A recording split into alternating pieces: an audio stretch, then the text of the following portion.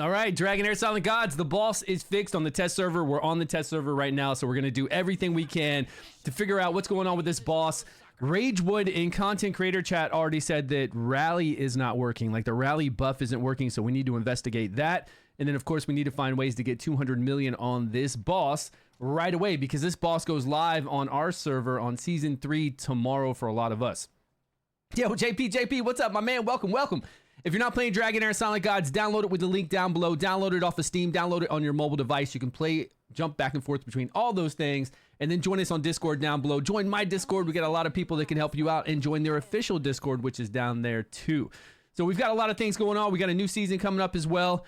But right now with this boss, we got to test this bad boy out. You got test server access? All right, are you on right now?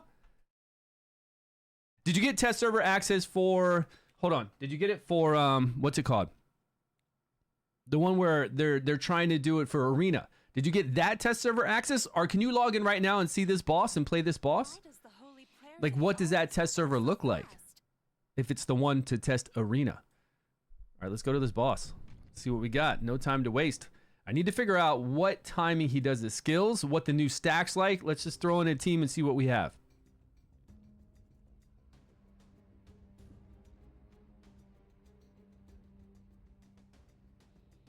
Why is that one arm?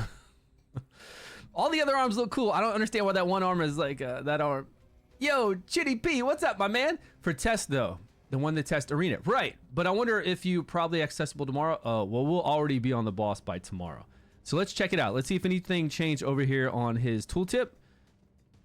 90% less damage taken. Okay, we know that. We need 320 accuracy, but really all we need is 220. Is that what it was? We get 40, 50, 60, 50 plus. I think all we need is 210, 220, somewhere around there. So it takes 5% less damage when the monster casts a skill. So when he does any of his skill. Was that the only change?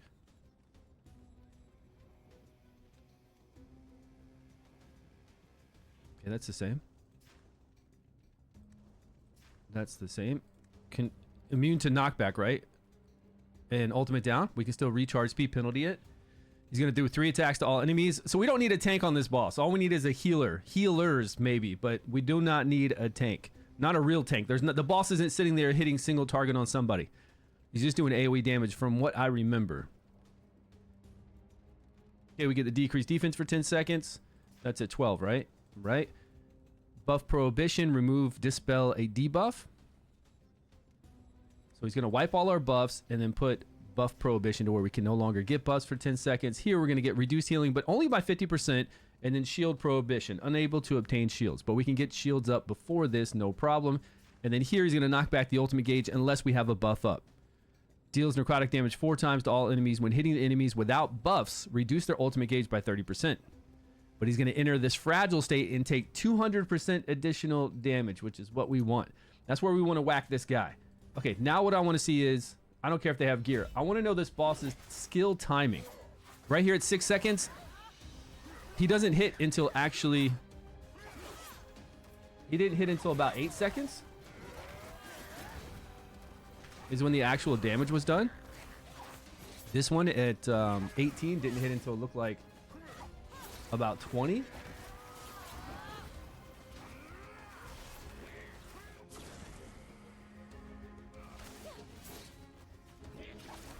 Hold on. See, he doesn't actually slam down until midpoint of that skill. Hold on, I'm trying to take care of something else over here that's causing issues. There we go. All right, that's fine. And then... Okay, so the boss... Let me go back to the boss really quick. We've got... Redeploy.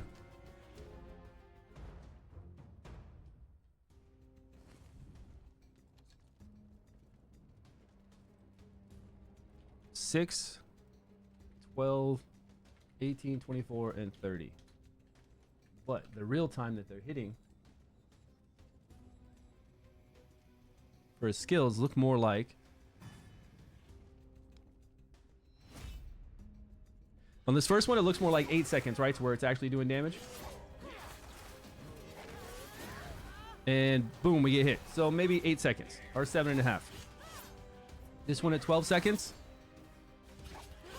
Again, is really delayed. So that one really looks like 14 seconds to me. This next one, that one was kind of on time, right? Instead of 18, it was like 19. I think we just got hit. I think all of them are delayed by at least a second and a half. This doesn't hit us because it's doing like some kind of weird charge up. Let me look one more time. 8 seconds, 6, 7, 8. So I'm gonna say 7.5. This one, like way in the middle, right? That one seems definitely like 14.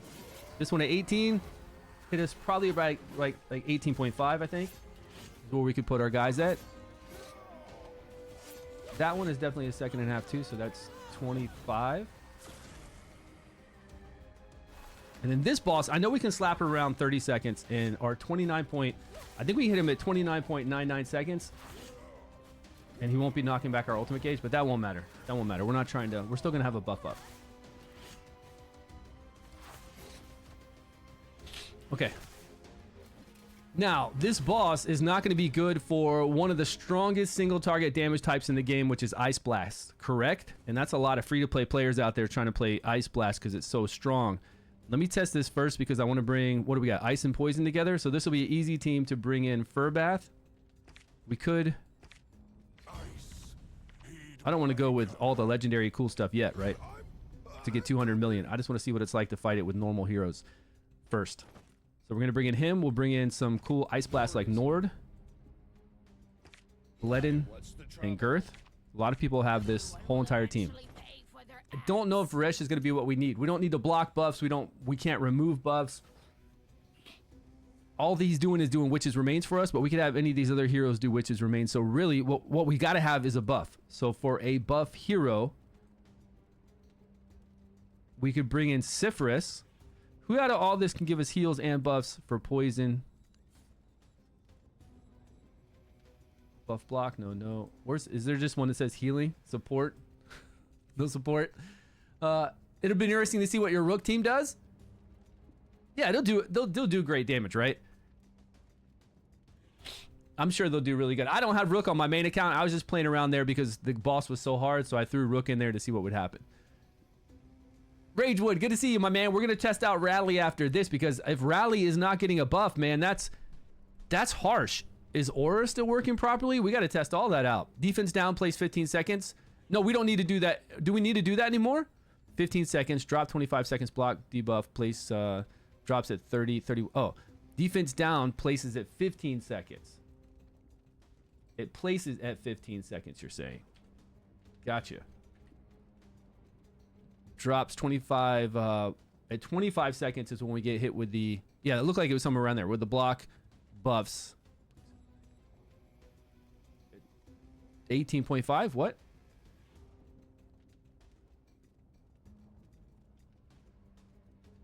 Right, we can place buffs up at 28 to 29 seconds before he does his ultimate, right? Aura works fine. Yo, Oreos, what's going on, man? So what's the change? The change is exactly what we thought it would be. The only change is he gets a 5% damage reduction buff that can stack up. But since Ice Blast is always doing their battle skills over and over and over, I'm curious to see what's going to happen with Ice Blast, and I want to see how well we can fight this guy with. Does she do? She does get a buff right here. This is control immunity, so we could get up shields and control immunity, but the shields would be blocked. Even if we do them at 28 seconds, we'd have to do them at. Oh, that's what I wanted to see. I think there was a window in there. His ultimate doesn't actually hit until like 30.5 seconds. Let me try this. Let me try this first and see if we can get this up, have the shields activate along with the buff activate. I don't know, before he hits us with that first hit to knock back our ultimate gauge. I'm not sure if we could do that or not. Okay, so Furbath needs some gear. It looks like he's almost there. Defense healing with some accuracy would be nice.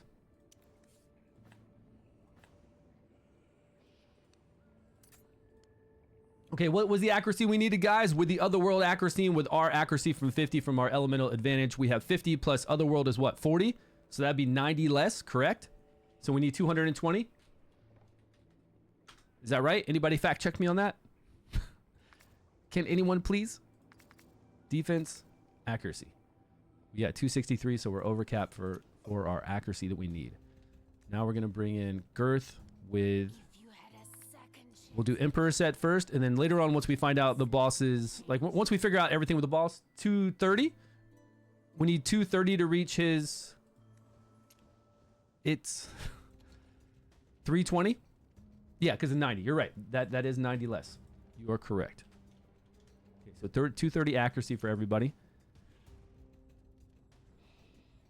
Then we'll test out gear sets. We'll see if, in fact, if Emperor is going to do more than Ariel or not, and then we can try out some other gear sets. I don't really think there's a need to try out any other gear sets, but we can. Let's put the roots on her. Make sure we got enough crit rate. We need to be at 80, right? Doesn't she give herself 20? Crit rate bonus to 20. Just like Bledin does on his skills. But she gets it as a buff. So we need to get a little bit more crit rate if we can.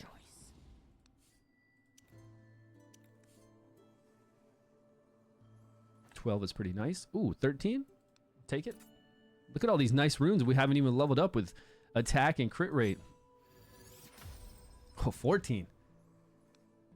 Oh, we're already at 86. We've got a lot. Maybe we should spread the love. We got a lot of heroes to equip here. 10? That's even... Man, we're doing all right. They need to roll like this on my main account. There was a nice attack percentage along with crit rate. Where was that attack percentage one? She's at 84. We've got gloves of attack percentage with critical damage. Attack percentage here. And attack with crit rate. That's too much. 4 less. 10 less. 9 less. Okay. What about this one? 10.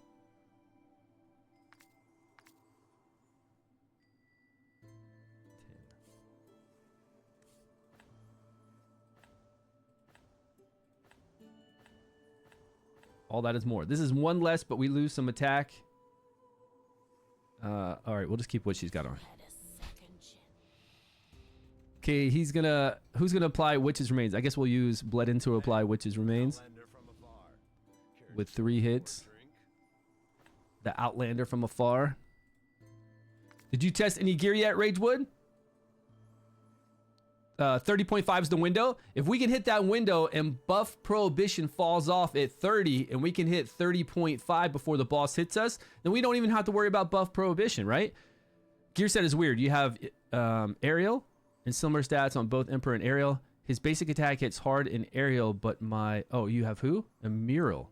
Isn't that like a rare poison hero that's really bad?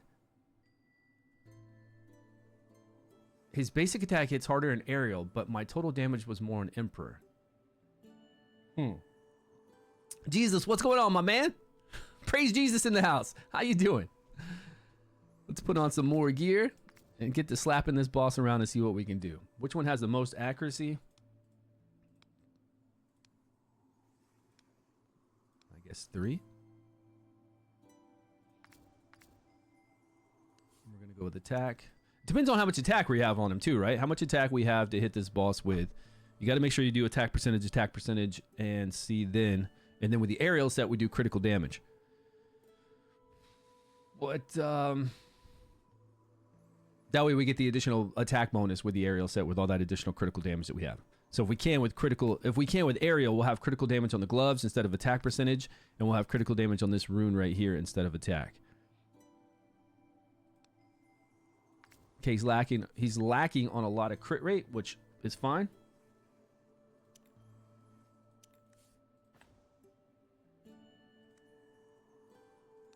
And he's lacking on a lot of accuracy. Yo, what's going on with this guy? Did I still not get an accuracy rune? Ah, I didn't. Sorry. It's my fault. 246. Great. Hey, Outlander from afar. Are you waiting for me to speak? Okay, my little guy right here. What do we normally put on Nord? How often is he doing his battle skill? I don't know if Nord is really slapping that battle skill a lot, but we will give him the statue. Depends on how many ice crystals he's getting, but I think all the ice crystals from Bledin are going to go over to Girth. And Nord only gives ice crystals to other people, not himself, when he does that passive. So it's okay. I believe in him. Still, I believe in him.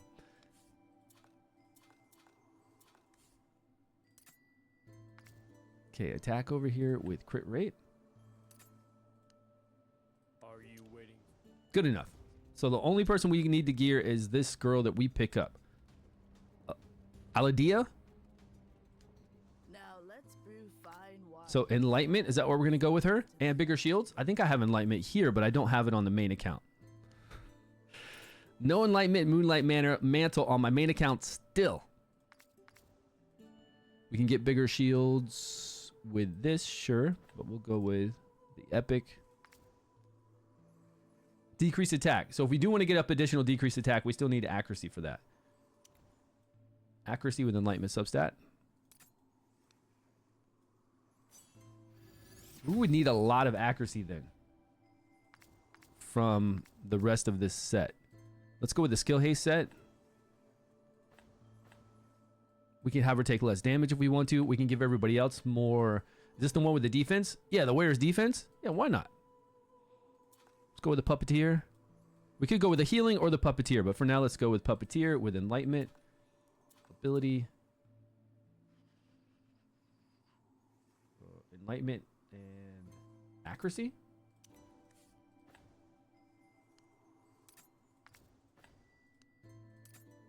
Defense percentage.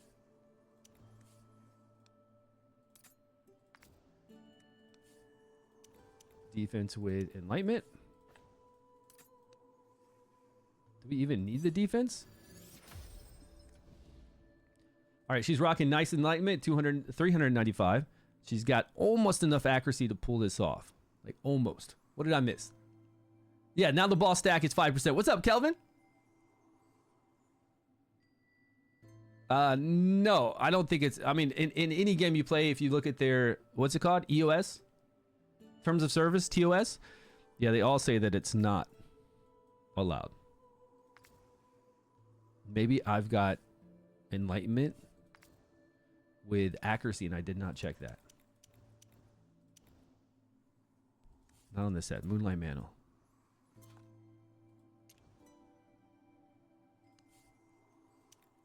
Enlightenment with accuracy. Please, please. I just need a little bit more. There we go. We need 230. That's close enough, right? We can pick up. We got to be able to pick up a little bit more enlightenment somewhere. Let's see. Accuracy. I mean, all we need is like one more. That's pretty good hits right there. Defense, I don't think we had much. We have to do it here. So, puppeteer. Don't you think we'll be okay? Let's just run it with this. I think we'll be all right. HP now. Skill timing. Let's set up this. This is going to be our Ice Blast, right? Ice, baby. Okay, so decrease defense, I think it's going to be smartest to do for when we get decrease attack is probably going to be best when decrease defense is applied. Is that correct? You think? We'll try it there first. And that's going to happen at 12 seconds. I think it hits around 15 though. We'll try 14.5 and see when it. This is boss on the 30 seconds, right? We'll see when it hits on this. As far as all these guys, if we hit at 12 and then again, this 10 one's nice because at 10 we can hit him again when he takes additional damage. So we could hit him early and then we could hit him one more time at the. I don't know, it's gonna be too much trouble. Plus we got Ice Blast going on in between this that does plenty of damage. So let's just do it at 30. Is it 30.5? Do you think we'll be okay? Yeah, I mean it doesn't matter. Anytime after he clears at 30, we just hit him up. I thought we could do it at like 30. I thought we could do it at 29.5 actually. I was hitting this guy. 29.999. Let's see what happens. And since he's not doing it, like the person applying decreased defense isn't doing a lot of damage, so maybe it's better to apply decreased defense before he wipes. And then after we'll have 5% less blocked when we do somebody like a big hard hitting person. So I do want her to hit the hardest after that. So I'm going to put her at 30. On 30. Him at 30. And then our boy here can do his ultimate right after her. 30.5, you know, whatever. 30. And we're going to try to squeeze her in at 30.5 and see if it works. Will buff prohibition fall off? Or actually, shield prohibition fall off. Buff prohibition is going to fall off at 28, somewhere around 28. And we need shields up, which we will have shields up from this, so we won't get our ultimate knockback. But will we have shields from this? That is the question. Will buff prohibition still be up? Yo, Midnight, what's up, my man? Welcome, welcome. A stack of boss passive. Ah, that's true. That's true. But we only had that one window though. We've got this one window to do it. So is Ice Blast really getting up tons of stacks from all their battle skills or not? I mean, 15% less damage, 20% less damage. I don't think it's that big of a deal if we're doing. Why is it up to attack penalty? All right, here's the sweet spot. Here's what we're looking for. Can we get somebody to apply a buff and still, yeah, I mean, it's dropped off, right?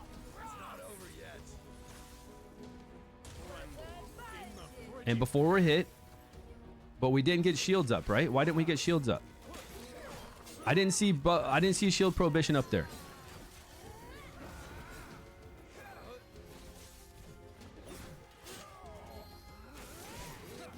Okay, Furbath is hitting him right before we get hit, correct? It looks like it. We get decreased defense, which we didn't get, no? All right, buff prohibition. I see block buffs is on right now. Buff prohibition hits late, like really, really late. That's why. Man, buff prohibition hits so late.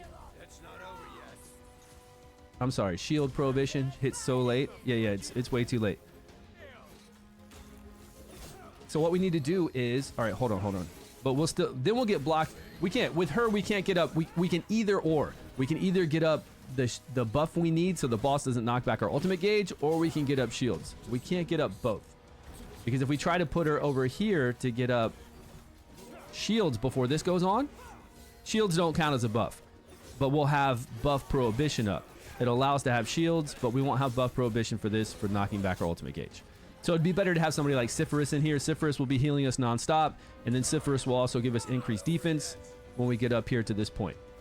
And we won't have to worry about clearing any of these debuffs, right? What is this damage looking like? 7 million, that's it? Be sad. We need some more healing. Good morning. What's going on? Welcome, welcome.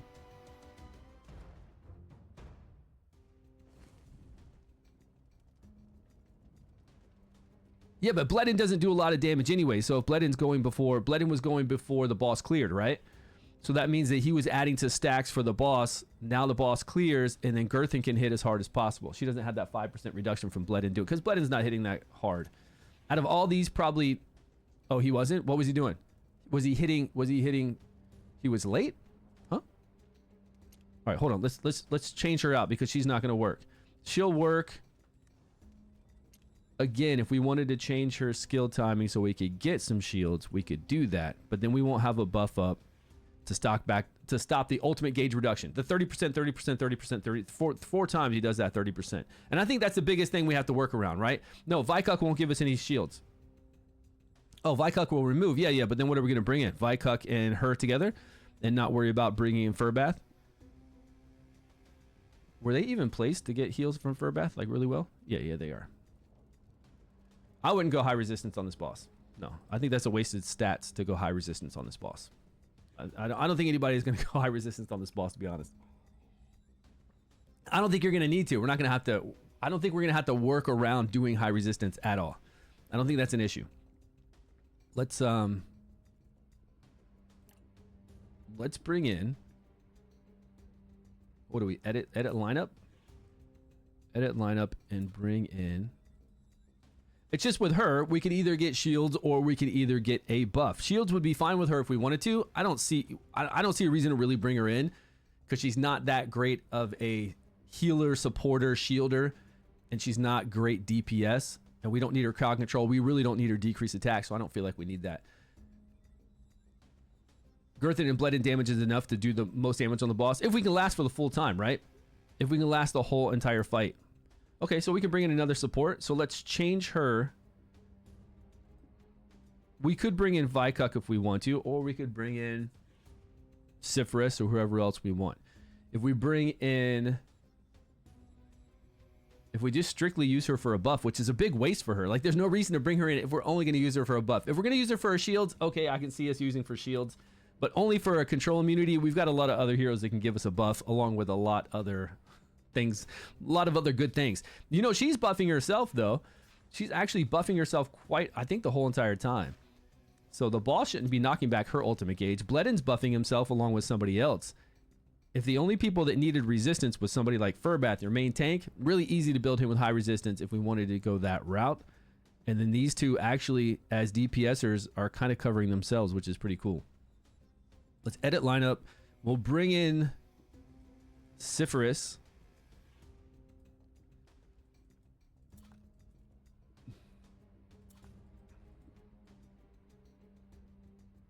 But we need to make 6 teams, right?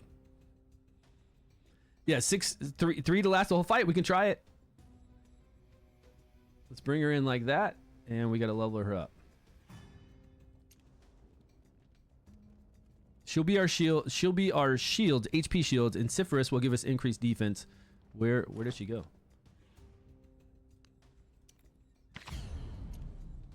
Will give us increased defense. At the end there.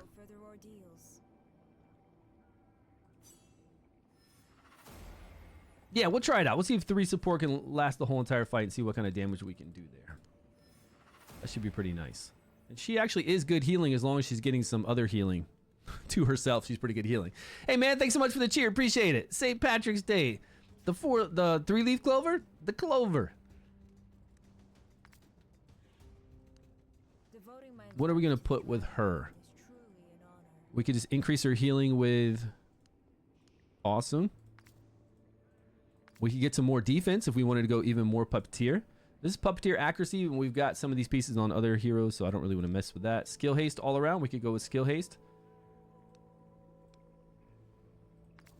Just because her battle skill heals pretty good. Defense. Just defense. I mean, we really don't need anything. If we wanted to go high HP, we could go high HP. If we were going to put the other set on that heals someone that's low based on her max HP, we could do that.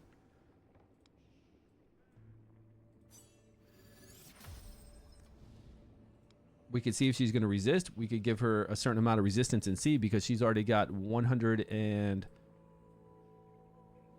Where's the resistance stack? Oh, why is it showing me that artifact? 125 plus 49. So we could bring that up just to see.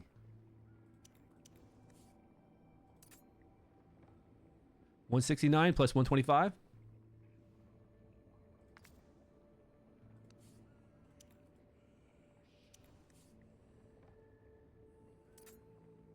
$180. So this is almost 300, right? 125 plus 180 will give us 300. I don't think, like, again, I don't think resistance is going to be the way to go with this boss. It's going to be a waste of stat to do that. Save this team. I think everybody else is geared. So now if we did Furbath again at decreased attack, do you think it's good doing Furbath at 14.5? When we get, isn't that when we're supposed to get decreased defense? No, that penalty, yeah, 12, but it really hits around 15. I actually wasn't seeing this being applied a lot for some reason.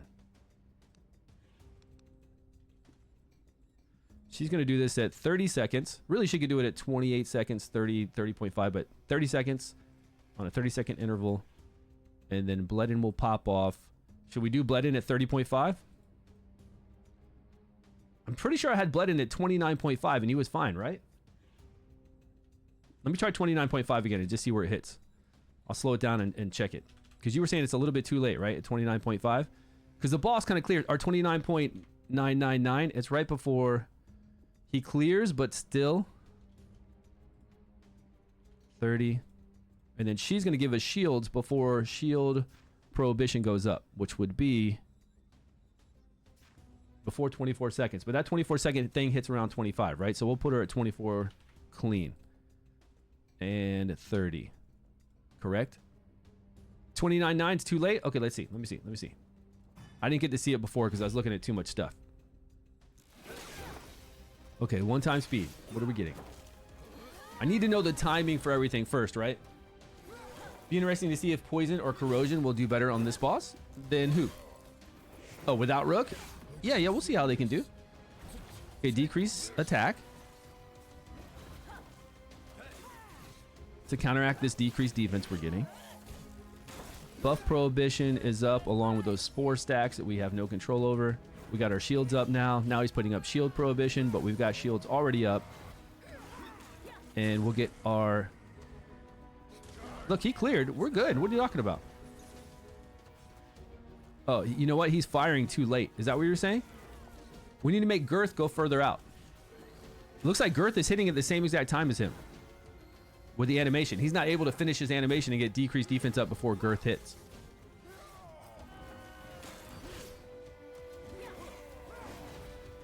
Yeah, the animation takes... Yeah, it takes time to finish.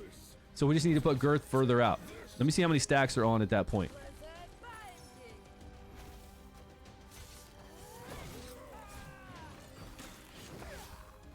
All right, he's clearing. Bledden's going. No stacks yet. It's going to be 2 stacks, right? So that's fine. Bledden earlier. Or Girth later. Either one. If we do Bledden earlier, we already got him at 29. I don't think if we do earlier that the boss will be cleared by then. See what I mean? You want to do it so Girth gets 5% additional damage on her ultimate so that Bledden does it before the boss clears? Is that what you're saying? Is that what you... So 29, you want to do it like 29.5? Will 29.5 still be... It seemed like the last time we tested this, 29.5, even though the boss does his skill at 30, was still clearing all stacks by then. Do it at 29? Hold on, we'll speed this up.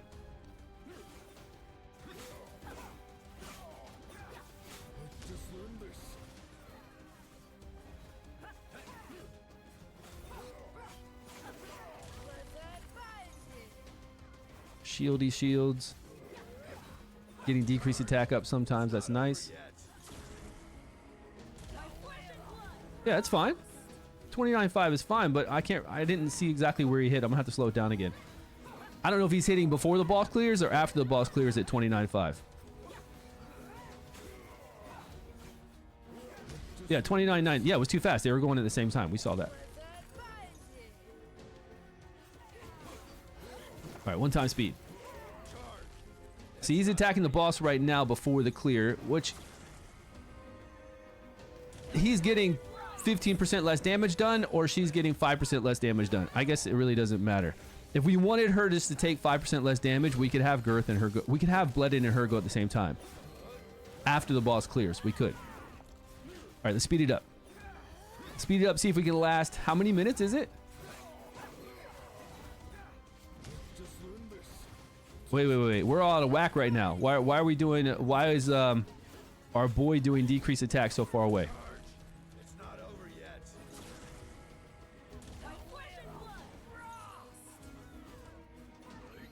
They've got increased defense up, right?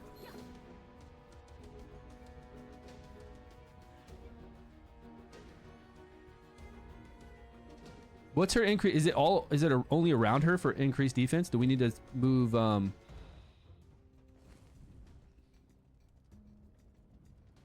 Yeah, but that's only if you want Bledden to fire when there are a lot of stacks up and then have Girth hit with full damage. But I don't see a reason why... It just depends. Girth does so much damage that I guess it makes sense to do that. Like if Girth is doing 70 or 80% of our total overall damage, Bledden is okay to fire and do 15% less damage to get up Witch's Remains, and then Girth will have 5% more damage done because she's not firing after Bledden. So I guess it makes sense for the damage disparity. You know what I mean? I think doing it this way, like we're both saying, is better. Because it's better for Bledden to do 15% less than Girth to do 5% less because she brings in so much damage. If they were both similar in damage, then you would just do the Witch's Remains, move them both up, do Witch's Remains, and then you do the heavy hitter right after that. But the way that these guys work, I think it's best this way, right? Yeah, a lot less. Yeah. So I think it's best this way. But let me see what's going on with... It's the whole entire board. Here's what I get confused with. I don't see buffs going up all the time. Buff Prohibition falls off at 28 seconds. This is the whole entire board to get up increased defense. She's increasing defense to everyone around her, so I'll put our girl here. That way Furbath is still hitting everybody. See, check this out. When it's time to put up shields, increased defense, I don't see everybody with increased defense on. Yeah, but we're doing buffs at 30.5.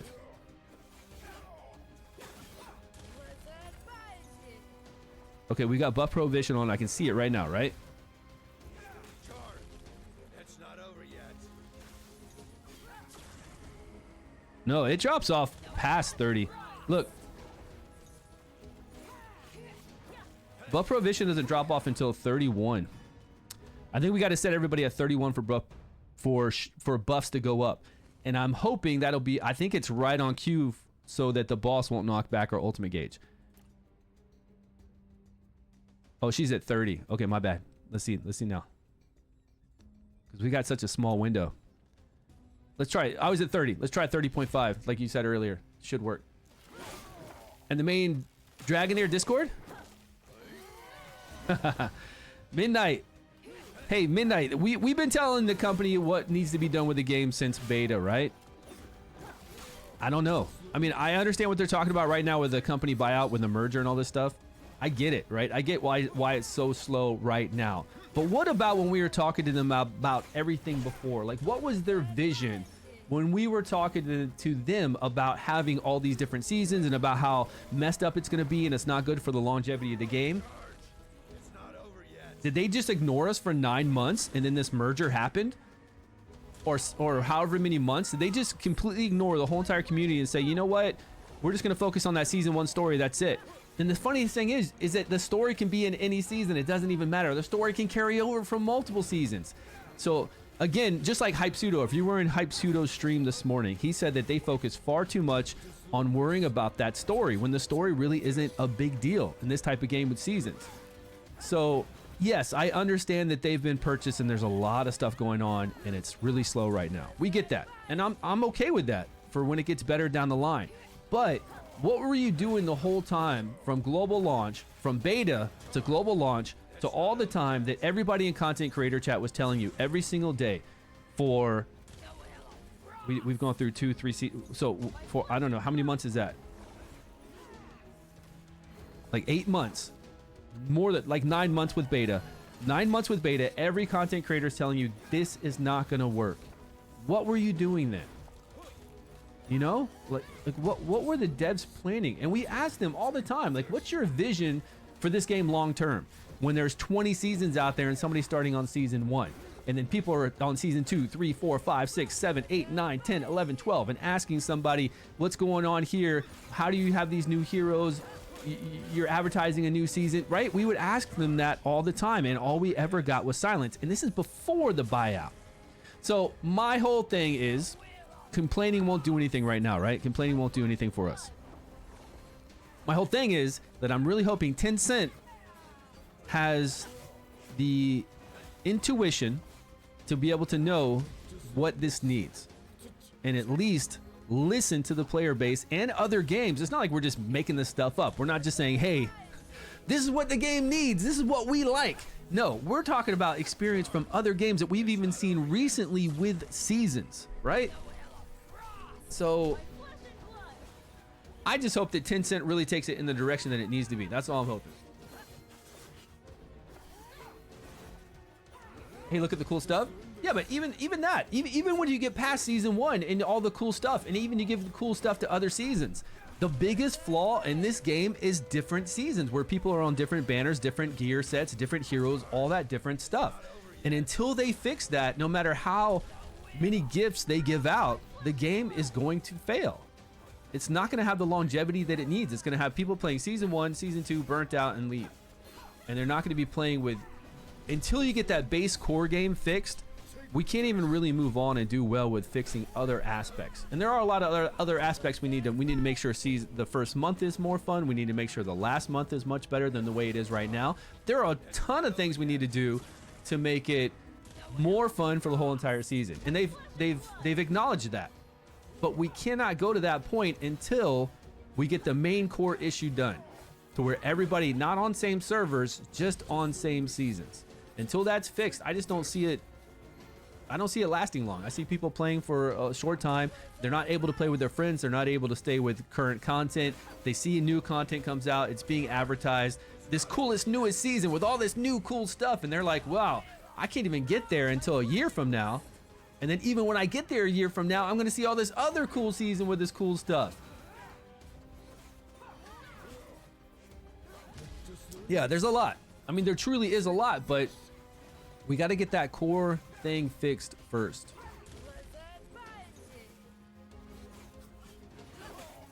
Let us enjoy the suffering of season 3. It's not over yet.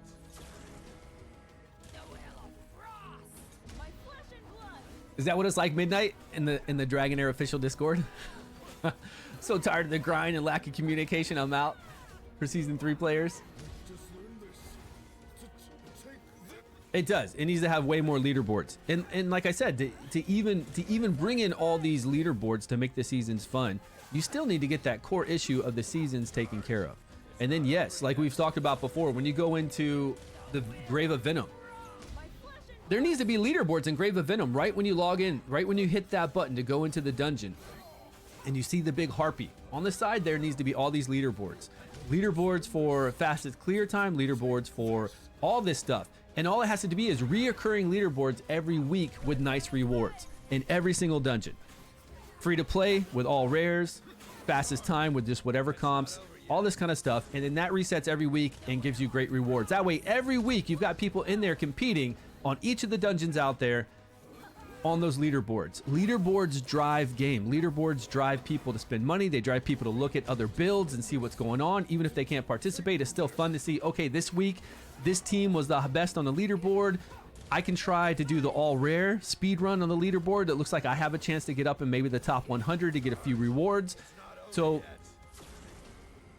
and it's already there. Like the competitive part, the leaderboards are already there. They just need to expand on it greatly and make it really cool. To the test server? Nice. Captain, see if you can see this boss on the test server, or is it only like what? Well, that's what I'm saying. The leaderboards would have all that, and we have that for the first month of the game, but it's hidden.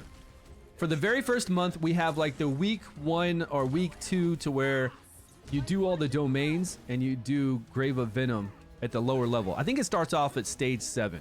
So you have like a week of everybody competing to do the best on stage 7 with any legendaries you want, with 2 elements, and then with free to play like non-legendary, so you can use epics and rares, and you get pretty good gems and you get really good solvent from doing that. And it only lasts the first month. After the first month, those leaderboards are gone, and even still with that first month, those leaderboards are so hidden that people don't know anything about them. They don't even pay attention to them.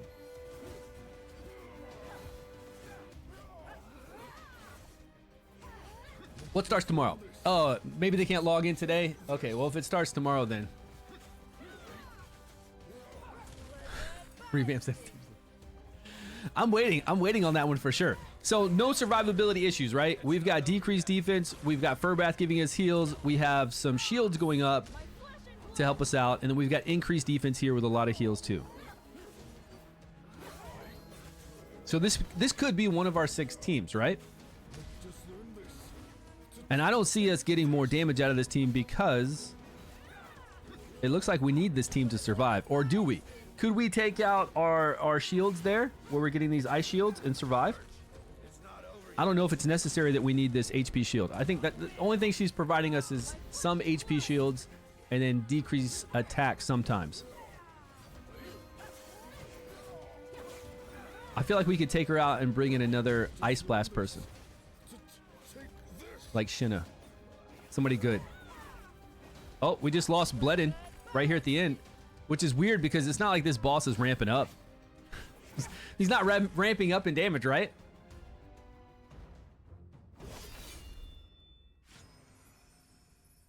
So 33 million out of the accumulative 140 million we need for the day, right?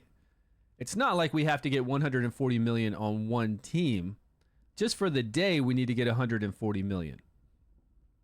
If you're not going to really compete on the leaderboards, on the daily leaderboards, right?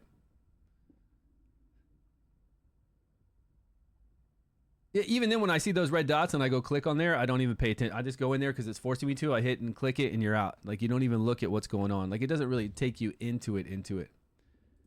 So that still wasn't a lot of damage. I gotta be honest, that wasn't a lot of damage. 33 million was not a lot. And I really don't think it has anything to do with them being Ice Blast, because we're still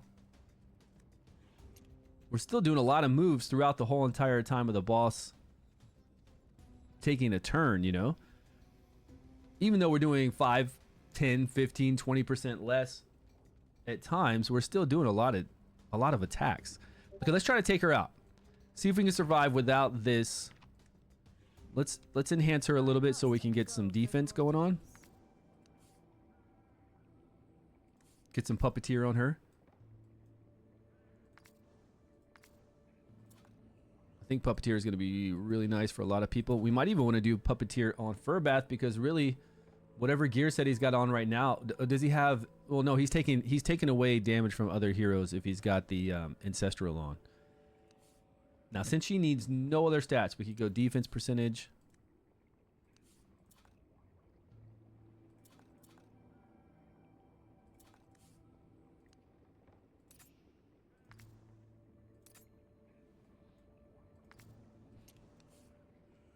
Defense.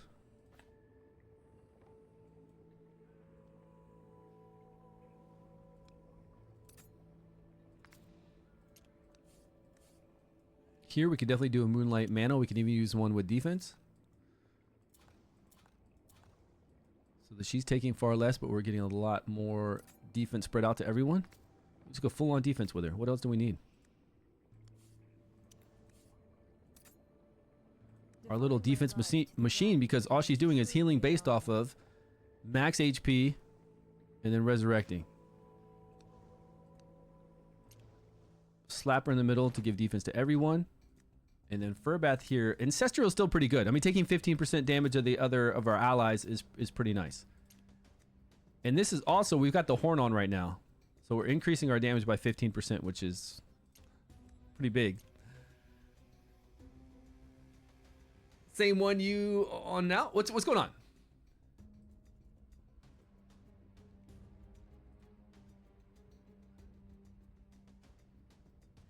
Oh, no, it's not the same one we're on right now. This one's going to happen tomorrow, and this is in regard to a stress test for... Eventually, it's supposed to be doing something with Arena, but this test server is just a... like a... What do they call it? Like a networking, a stress test? It was kind of weird when they said about this the other day, when they talked about this the other day.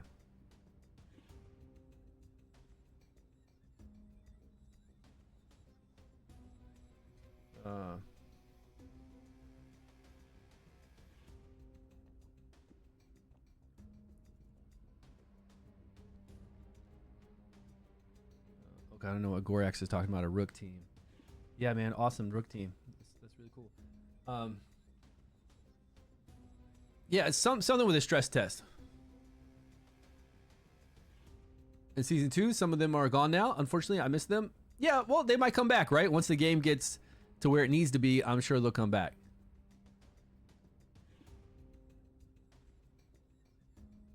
What's going on? Oh, put the crown on somebody else? On Furbath?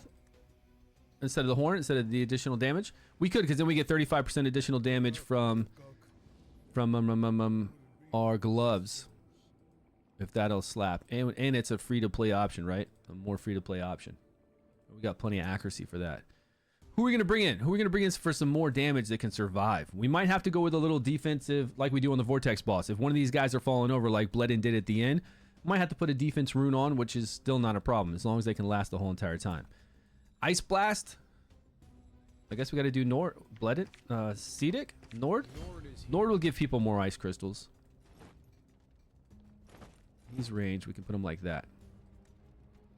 Do you think that him taking 15% of all the damage, I feel like him taking 15% is going to be stronger than me putting in another puppeteer, but I've never tried it. And this puppeteer is pretty strong. She should have really high defense. Yeah, she's got nice. Defense, accuracy. Okay, he's good. He's good. So we just brought in, and I thought we had him geared out. Yeah, he's geared. We don't even have to do anything. All right, let's go. Save this. Ice. We'll name this one Ice Blast instead of Ice Ice Baby. Pull on the poison banner. I think we were all hoping, oh, for that one event to pull on the poison only banner so we can get Rook or Lothair. That would be nice. That'd be nice.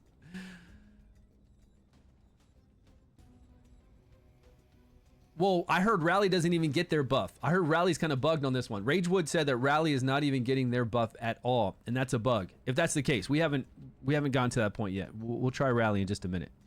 But he was trying out Rally, and Rally was not even getting a buff ever, like it was broken. All right, so we had Furbath at 14.5, 30.5 for her, 29.5, 30. What were all those numbers again? Wait. So 30.5, 29.5, 30, I think. We're going to have him hit after her, so that'd be 30.5 is okay. And Furbath was at 14.5? No. Yeah, 14.5 I think he was at.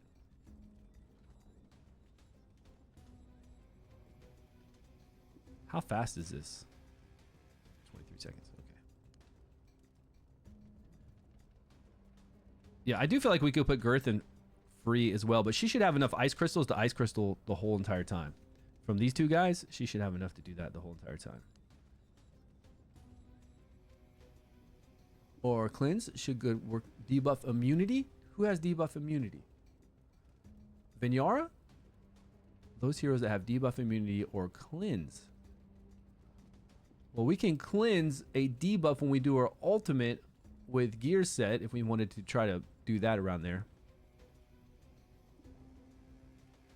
At the same time as the season, please don't do it at the same time as the season 4 banner, because I'm hoping season 4 has all new heroes for our new for the elements we have right now, right? I want to see wild and burn heroes. I want to see ice blast and frost heroes. I want to see heroes to complement everything we currently have.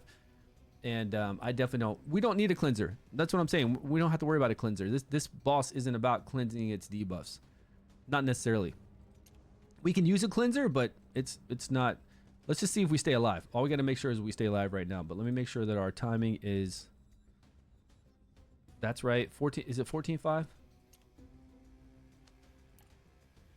I don't know if we're gonna have enough defense to stay alive right here or not.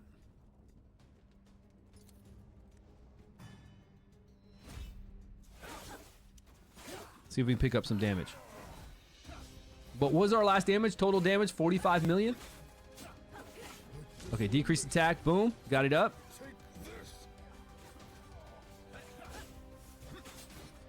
Does it last to this next hit? Unfortunately, that didn't last to the next hit though. But now there were so many stacks when Bled and did that. We're gonna get increased defense up right now so that we don't get our ultimate gauge knocked back. We're getting some healing from Furbath because he's a boss. Furbath is holding that decrease attack still. Well, it lasts these 2 attacks, right? It lasts that 1 attack, so 2 attacks is okay. I feel like the way this boss is mapped out, maybe we could get 3 attacks in there like we do the Vortex boss. Decreased defense is up. She smacked him hard.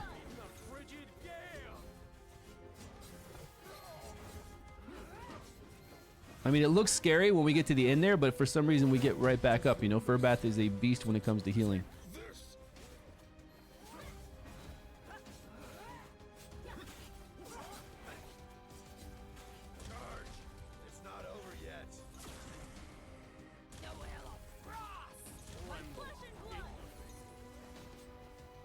I'm sure we got actually some really good healing from our girl here, don't we?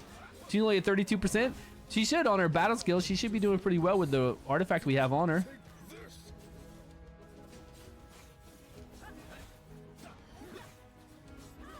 The damage window's so tight. But the thing is, we're doing damage the whole entire time. Like, it's not, I don't feel like it's that bad. This is the damage window to do 200% additional damage. So now we're doing 200, you know, 190, 185, 180 then. 180 additional. So that's fine. And even right now, we're just doing 20% less damage, 10% less damage, 15% less damage. That's not bad. I don't think that's bad at all. 10% less damage right now. I really don't believe it's like a big deal to be doing that much less damage.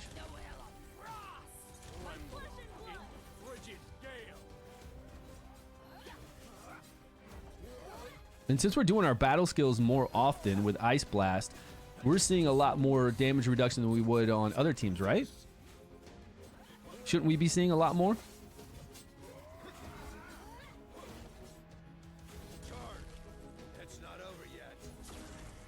I just want to know if we can survive. I don't know if we're going to survive to the end here. I feel like we've been getting kind of lucky.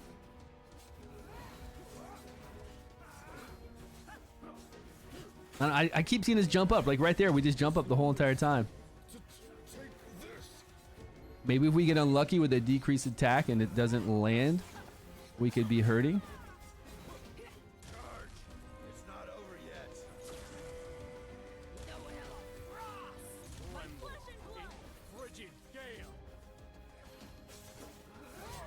See that? Heal prohibition is only 50%. If that heal prohibition was 100%, we'd be in some trouble. The boss is fixed. Where you been, man? JR, why aren't you in Discord? Why aren't you in Discord since how many hours ago? The test server has been updated. Please restart your client at 11:37 my time, which was almost 2 hours ago.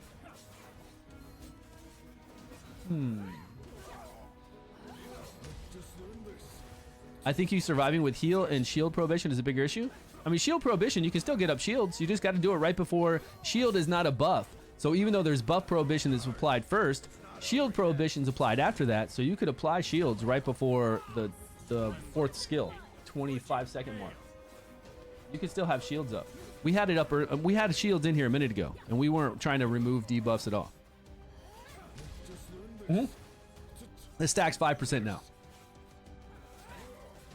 So I don't really consider that like big deal. The stack's 5%. I don't think it's a big thing. And I think it affects Ice Blast more than anybody else, right? Because Ice Blast is always doing their battle skills.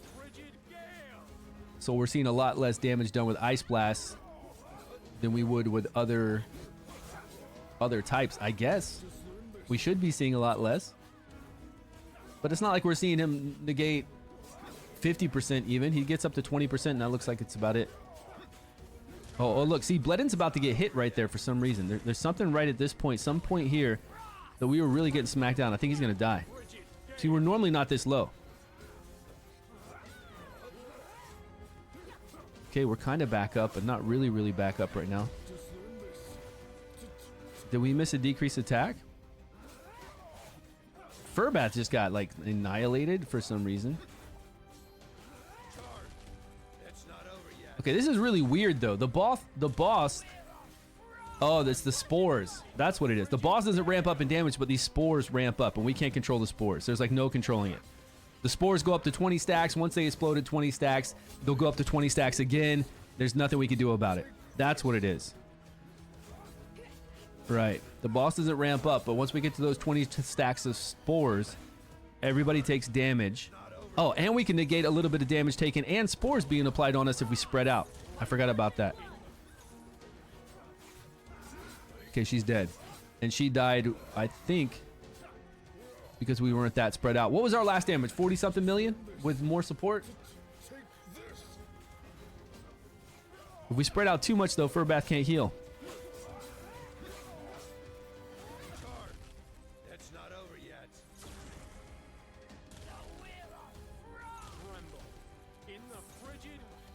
Every time the boss does damage to us, we get a stack of spore. 20 stacks, it explodes and does damage. Every time it gets to 20 stacks again, it does 25% more damage. So over time, it's going to be more. But there's that one ability that he does, like right here. No, right here, this one. That if you have people near you, it'll bounce and do more damage. It'll bounce and at least do one more hit. Even though it's not a lot of hit, it's still another spore stack. So if we wanted to separate them, we could kind of separate them out a little bit. Oh, we only got 33 million before? Nice. Are contagious. Only on that one hit, they're contagious to people next to us. Well, it's not even contagious. I think only that one hit, he does more damage, like another damage hit to people next to you. Challenge again? Yeah, redeploy. So here, if we look at the skill, it just tells us that we get these rust. Whenever he inflicts damage on us, we get a rust spore. So normally we'd get 3 automatically because he's doing AoE damage to everyone. So that's 3, 4, 5, 6, 7. So we'd have 7 at 24 seconds. And this gives us 4 more. This would be 11. So we get about 20 and it explodes every rotation. So we could recharge speed penalty would be really good maybe. But on this ability right here, centered around them, dealing necrotic damage, inflicting and heal. So releases seeds of rust to all enemies by centering them. This one, when we tested it out, we would have 7 by then. But if you had people around you, you'd have up to like 9 or 10 by then. So if we did this, he's still going to heal them, even that far away. If we do that, then she's the only one taking a massive amount of extra. And she's all defensed up, so she could be able to take that. Now she's not applying her extra defense, though, to everybody with Puppeteer, but it's fine. Probably better off this way. For Spore stacks, at least, anyways. For 4 stacks, this will be better. And Furbath can still heal everyone. Default, add 6 million more. Let her just default. Let her attack every 16 seconds. Add 16 more million. 6 more million. 6 more million? That's still a lot. That's still a lot. Well, we might as well let them all default then. I mean, except for Bledin. I mean, they're all on 20-second. It's not like they're on 30-second cooldowns. If they're going to do more damage on default, then we should just let them default up. He really just does his passive ability to try to get other people Ice Blast, which will be Girth. Really, Nord's awesome, don't get me wrong, but really, if we could replace somebody else, I don't know, Nord's still pulling it in. He's still doing the damage we need. So look at the stacks. So we get hit 3 times in the beginning right here. Everybody does, so we're going to have 3 stacks of spores. Boom, boom, boom, 3 stacks. Now I think we get hit 1 here, was it? Now we all have got 4 stacks. This one is going to hit everybody twice. Take us up to 6 stacks. Now this one, you're going to see the 2 on the wings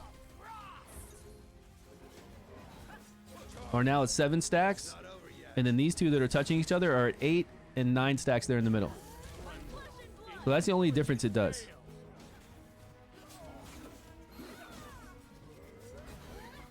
But every 20 stacks, when they start to explode and we do a long fight like that, it hurts, right?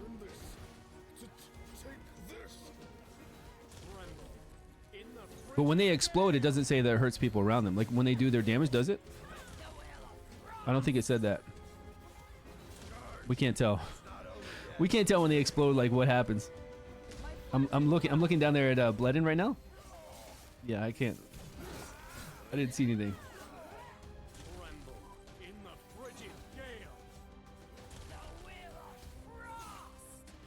Yeah, so they're not contagious. They're not contagious to people around them. It's only when the boss does damage you get a spore. But I do need to read if when they get 20 stacks, does it do anything special? And it's only that move right there at 24 seconds. The one that has a little meteor kind of thing to it.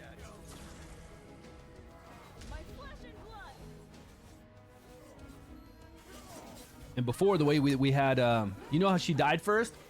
Our Cypherus died first, but she was positioned in a way that she would give Puppeteer to everyone. So she was touching everybody. So she was getting far more spore stacks than anyone else. So getting to that 20 much faster, 20, 20, 20, 20, 20 over and over. Not only that, she's killing herself too, right? Every time she does heals, she's killing herself. But I think that caused her to die first. She just kept getting 20 stacks and she fell over.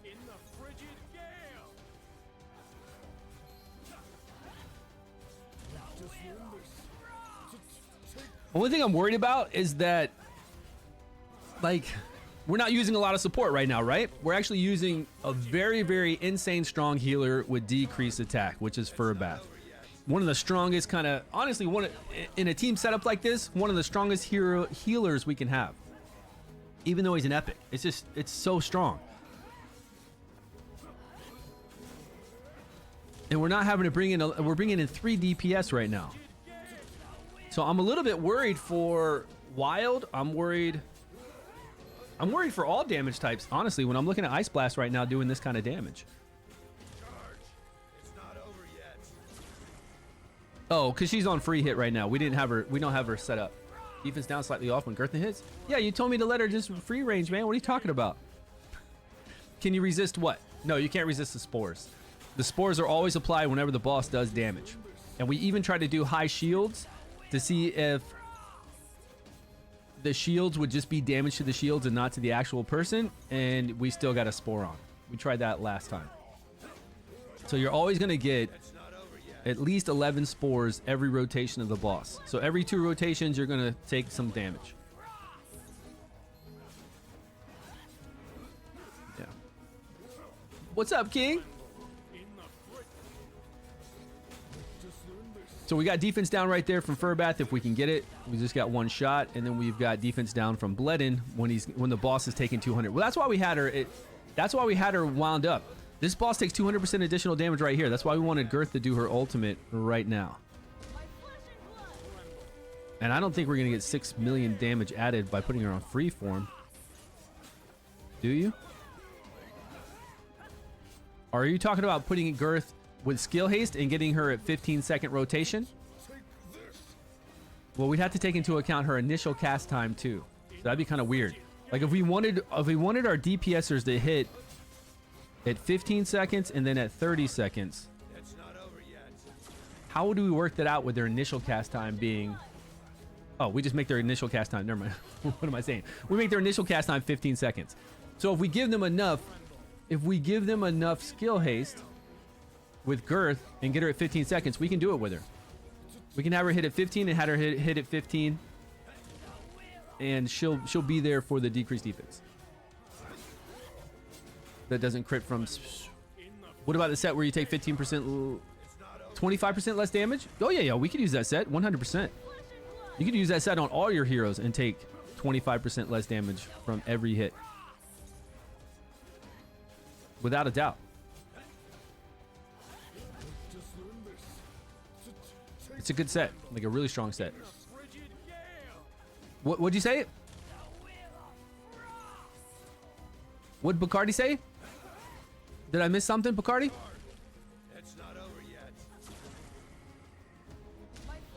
If it's not fixed, there's going to be a reset. There's going to be a lot of pissed people. It should be fixed. We're playing the fixed version, so I'm hoping this version is over on the live server when it happens. Yeah, whenever you see a gold border like this, you see the gold border on the spores for us, and you see the gold border for his damage reduction. Whenever you see that, you can't block it, you can't remove it, you can't do anything to get rid of it. Unless there's a special mechanic like we could on Season 1 with the in-game dragon, to where we could get rid of that one a special way. Okay, Cypherus is starting to take some damage now from all those stacks. You can see her really kind of get down. Everybody else seems to be okay. But yeah, if we could get a little skill haste on Girth, I think we could increase our damage by quite a bit right now. Because a 15-second rotation on an ultimate would be really nice. That would set us up for getting a possible decreased defense with Furbath, and then her ultimate, and then getting the the decreased defense from Witch's Remains on Bledin, and then her ultimate. So that could add up to quite a bit of damage, since she's doing almost 70%. And we're surviving much better being spread out, right? Guys, you don't need to remove these debuffs. I don't know why you guys keep focusing on the debuff issue. There's no debuff issue. You're circumventing all the debuff issues. You're not trying to play to remove debuffs. You're just playing to survive and do damage. If we have 2 support in here and we're able to survive to time, debuffs don't matter. We don't need to try to work around debuffs. Can we bring in Vikuk to remove shield prohibition. If you're playing shields, you could, but you could put up shields before you get shield prohibition put on you. Shield prohibition only blocks you for 10 seconds. So you just put up shields before that, or you put up shields after that. If you're worried about the heal reduction, the heal reduction is only 50%. It's not that big of a deal. And if you're worried about the buff prohibition to where you cannot put up buffs yourself, we can actually put up a buff before the boss does its ultimate. The only reason at all we need to work around it is because the boss does his ultimate and knocks back your ultimate gauge by 30%, 4 times. So that's going to zero you out. If you don't have a buff up at 30.5 seconds, the boss is going to hit you 4 times and zero out your ultimate gauge, which you don't want, right? You don't want that. So you want, the only mandatory thing we need that I can see so far is to have 1 buff on all your heroes at 30.5. And that means you don't have to remove buff prohibition. It drops off right at 30. We put a buff up at 30.5. Boom. We're not getting our ultimate knocked back. So 43. That's pretty good. I can't hear anything when I'm outside. Ron, what's up, man? How you doing? I guess 43 is good. I got to be honest with you. This should be much higher damage. So let's bring in Shinna. Let's gear out our other 2 a little bit better. And hope we can get some more damage. I think 43 is pretty nice. Again, we only have to get 140 million for the whole entire day to get what? Like, what do we get for getting 140 million for the day? So survivability, no issues because we spread out. So we need to make sure we spread out. Few extra. I think we can get even more if we get her down to 15 seconds. If we just give her a little skill haste. I don't know how much skill haste we're going to need. She's already got it on her from the Emperor set. She's already at 15.6. So if we can get her down to 15 flat, then we could really pull in some damage. I think a few more million, but I think we're already squeezing some. 84. We could lose 4 crit rate. Oh, so much crit rate. So much crit rate. What's the skill haste on this? 7? I don't think 7's gonna do it. Let's try this one. Try this. Nope. Skip 6. That's only 6. Let's try this one. Attack with crit rate and skill haste of 18. But we're losing a lot of crit rate. 45. When I was given a new life, There it is. I was already left with Yeah, we got Crown on Furbath right now. And now we got her at a 15-second mark. So for her, we could put her at 15. Which is going to be right after the Crown on Furbath. And then we put her at 15. And this is going to be right after Bled in at 29.5 for Witch's Remains. And she has gloves. Yep. Gloves there. Gloves there. And gloves here. I mean, I think this is a pretty good team. We got 2 epics in here that are working fantastic together. We are using this artifact that people might not have, so just put on whatever kind of healing artifact you have to increase your healing. I don't know if you guys have an idea of a different artifact we could use. He's got Statue on, Witch's Remains, and she's got Roots on, which is very strong. We did lower her crit rate a little bit, so she's not going to be at 100% chance to crit. She's going to be at like 90-something. Yeah, the boss is... The update good? Yeah, the boss is fine. No problem at all with the boss right now. So if we save all of that... Oh, well. Okay, we'll run it this last time. Sorry, guys. 8 minutes? Where's our 10 times speed? We got to run 8 minutes. I want to run this 8 minutes now that we have it down pat, and then I want to bring in Shinna, if you have Shinna, and run it and see how much damage we increase. Shinna with... We'll do Shinna with Witches, but we'll have her fire off much earlier than 29.5 because she needs time to channel. But her increase with the attack increase, along with the ice crystal increase for everyone, and then we bring Bled in full DPS, we should get a nice increase in overall damage.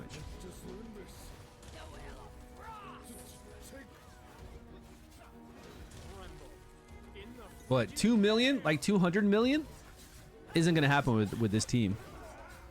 And it has nothing to do with the support, except for if we brought in a support that could put on the horn and get 15% more damage on everybody. Like a Celia would do well in here, right? And it's not even to remove the debuffs. It's just to get up a buff and do healing, and get the horn up for us. The horn's buff up. But at least then you could play a Celia, like whenever you wanted to heal with her, you could heal with her, right? Because he's gonna remove.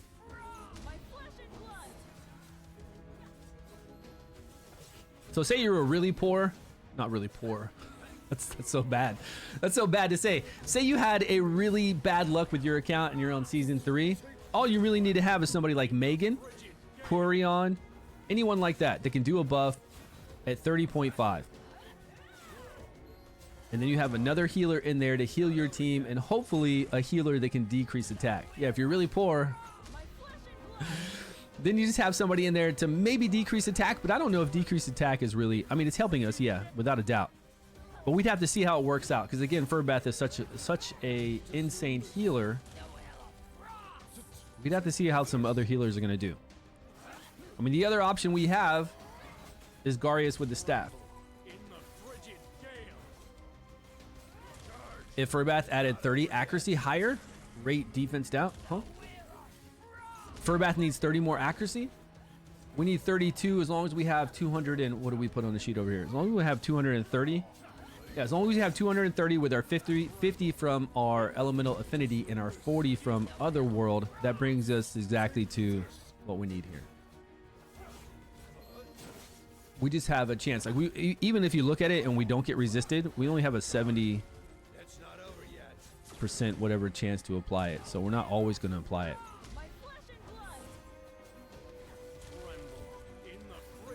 Yeah, that's what we're aiming for. That's why we changed their speed. What do you mean?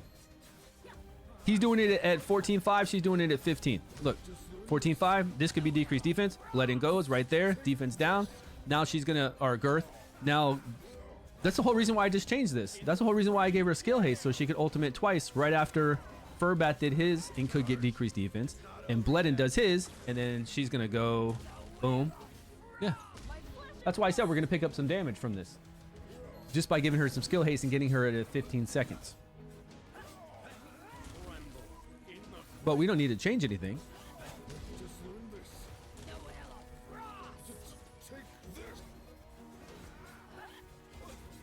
If you're still streaming, all right, Ron.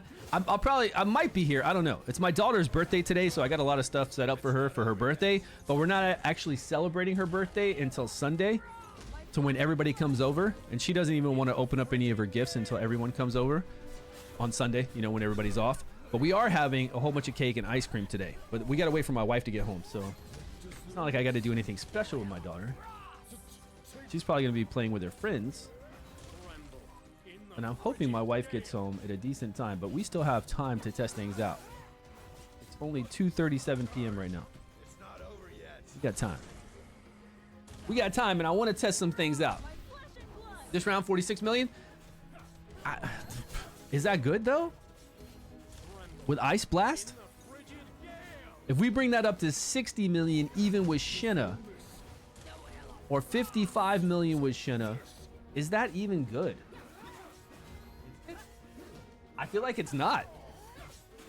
Not to the other bosses. Like, whenever we fought the in-game boss, no, man, we were blowing away the dragon. We were blowing away the Mechatork with all the orbs. We were doing some serious damage on those bosses.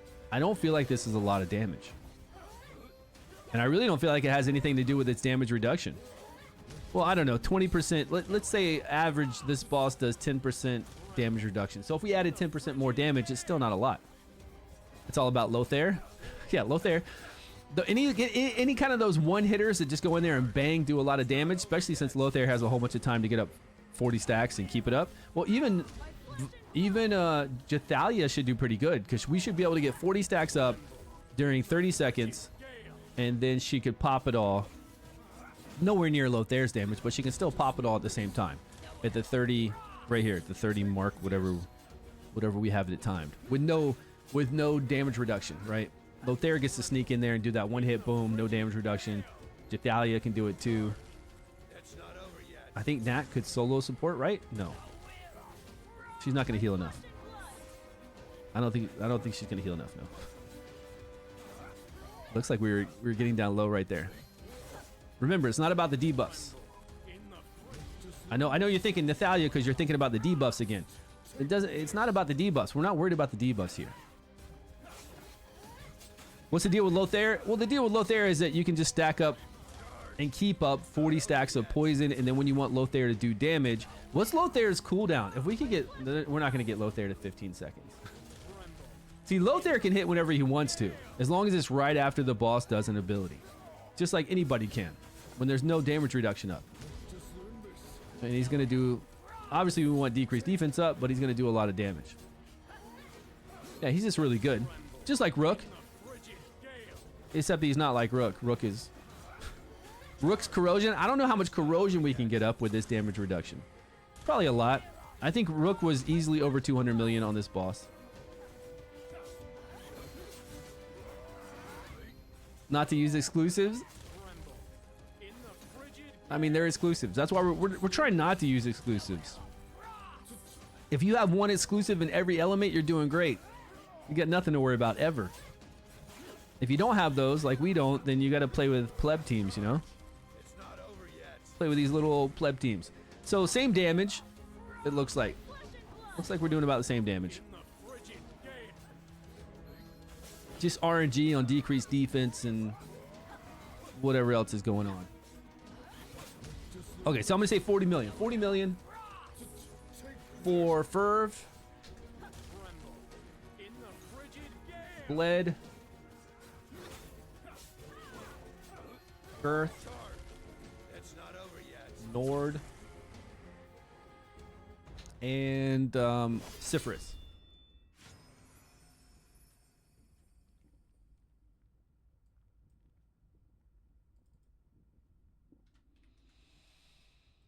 Okay, so we want attacks to hit at 14.5. We want 30.5 for buffs. And I think those are the only real times that I'm kind of looking at right now. And we need 230 accuracy. 3 million on his ultimate. How do you build him? Attack or enlightenment? Pure enlightenment. Yeah, pure enlightenment. So, Shinna. Okay, let's bring in Shinna and see what we can do, and then we can move on to another group of heroes. Another group of damage dealers. I still feel like for an Ice Blast team, this is not good damage, and I'm worried that this is going to be the same kind of damage on a wild team. I'm witnessing a funeral. Excuse me. I'm not good at... Did she say I'm witnessing a funeral?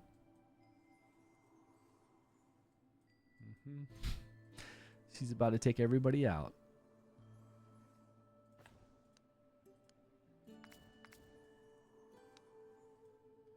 And then we really need to test out the aerial set because we're just testing Emperor set right now. What if this person has really, really high attack and Emperor set is not the way to go? I don't know.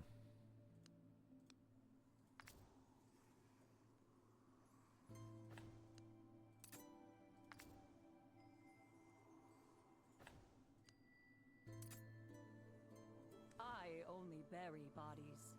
Hey, Outlander from afar. Outlander from afar. We're going to give our guy the statue. All the gear we had on.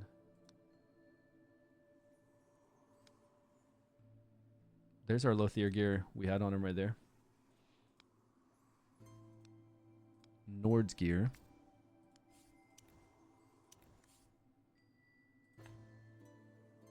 Rate 14.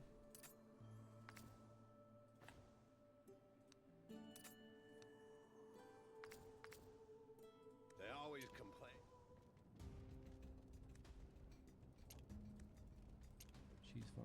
He's fine.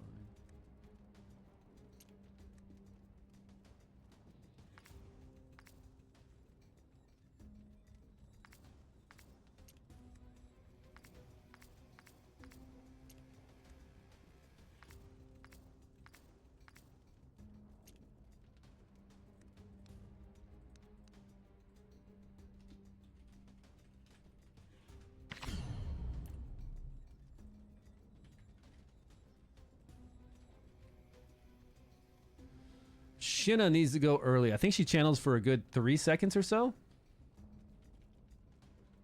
It won't matter. As long as she can get that decreased defense up before. Our girl here hits at 15. And then again, 15. Bledin is going to get his after her. We could put Bledin on free fire. 19.5? Nah, we'll just do. She's going to hit at 30, so anything after 30. 30.31? 31.30.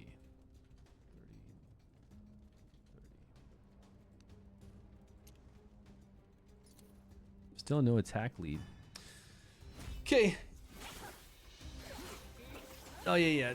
Quick dungeon clears, right? Yeah, Lothair's a beast, man. We already tested Lothair on stream at the request of Boogeyman. You guys, if you're not using your Lothair with, as long as you have Hourglass and Corrin, there's a couple other poison heroes you can use to get up poison for them. But if you're not using your exclusive heroes, you should definitely be using them. Especially Lothair. If you're not using your Liliwannis, I understand because it summons, you know, summons aren't that great. So, okay. You have Corn, yeah, then you got it made. That's it.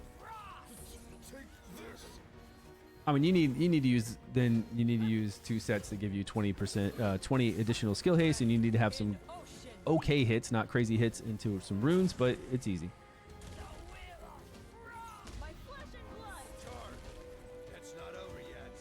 With Ariel set on Rook. Yeah, everybody was saying that Ariel's doing... Ariel is the best set for Vortex, and Emperor's set is the best set for the Chief Challenges. So for this guy, I'm not exactly sure. Who wins? Arena Vulture? I didn't even look at it, man. I gave up on all those Arena Vulture stuff. We were doing a mock-up team that had the exact same gear, the exact same setup, everything else, and it was just... Their test server, I don't know what they're using. I just don't even look at it. I don't even look at it. I didn't even pick a team last week. Didn't even pick a team, man. How sad is that, right?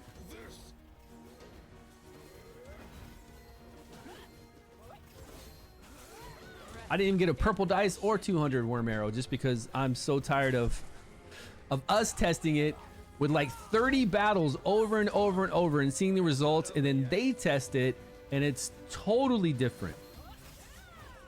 Person goes into the different positions in the pocket. They're all doing different stuff.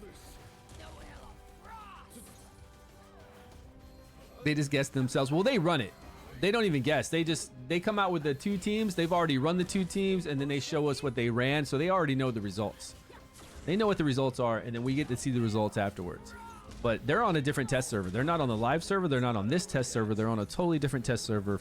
So I don't know what's going on over there. I just gave up on it. We shouldn't have that many left, should we? Found out, yeah, right. We found out that we don't need his exclusive artifact.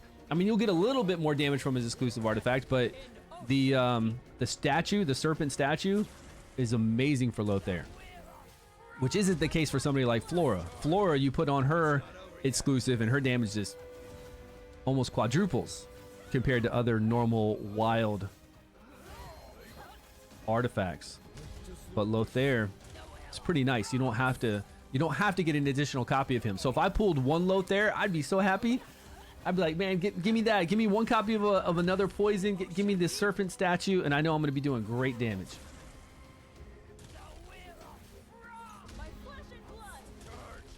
At 4 minutes and okay, we're doing pretty good for 4 minutes and 27 seconds. I feel like.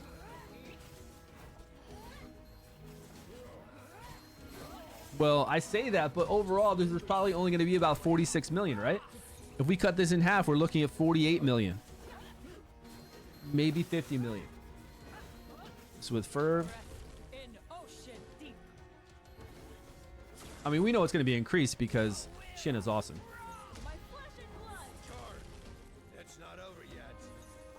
Lead, Earth, Shinna, and Nuverse.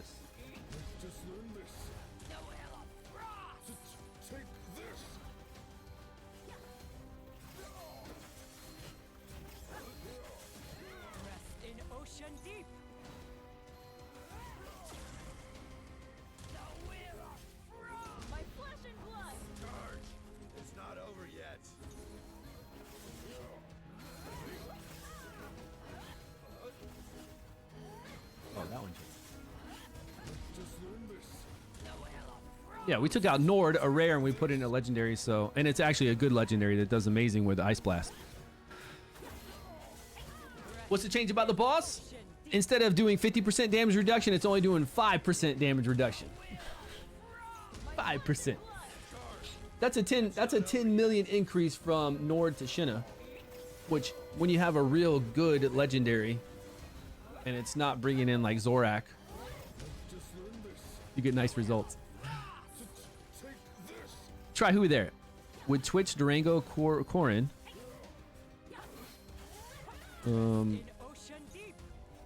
You're talking about without Lothair? I mean, I'm not a big fan of Twitch, Durango, Corin without Lothair. I'm not a big fan of any Poisons teams without Lothair, Bakana if we can get her to right, or Jathalee.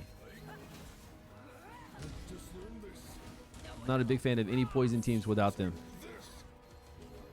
Can they work on this boss? I mean, you got to use what you got to use. Are they going to pull in more damage than this team right here? I don't think so.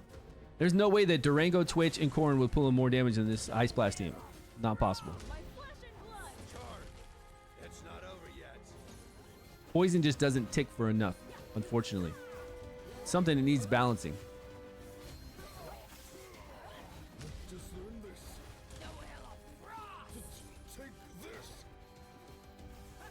No, we might get over 50 in the same teams I ran the past 2 seasons. I hear you. I don't even know what I'm gonna run. Like, I have no idea. I have this team. I could run this team right here, sure. I mean, we're doing 6 teams, so this is our Poison Frost team. But what would be our Poison team? I mean, if I'm gonna run this team on, like, what support am I gonna bring on? I don't have myself. I don't have Finya. I don't have Falosia.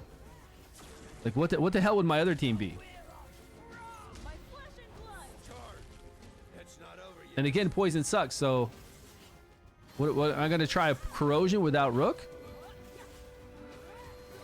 I have Sacredia. We can see what happens. I mean, if this guy really does have crazy high defense, I'm not sure. He's doing damage negation, right? But I wonder if he has really high defense. I wonder if the defense, and then later on, is this guy going to get harder at Half-Life? I wonder if this guy has crazy high defense. So if we put on that gear but that gear only ignores defense on basic attacks. Yeah, Dauntless, Shogul, or Shaltar. Shaltar should be awesome on this. As long as you have the support. The biggest thing is the support to get around. Luckily with Furbath and with Cypherus, we've got it made with support. We could bring in Nathaniel for buffs. And then what else?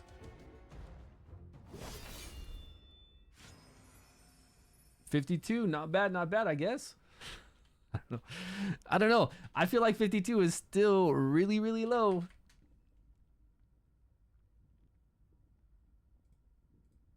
But we lasted the whole entire fight with 2 support, which I think is really good. Uh-oh, hold on.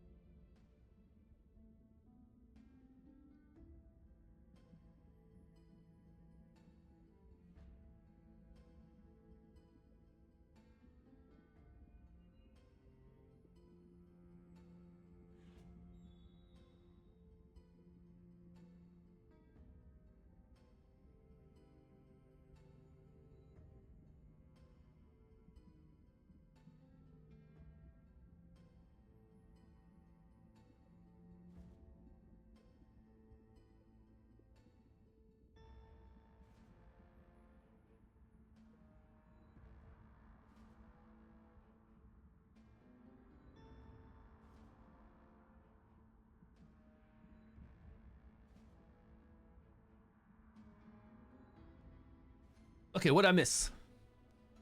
If you're on Stew's Discord, go check out post on Faye 130 boss. JP, you're back. I have a Dauntless Lego that ignores 100% defense on ultimate. What's his name? The one that fires off the derivative damage too? I forgot his name. Emperor said, hey there. We haven't done any set testing yet. We could do set testing right now since we have a team that can last the whole entire boss fight. This would be a good one to do a switch of going from, we got 3 DPS, kinda. We could switch here, and I think we already have the gear made. I don't know how comparable they are to each other, but this is a full set of Emperor, and this is a full set of Aerial. They all have gloves. These should be critical damage gloves. These are attack gloves with attack left side rune, and these we're going to put critical damage on. So who has the most accuracy? The middle one, right? So now we would just switch the left side rune, but let me try the other two first. When I was given a new life, I was already left with no other choice.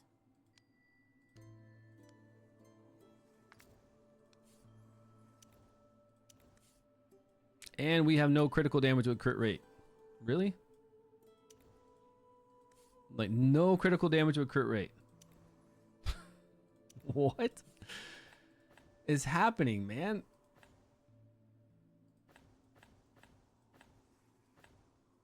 I'm not taking her crit rate. Oh, she got crit rate gloves on? No. Oh, she does have crit rate gloves on. Okay, so we go critical damage with crit rate, which would kind of be...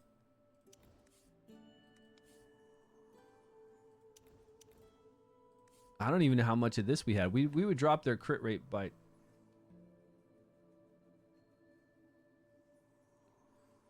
Well, let's see.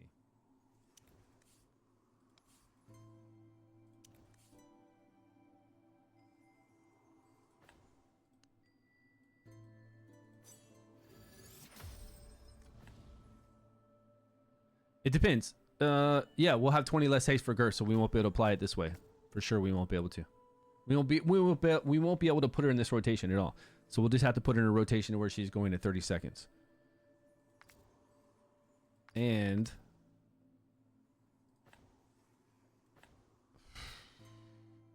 we really got to get out of this, out of these gloves. We got to go with critical damage gloves, which on her should be fine. We don't need any crit rate. Right? If we knock this off, we'll still have 80. So we're going to go critical damage along with whatever we got. I want to save that 8 crit rate just in case. 81. Okay. When I was given a new life. Oops. Her, fine. Him, we got to change him up to do... Outlander from afar. Care to join me for a drink?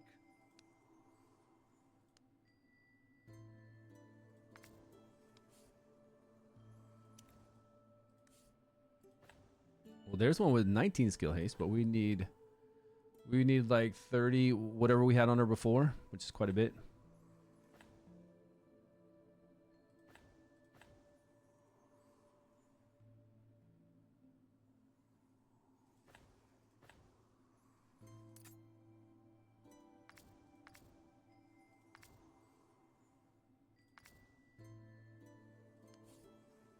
Did we didn't change the... Oh, we changed the wrong gear. That's why.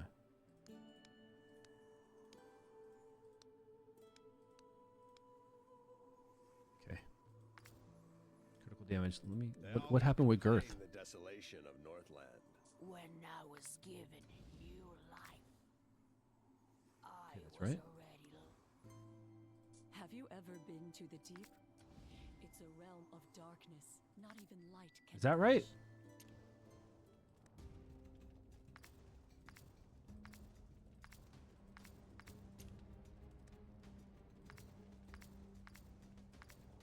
reach. He's still got crit rate on. And she's got crit rate on as well.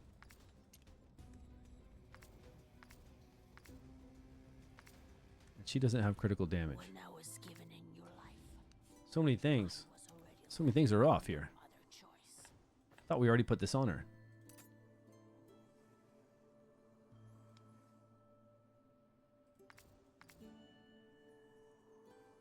Oh, we were keeping that because her crit rate was dropping down so much, maybe? I mean, even on the test server, I can't get good gear, you know? It's bumpkiss.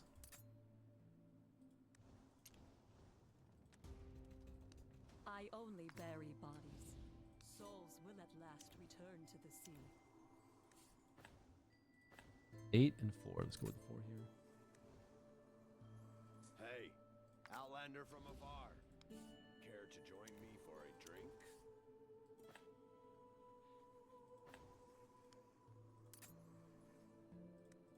Nice. It's not bad. All right, let's roll with this. Now for our skill timing, we can't put her. She's not going to be her initial is going to be at. Well, no, her default. Her ultimate is going to be at 15-4. So we can't. We're close though. We're actually pretty close. Gorax YouTube said there's some update. I saw Gorax YouTube said there's some update. What update? Hmm?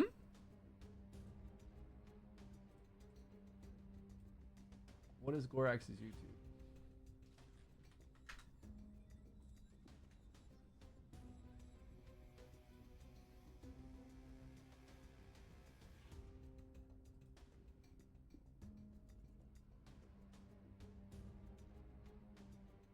Oh, there's no update. It's a 2-minute video. There's no update. There's no information there. The devs told us here today, this morning, that same information that I said yesterday in my video about how the transition's going on with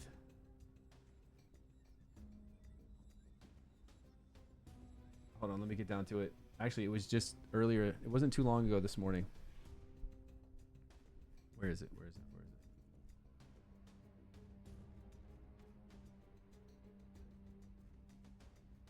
I went way too far up.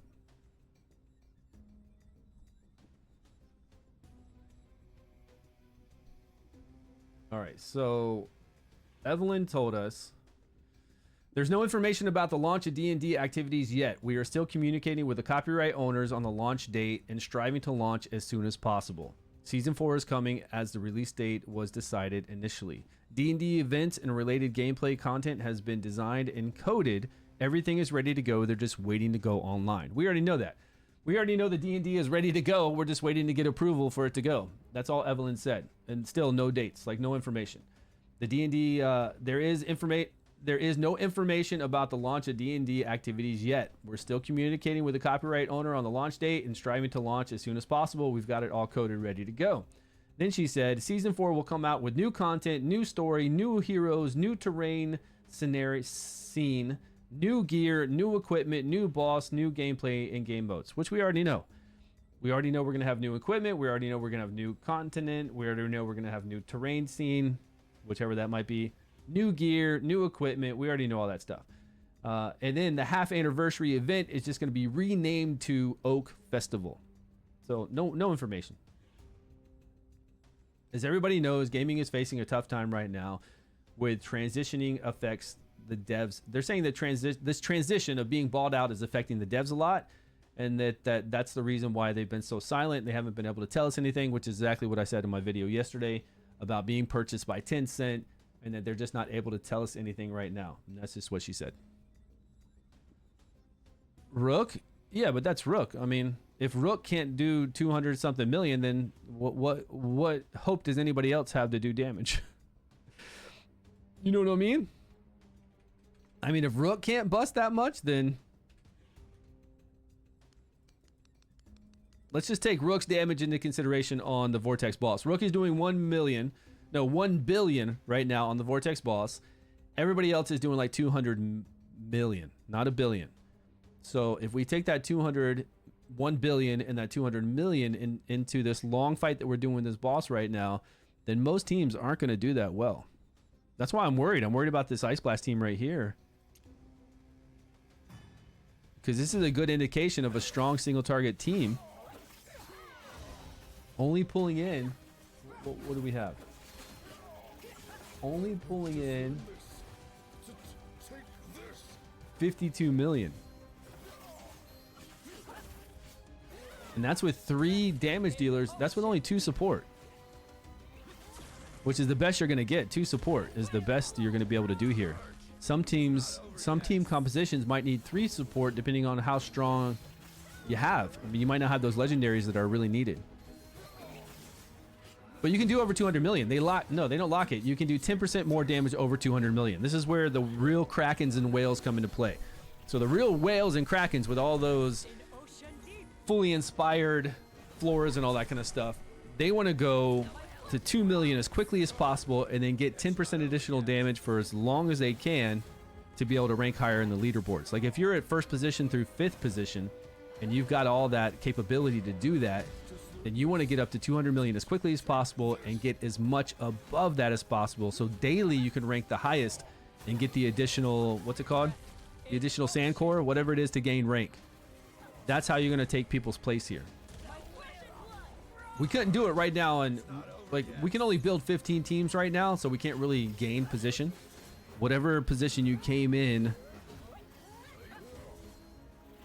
to the other world in, if everybody above you, if you're 199 players are doing 15 teams, you're not changing position the way they have it this season. But they're going to fix that. They're going to change that. Believe me, they're going to change that because it's just like nobody wants to make 15 teams to have no change in position. I mean, there's no competitiveness there. But here there is competitiveness. So people want to do as high as you can do every single day to get on the leaderboards so you can try to gain rank. This matters. Like every bit of damage on this guy matters. But if everybody's doing low damage, then everybody's doing low damage. So I guess it's not, you know, it's all relative. If everybody's doing low damage, then everyone's doing low damage. But yes, if you have Rook again, this season's been so stupid with Rook. I mean, this season's pretty much like, why even play if you don't have Rook? It doesn't matter. It's been pretty dumb. They didn't balance him, so it's been really stupid. And season 2, nice. Yeah, season 2 though, I feel like I had a lot of teams that were doing really good damage in season 2. Easily 150 million or something. And even season 1, I thought. Weren't season 1 and season 2 teams doing pretty good damage, like pretty high? But if we're all doing low damage with teams like this, then it truly doesn't matter. We just got to get as much as we can to try to move above other people. For me, I'm anywhere from 50 to 300. Like there's the ranking is top 50 to 300. I'm like at 100. So there's no way I'm going to go to 49.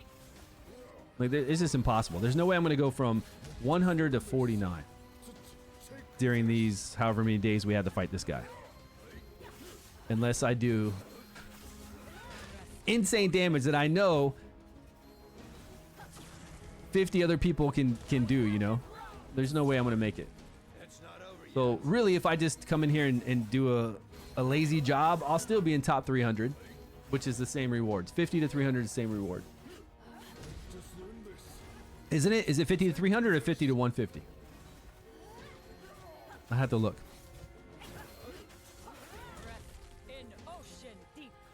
No. That's per battle. That's not overall. That's over there on the current damage. Like you look at the current damage over there. Oh, I'm there, right there at. You can't see it. That's current damage, not the damage that you'll see over the boss. But one team can do 200 million once they reach 200 million with that one team. So each 6 team can do 200 million, and then they can do over that. Yeah, you just use all your teams that do the highest damage. If all your teams can do 200 million, you'll all do 200 million. Like this battle right here will get to 200 million no matter how many other 200 million teams I've run. And then once it gets to 200 million, it's going to do 90% less damage. So if you have 6 teams that can do 200 million, that's what the whales want to do. And that's what we would all like to do, but we're not going to be able to. We're not going to be able to without inspired heroes and exclusives. Is really what it comes down to.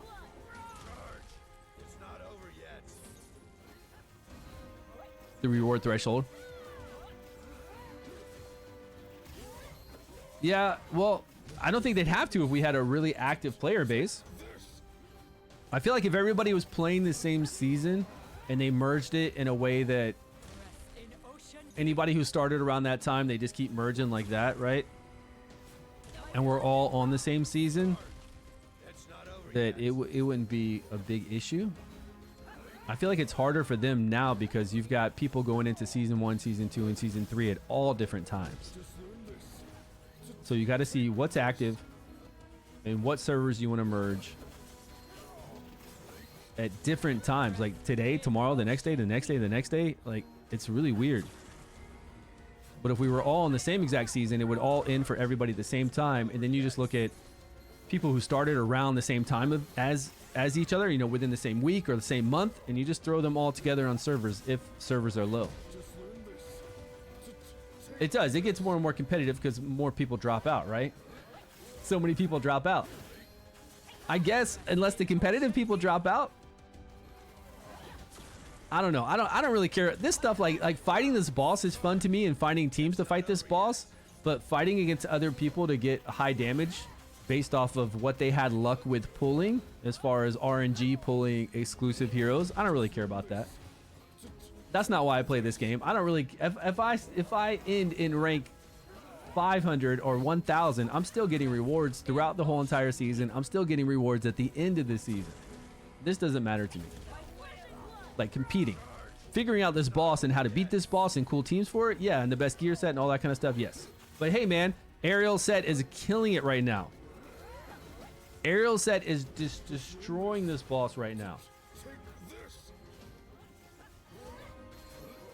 So I guess this boss might have high attack, like the Vortex. But we went from Emperor Set of 52 million to Aerial Set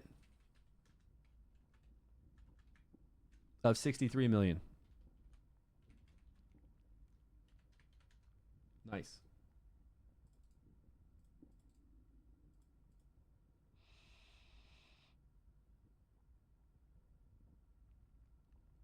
Just me crap anyways. Right. So, I mean, I just enjoy playing the season. I'm really not here to compete against anybody.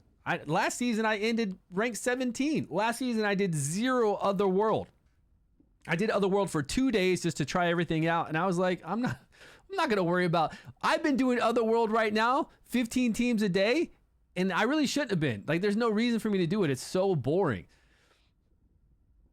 Like, I shouldn't even have done it because it doesn't matter. Like, honestly, it really does not matter what rank I place. I still think I would have gotten a horse. 63. It's pretty nice. 51%, obviously, from our girl here. Still 31% from Bledden was really nice on this. I think that's good.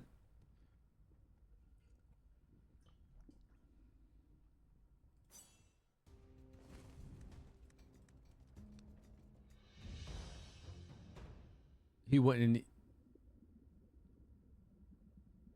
Oh, your mate at the end of he was ranked 3, like on a brand new server. He was ranked 3.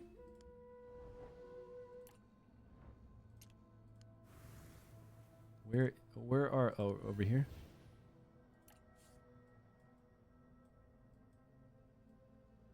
Oh, so I'm at 50 to 150, so I'm somewhere around there. So if I go anywhere to 300, I could still get this little horsey. But I think the fire horse from the season 1 is the best horse. And I don't even care about a horse, man. Honestly, I could go all the way down here to 95% and be fine. I honestly just don't care. If I'm having to do something that makes it boring for me, then I don't care about it. Like, I don't play these games to compete. Honestly, I think trying to compete for this stuff, unless you're a whale and you have access to everything, I don't know. Again, even if you're a whale and it's not fun, it's just not fun. So I'm not here to compete. I'm here to play the bosses, figure out what's going on with these bosses, have some fun with different teams with them, and then that's really it. Farm some gear. I love farming gear. I love gearing out my guys. But this 15 team stuff, it doesn't help you move faster. It doesn't. You could run on your legs and it looks just as cool. And if, as long as, like, maybe you want one horse, so for one season you get one horse and then you're set. All right, so aerial, we'll put on the aerial set on anybody else we test to see how we do. And we can always go back to the Emperor set if we want to, but this is a big increase. This is a difference of the same exact team. And we got 11 more million damage, so that's pretty big. All right, let's go over to Rally real quick and see if Rally is not working out. Like, see if Rally is not getting a buff whatsoever. That's what Ragewood said. You've chosen victory. Where's Rally? There we go. Rally people. The force of the forest will always have. Do I not have the rest of the Rally leveled up? Fighting is the only way. Let's raise a toast to our imminent victory. Okay, now we would need buffs. So we need buffs when the boss does. Don't we get a buff though? We could time this up to be our buff. This would work really well. We get the increased attack buffs. The Rally counts as a buff as well. We could do this right at 30.5. We could. He's not even doing damage on this ability, so it wouldn't proc the boss to do 5% less damage, and then we'd have a buff up. This is actually really good. So all we need to do is have another healer in here. Just anything. We could go with Catherine if you want to, but I don't think we need her in here. We could use Quarion, but then that would defeat the purpose of us not needing buffs, but we could have Quarion do increased defense at any time. Since we got board-wide heals, we can spread people out so we don't have to worry about the spores as much. But Quarion only does a 3x3 heal.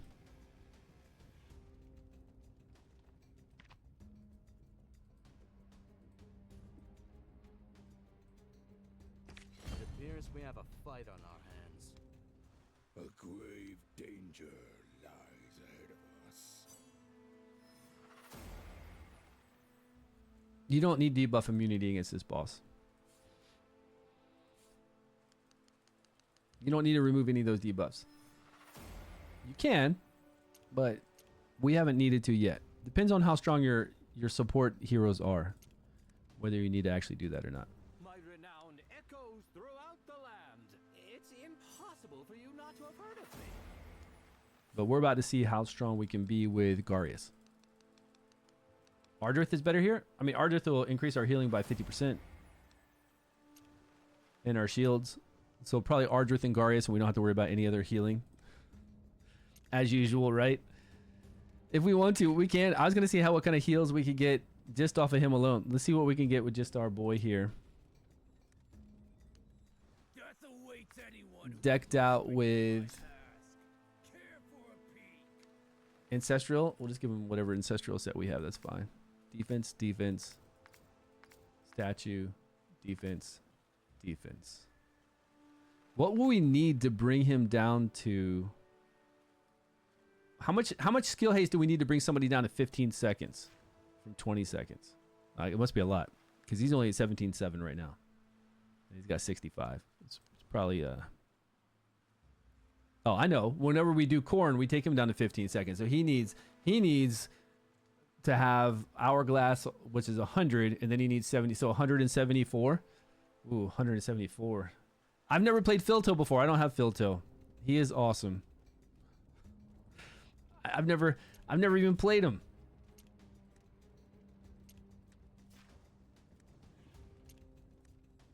I've gone after him though. I've tried to summon for him before.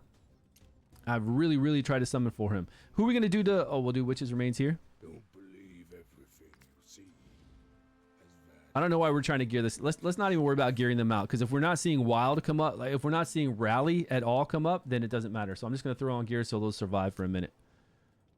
If it's really that broken, which would be, I mean, we got to make 6 teams on day 1, which is tomorrow. If we cannot use Rally at all, let's see. Ragewood said it wasn't even, and he showed a clip of him doing Rally Heroes, and there was never a Rally buff coming. Well, the short clip he sent, there was no Rally coming up.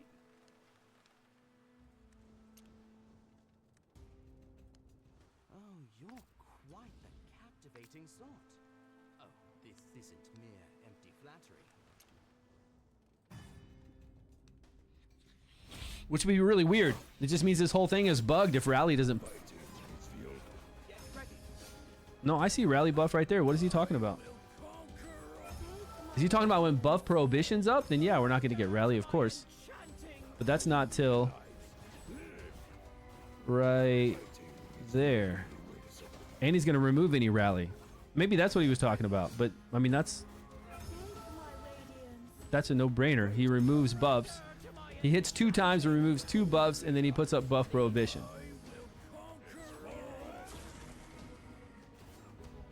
Aura should work okay. Why wouldn't Aura work okay? I wonder what this guy's like. You've got to have some kind of numerical number for max HP, right? There's got to be something. Because when we do damage, we still do a little bit of extra damage based off of something's max HP. Now, obviously, this boss doesn't have a max HP, not like a traditional boss, but there's got to be some kind of number.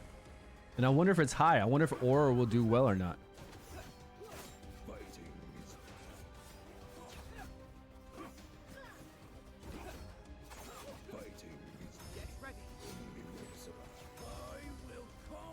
Okay, so crazy shields, right?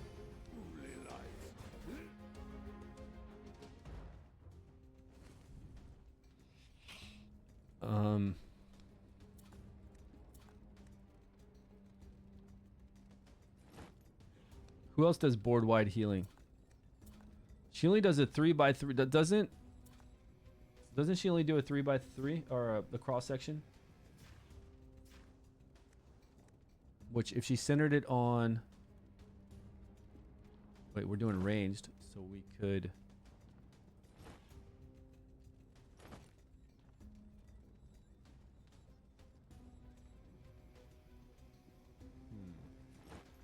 Put him back. We could put somebody here as it'd have to be another range that's actually a little bit tanky. No, it'd be her, right? To be clear, failure is not permissible. Okay, this would do it, and we don't have to worry about the spores stacking up too much. They'd just be stacking up on these two the most. If we could do everybody on 15, it'd be awesome. You can probably time Lorenzo on 15. Yeah, if we could do people on 15, that would be awesome. Awesome. And then, because we're going to be gunning for doing everything at 30 seconds. And by then, buff prohibition is going to fall off at 30 seconds. But Lorenzo is the only saving grace here because he's going to give us all rally and increase attack. If you don't have Lorenzo and you try to play this boss with him removing buffs, 2 buffs, and then blocking buffs for that whole time right before he does his ultimate, right before he gets that 200% additional damage taken, it would hurt. But he only does 20. Doesn't he only do 20%? No, 25%. Recharge their ultimate by 25%. In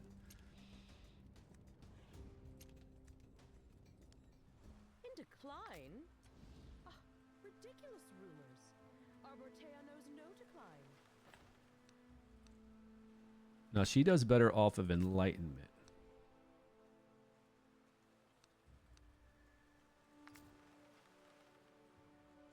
Puppeteer, defense, and we can get enlightenment here.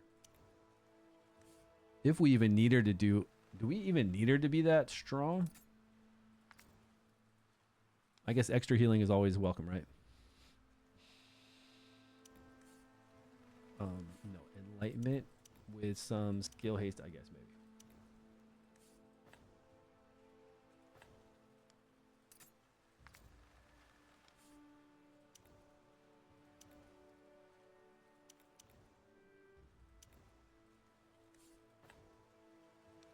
That's so low. She's rocking 383 with this artifact. Okay, that defense will go to Garius to help us with more healing. Garius has got the staff along with the Ancestral to help out with our other heroes that are being hit. We're spread out. And now we just need to worry about our actual damage dealers. Get some real gear on here.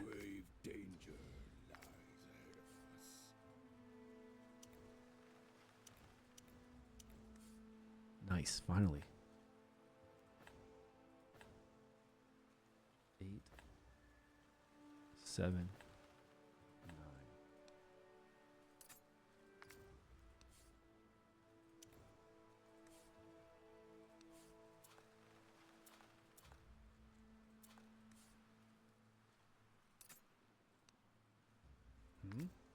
We need to change. We need to change this for critical damage. We need to actually save this as critical damage.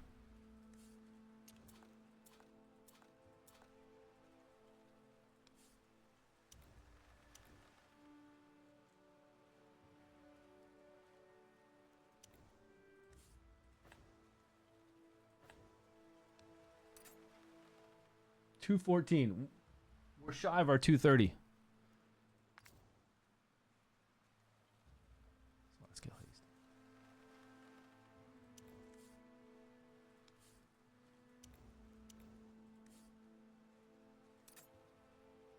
All right. A grave. Fair lady, how I wish for your everlasting presence by my side.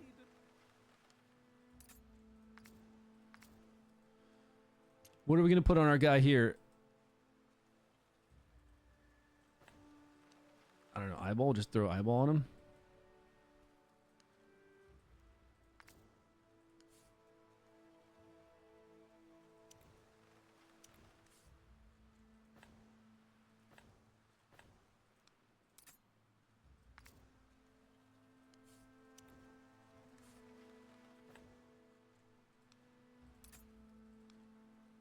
$94 with critical damage gloves. My renown echoes throughout the land. It Leaves, flowers, and dead branches.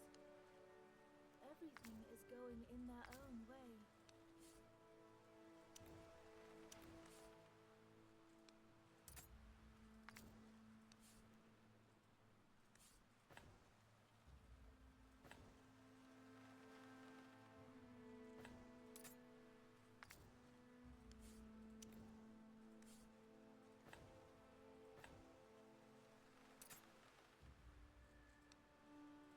Leaves.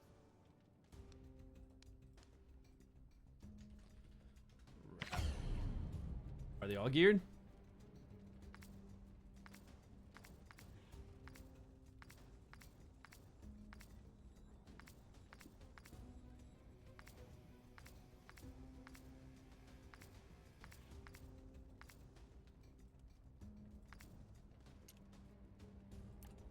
All right. Which is maybe what's going on? Oh, we got witches on our boy right here, don't we? Yeah, we got it on Hubbard for all those hits. Garius would make wonders for rally. Why is that? So he can't. Well, he's still going to strip 2 buffs. He's going to strip 2 buffs and then put up buff prohibition. Is she going to put up enough buffs to where we could have like 3 buffs on? Yeah, but is she going to put up enough buffs so we could have like 3 or 4 buffs on, or what? We could actually get additional buffs up here, but it's debuff immunity. But that's going to get stripped. So Vasily is just going to give us... Yeah, those are going to get stripped. That buff immunity is going to get stripped, and then block buffs is going to be put on. So she wouldn't do any different. When he does that skill, he removes 2 buffs, and then he puts up buff prohibition. Hit you twice each time, has a 100% chance to dispel 1 buff from them. Additionally, inflict buff prohibition on them for 10 seconds. If they aren't granted any buffs. Oh, so we could do, as long as we have 2 buffs up, but she doesn't do 2 buffs. So we can also negate buff prohibition if we have somebody throw up 2 buffs, but I think that's kind of weird then. We're throwing up 2 buffs just so he can strip them and then not give us buff prohibition. Then what? You can remove buff prohibition and apply route. We can, but we don't need to worry about it because we got Lorenzo. We don't need to worry about it at all. All right, so we're gonna go to what kind of timing? We're gonna do 30 on Hubbard or 29.5, either one. If Hubbard is not pulling in a lot of damage, we can do 29.5 or 29. Yeah, plus he takes a little cast time, so we'll do 29. 30. Before we get up shield prohibition at 24 seconds, we can hit shield prohibition, which really comes around 25 seconds. So if we want to get this up at 24.5, let's see if that works or not. We can kind of put her on free heal.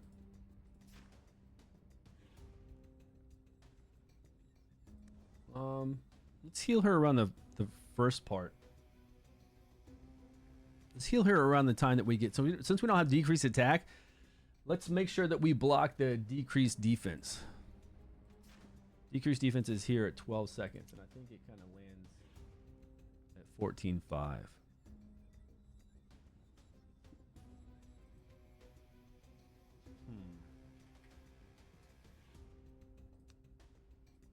I don't know if we want to. We can get it up early or we can get it up right on time. It doesn't matter. Maybe earlier would be good. It'll bleed over into it, and then Alton takes a while to do his ultimate. Like he actually, during that 5-second window, it takes a minute. Now we need to buff up beforehand, right? We need to have those buffs up at 30 points. So we're gonna do. Actually, we're gonna do 30.5 for the buffs because we'll have buff prohibition on. And then we're going to have to do 30.6666.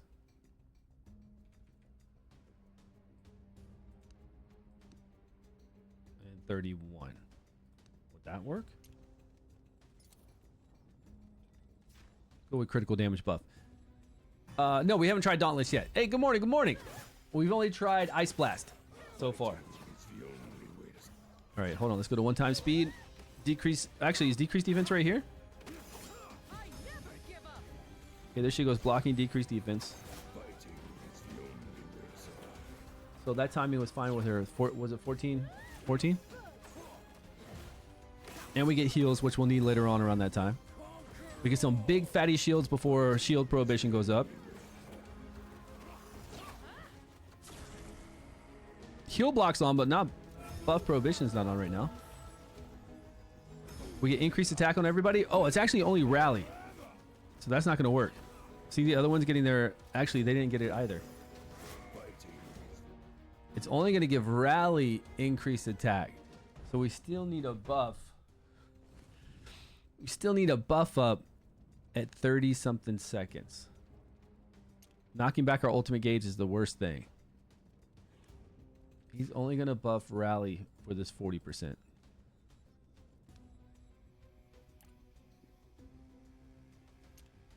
So we'd still have to put her going at that same time. Debuff immunity. If we have, because he hits 4 times, but it's channeled over 30 to like 35 seconds. She's going to have to heal. She's going to have to heal kind of where I don't want her to heal.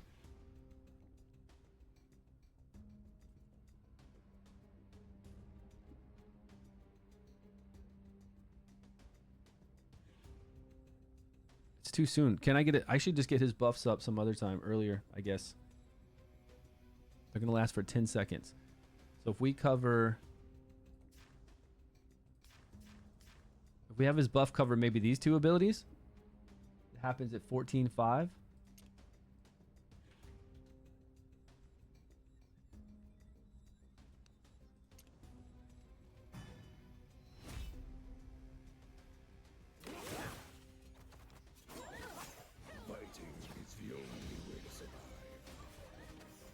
That way you can space out our healing some, you know? Heal and shield for that hit there.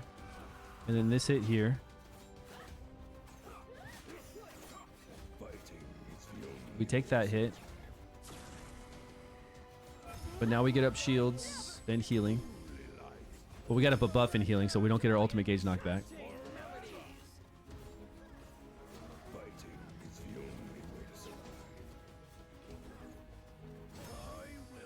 Varius tops us off at this hit. That hit. We get hit by this. And now we get healed again. Everybody gets a buff, so our ultimate gauge is knocked back 4 times. We're doing our damage. Clearing 200%. We get slapped there, though. I don't know, as long as we can make it through it. Let's see. We're at 2 times speed. Let's see how long we can make it. Morning, morning. What is everybody up to? Yeah, when we get to Dauntless, Dauntless will be nice, but it's all about support. Like, what do we have for support for Dauntless? What are we going to use? What are we going to use besides... Nathaniel. What else do we have? I don't have Torin. What's up? What's going on, everybody who just joined? What's joined is we're just fighting this boss. This boss has a lot of mechanics that I'll be doing a YouTube video on. A short, condensed YouTube video on. Estella? Estella is Dauntless. Not Lightning, if we were trying to keep it. If we were trying to... But then what are we going to do when we do Dauntless? What are we going to use when we do Dauntless, though? If we use Estella and Megan, what happens when we use a Necrosis team? We can't use Thea because we're not... Especially if we're using Dauntless, we're using a lot of melee. So that's not going to work. What about... if we use a Necrosis team and use a lot of summons, we can use Thea. Maybe cover up the whole entire team. Ghoul-End? Okay, you're saying a lot. Is there any lightning support we can get in there? I like what you're thinking, though. You're thinking about a lot of support. So let's just say for the two teams' sake, what are the best heroes to use? Support-wise. I don't even know about the best. It's just got to be those heroes. We got Estella. Estella. We have Megan. They're the same ones we always use. Thea. Torin. Who else? Ghoul-End. Ghoul-End's actually a good one to remove debuffs and get more healing based off of the debuffs removed. At this point, Ghoul-End would probably do some nice stuff. For some shields. Problem is the shields are based off of attack just like our main character. So his attack reduction is pretty cool though. Like how he siphons attack from the boss. He only blocks debuffs if shields are active. If those shields get knocked out, he won't block. But we could actually probably use him somewhere around here, right? Hey, who else we got?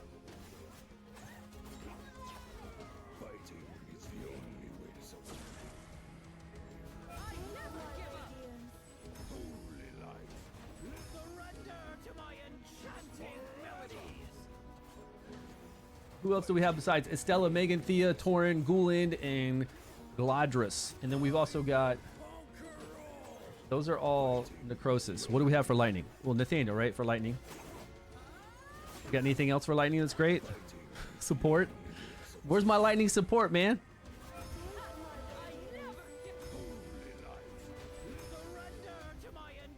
If you don't have Necrosis, lack single target damage.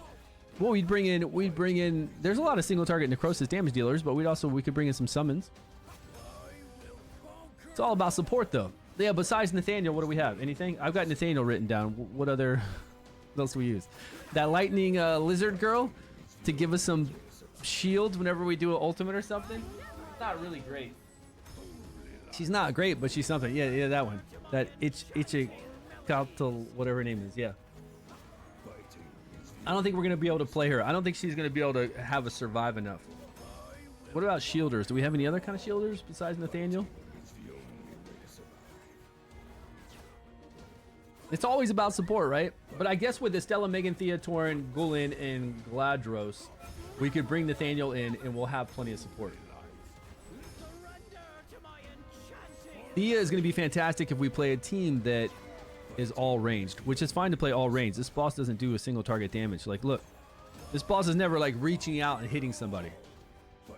There's no tank needed in this. It's only doing its skill moves. So we could do a full range team, Megan, Thea, or Thea and Estella, something like that. Even Thea, Ghoul-End, whatever you have available.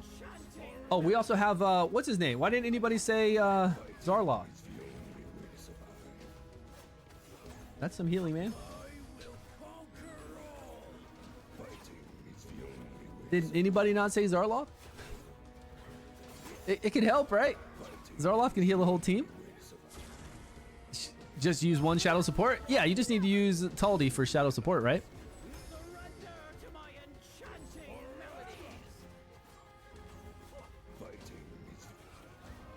Season 4 is only? What do you mean? We're not in season 4 yet. You don't think Zarloth? I think Zarloth heals your whole entire team. Recharge speed penalty could be very strong too. Recharge speed penalty will slow this boss down, and we haven't played him yet with recharge speed penalty. I would like to. No, I would actually not like to. We tried to play him with recharge speed penalty when he was broken. and it's fine. But when you play a boss with recharge speed penalty, the issue is you've got to play manual. And I don't want to play 8 minutes of manual. That's the only problem. Recharge speed penalty on this boss with 30 seconds is awesome because he goes so slow and he doesn't hit you as much with all these little spore stacks and everything else. But the problem is having to do things manually. Nobody's got time to do 8 minutes of manual. Right? Okay, so look, Ice Blast did really well. Yeah, you can't knock back his ultimate gauge, but you can recharge speed penalty him. Yes, you can. We need to think outside the box. I mean, if there's some good strategies, sure. How many teams? 6 teams. Yeah, 6 teams. Oh, check the CC chat. What are they talking about? I mean, I don't care about story. Story means nothing to me in this type of game. Season 4, new map, new story. Come in other world, new gameplay. Vortex has another mode. Okay, cool. That's cool. Vortex has another mode. That's actually really cool. I hope it's an AoE mode. I hope there's something next to the Vortex to where we go in there with an AoE team and single target won't do that much damage, but AoE will blow it up. Yep. I want to know the new heroes, man. I want to know the new heroes in Season 4. So this didn't do as well as Ice Blast. Ice Blast is still pro.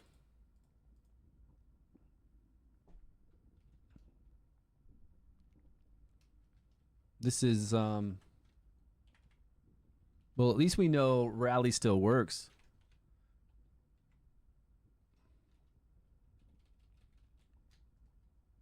What's his name?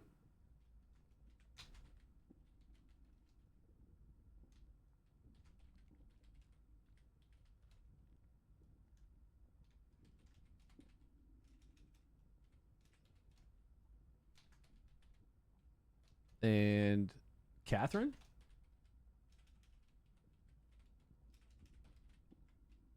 This was in the aerial set.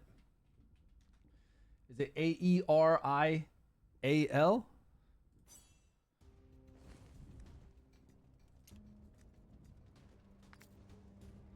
Yes, that's correct. Yeah, the boss takes damage now. It's not a 50% damage reduction, it's a 5% damage reduction. Short recap, please. Oh, the boss is the same mechanics. He just takes 5% damage reduction whenever you do an ability, a battle skill or an ultimate. He'll get 5% damage reduction. That drops off every time he does an ability. So at 6 seconds, it's going to drop off at 12 seconds, 18 seconds, 24, and 30. You'll see it up as a little shield, and then right when he hits to do a move, you'll see it fall off. But here, he's going to take 200% additional damage. So at the 30-second mark, you want to hit him pretty hard. And the only thing that's really doing damage to you over time are these stacks of rust poison, which you can't stop. You can't block these. You can't remove these. You can't do anything about these. The biggest thing about this is you kind of want to spread out your team because of this move right here so that you get fewer rust poisons. That's why we have our team kind of staggered out like this. Every rotation, the boss is going to get 11 stacks of rust poison up on each of my heroes that aren't near somebody else. They're going to get 2 additional, like 3 additional stacks maybe on these guys. I think it's only a few more. So every 2 rotations of the boss, you're getting hit with this rust poison damage at 20 stacks. But it keeps going up. Each time it triggers, it goes up by 25% additional damage. So if you're wondering why it feels like the boss is getting stronger at the end of the fight, he's not actually hitting you harder. He's not getting stronger. This poison is just actually ramping up. So every 20 times you have these 20 stacks, boom, you get hit harder and harder and harder. And you can't stop this. You can't do anything about this. And it's really hard to gauge. It's almost impossible to gauge unless you're going to manual play to try to get up like a shield when this goes off. Different people are going to have different stacks at different time too. It's just whenever the boss does damage to you. So you get 3 stacks, then you get another stack, then you get 2 more from 2 hits here. And then here, everybody should get 1 stack if you're not touching anybody else. But if you're touching somebody else, it'll blow up and do an addition. It'll just do another hit of damage. The boss will do 1 more hit of damage. You'll get 1 more stack of that poison up. So this is where you get a few more stacks. Like if you have everybody clumped up, they're all going to get a whole bunch more stacks, and you'll have that 20 stack over and over more often. So you want to spread out a little bit if you can. But you can only spread out so much because your healers heal in a certain, this kind of cross section. If you have a lot of melee, it's going to be pretty hard. If you have melee, you're going to have to go like melee, melee, healer, 3-1. So this is a way you could play melee, and this person in the middle is going to get more stacks than anyone else faster, but it'll still be okay. You'll still survive.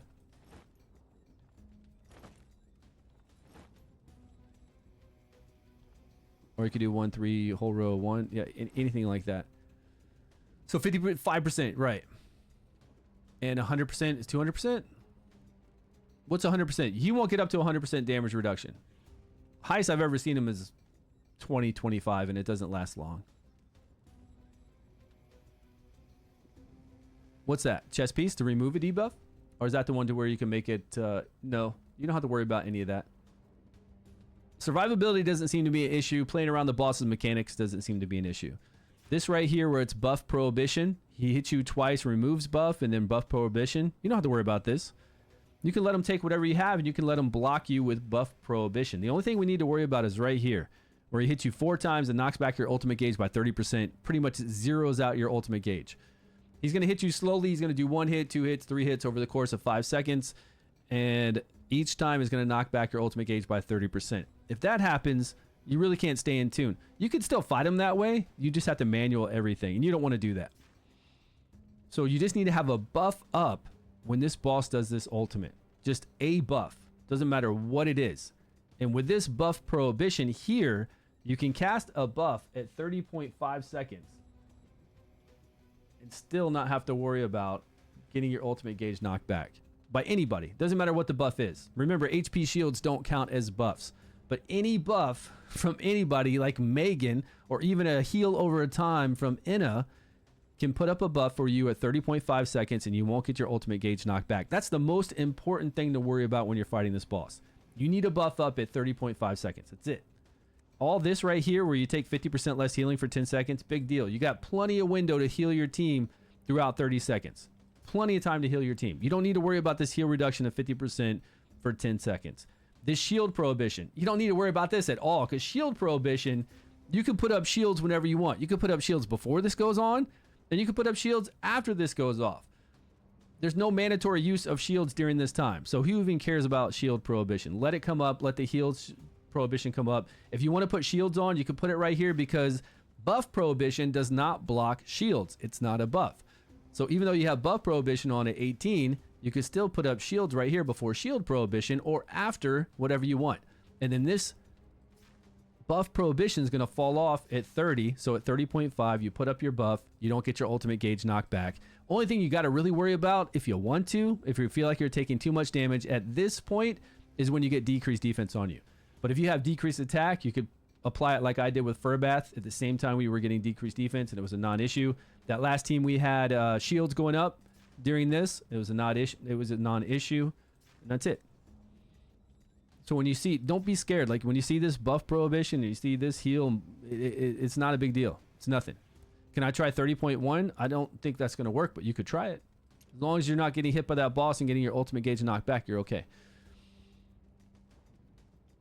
Only with shields, no heals? No, I doubt that. Because you're going to take damage eventually, and you're going to slowly go down to 0 HP. You can't do that. I mean, the boss hits you too many times. 6 seconds, 12 seconds, 18, 24, 30. You can't just have shields the whole entire time. You got to have somebody giving you some healing back. Unless you had some massive Garius. No, Garius heals you too. If you had a Dolphus shield, Dolphus will heal you too, though, based off of other shields. What's to use Falosia? On Frost. No, I've tried to use that team actually on a couple other things too on Frost, and you got to have healing in there. Those aren't enough shields. And Falosia does the increased defense too, right? On the battle skill. With Dolphus plus Urgander. Urgander's not going to heal anybody. Urgander's just going to do decreased attack.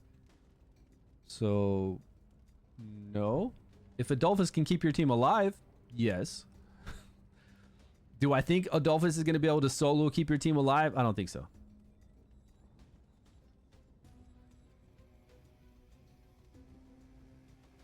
Oh, Elminster and Adolphus. Yeah, well, yeah, because they can heal.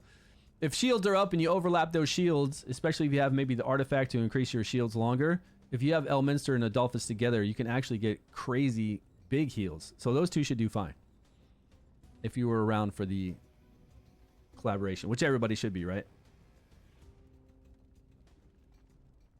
Who's OP here?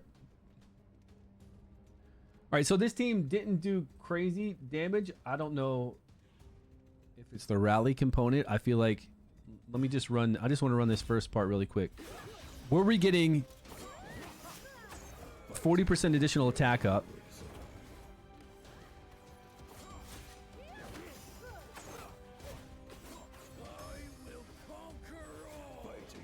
See, we're shielding up for that hit. We're shielding up for this hit. Now we're going to take this hit here. Okay, right now is when we need to get a buff up on everybody right at the 30.5 second. And where we're going to do 200% additional damage too. So buffs are up on everyone right now, plus some healing. Where is Alton? Oh, I mean, I see his... Okay, that's why they did far less damage. We need to move...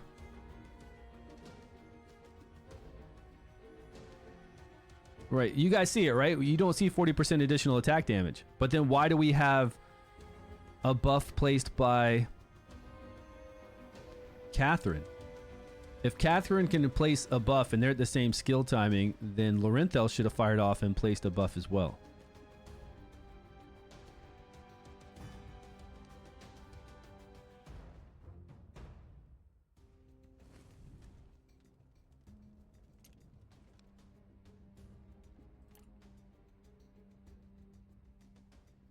$30.5. Catherine's casting debuff immunity. But if we have block debuffs up, if we have block buffs up, then she's not going to be able to apply this.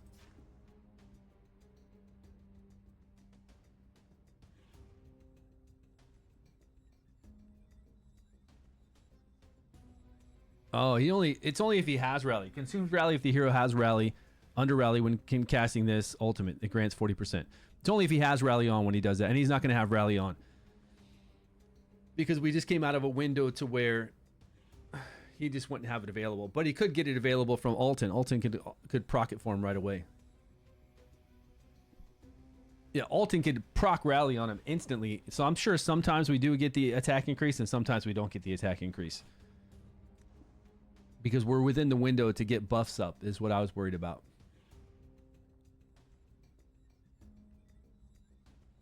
Last tournament together. Okay, so what else? What other? So the main focus is the support. Like the main focus is always the support. So to play 6 teams, we want to play a Radiant team. So if you have Garius in the staff and Catherine,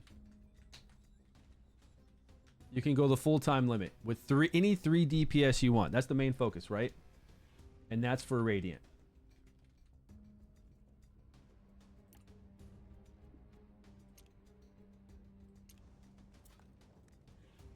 Because we got to make 6 teams, so they have to be 6 teams that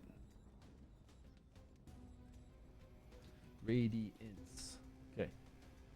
And for a Furbath and Cypherus team, we've got that down on lock to go full time. Furbath, Cypherus. What's her name? SIFIRUS? Something like that. Make sure I'm spelling these names right.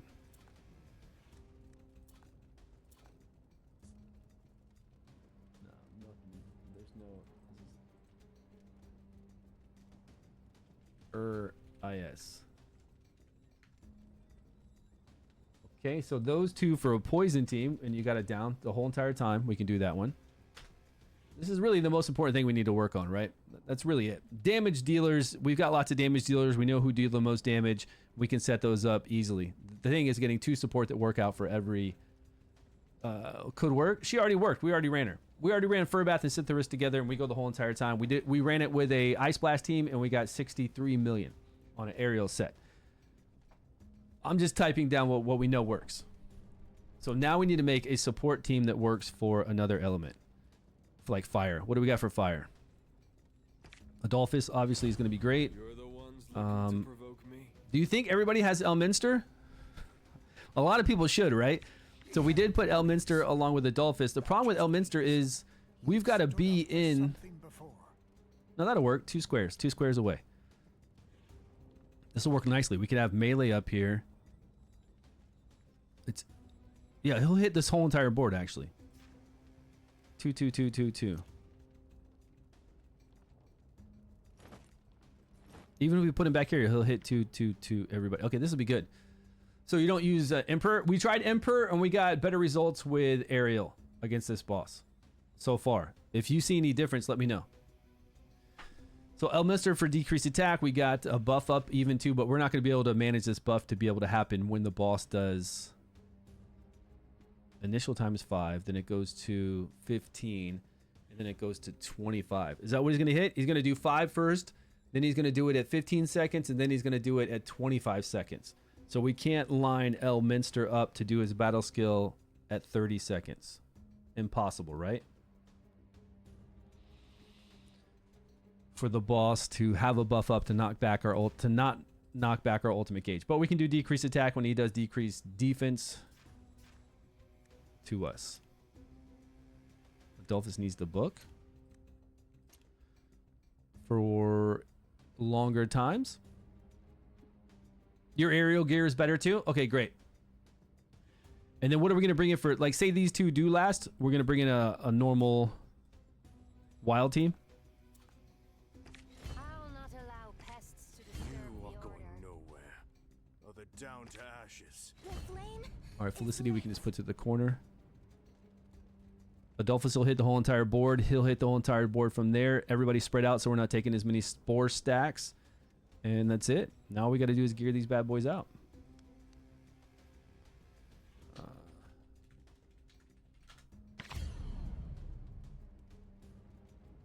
But it's about bigger heals. We are going to need to overlap sometime because we do need some heals. So whenever this guy is putting up his shields for 5 seconds, we need to make sure, like, we can't have them both just do, we got to have them overlap sometime, which means we got to have Adolphus overlap him sometime. Who would you change on Casper? Oh, for Casper to work? Yeah, I don't know, man. I'm not a big fan of Casper unless you bring in like Alfie and Felicity together. Because you want Felicity to do her battle skill three hits. You want wild procs. So you want 3 back-to-back wild procs right here on her battle skill to happen all the time. And you can have 100% uptime with Alfie very, very easily. And then you need to make sure that that they're like this. Remember, we don't need a tank. There's nobody, like, just because Felicity's in that first position doesn't mean Felicity's going to be hit. Then we need to make sure that Alfie is definitely dropping that thing like this and hitting these 3 so that she can do her wild procs. This would be Casper up here, I guess. And then after Casper does his ultimate, she does her battle skill and her ultimate. Or we could do like we did on the test server. We did her ultimate first, 3 hits on her ultimate with Witch's Remains, and then he did his ultimate. And then she had her battle skill lined up to go to her battle skill right after he ultimate. And then Witch's Remains would be up. And then Alfie's there doing Alfie's thing. At 100% uptime on 50% additional wild procs. That's how I would play it. I don't know if he goes mental, but his damage numbers, yeah, we're okay. I was hoping for more, but yeah. You could play that team. I'm just going to go with the traditional bada bing, bada boom. We got this girl, that girl, and this one, right? This will work. But she needs no help. But she does give us a nice lead. Casper has a nice lead too with attack. But we're going to use the critical damage lead right here with Felicity to increase our damage. Okay, so now that we're going to do that, we need a whole set of enlightenment. We don't need, we're not going to get any damage out of Adolphus. Adolphus isn't standing next to anybody to give them the puppeteer set. So we could go with a set to where we heal someone. I mean, I don't know what other set we would use, right? The only other set we could use would be, we could get skill haste if we want to do a skill haste set, but that would be this set anyways. The healing set. It's not going to be much of a heal, but there's really nothing else to use for him. He's not going to be a damage dealer for us. So you're saying book on him and crown on one of the other ones? Okay. We could, or we could go something like this on one. Like, say we didn't have the book and they did have Elminster, we could go this Everlasting Diamond. It's a lot of enlightenment here. Plus we get additional healing when he does do healing. He's definitely going to heal on his battle skill. He's definitely going to heal on his ultimate if we overlap him. And then here we can go for enlightenment.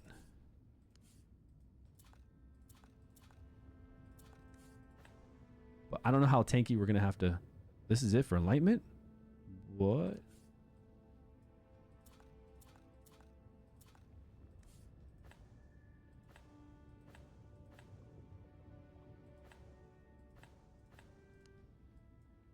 Okay, hold on.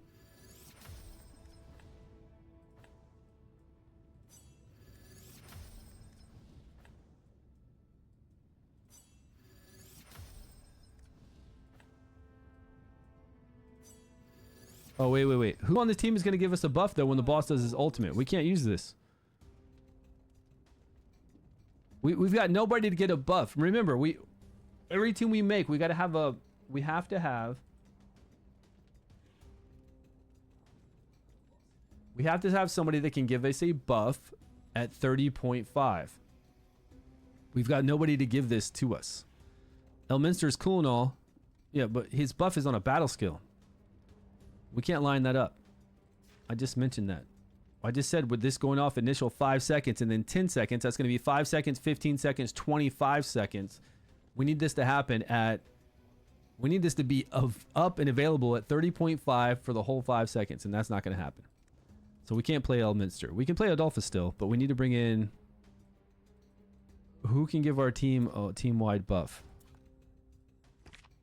We've got Fire and Radiance. Alfie? I think Alfie's is just on the ground. It's not a buff.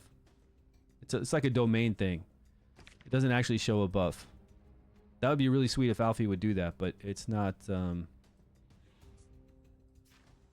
It just summons a Nexus. It doesn't count as a buff.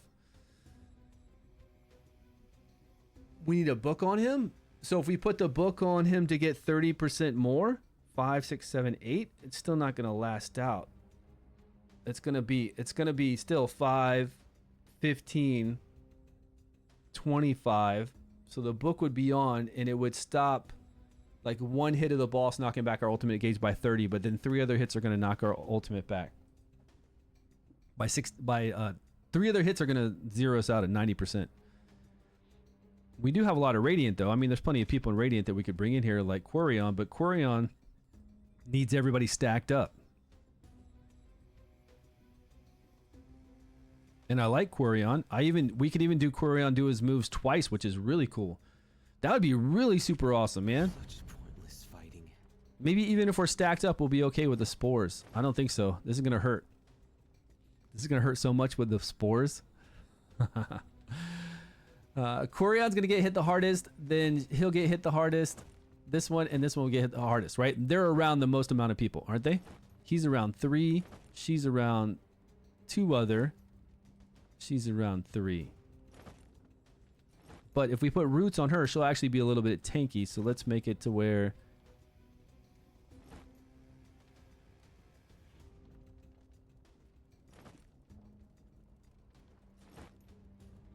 What if we do it like that?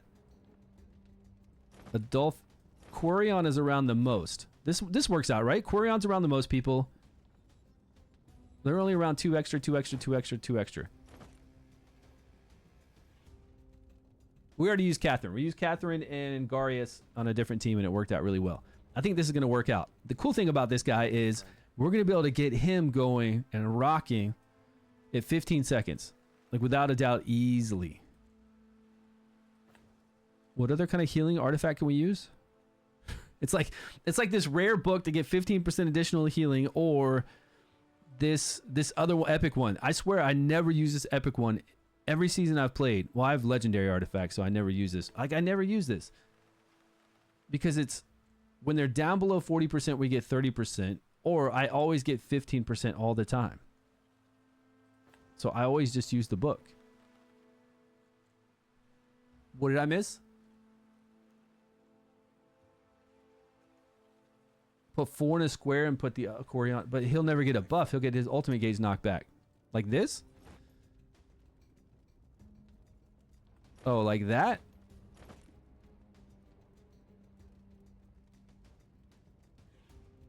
Actually, this is better, right? You were saying like put Quarion like by himself. Wouldn't this be better? Then only Quarion's the one taking a whole bunch of juked up damage. Well, we wouldn't need to do that. We could do it like this. So we could have... No. We could have our 2 fragile DPS and then Quarion...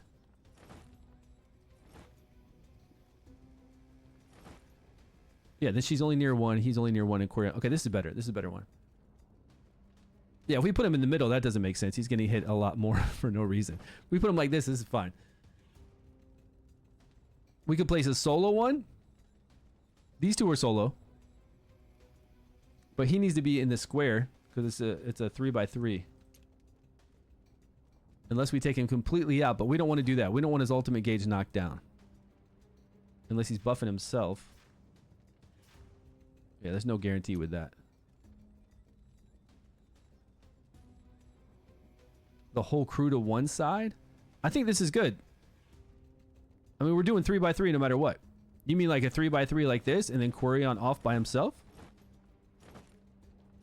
And then him only healing them? Yeah, we have no idea he's going to do that. It's better like this. He's going to... The AI is not going to... This way the AI is going to heal this square. If you use the ultimate, how does it get knocked back? If this guy uses ultimate, our ultimate gauge will be knocked back if we don't have a buff on all our heroes. On your hero. At 30.5 seconds.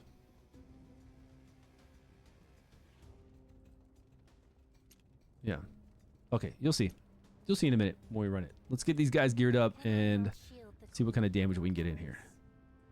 You'll see what I'm talking about in just a second. Crap.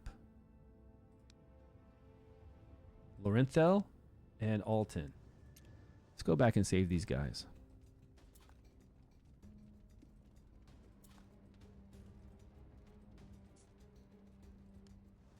Leaves, flowers, and dead branches.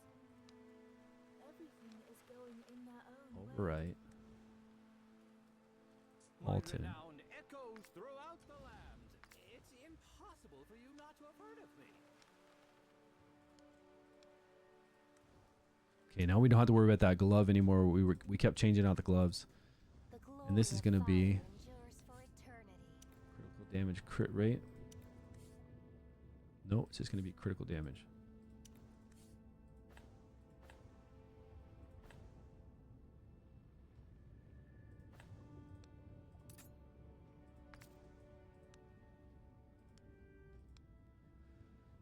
Garius permanent buff count as an actual buff? Does Totalnan and Garius' permanent buff? No, those don't count it. Whenever they have the gold borders, they don't count as an actual buff, unfortunately. There's even a set that we had in Season 2 where it gives us a buff. I think it's Season 1 and Season 2 that gives us a buff whenever we do our ultimate or something, or we do a debuff. Those do not actually count as buffs. It sucks. I wish. They should. I think they should. All right, what's our crit rate at? 66. All we need is... Well, we need like 14 more. Well, that'll do it. Puts us at 82. Who's doing Witches Remains, actually? What are we using right now? Erich, Totalnan? If Totalnan's doing the majority of our damage, we can do Erich. Okay, we can do Erich just like we did with Shinna. So I can put her...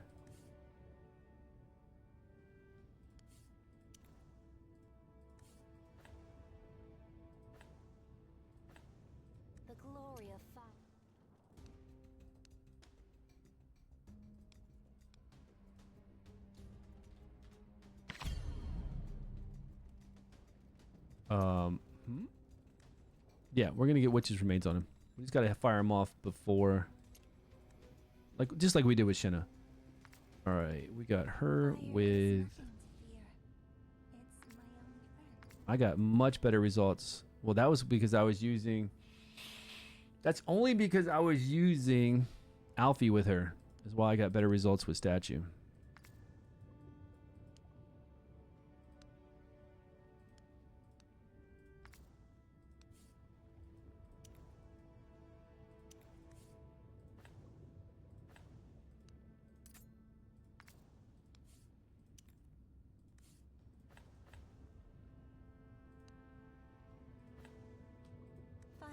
It's nothing. All right. Only insects grow out of stagnant waters. Hope and opportunities are created in changes.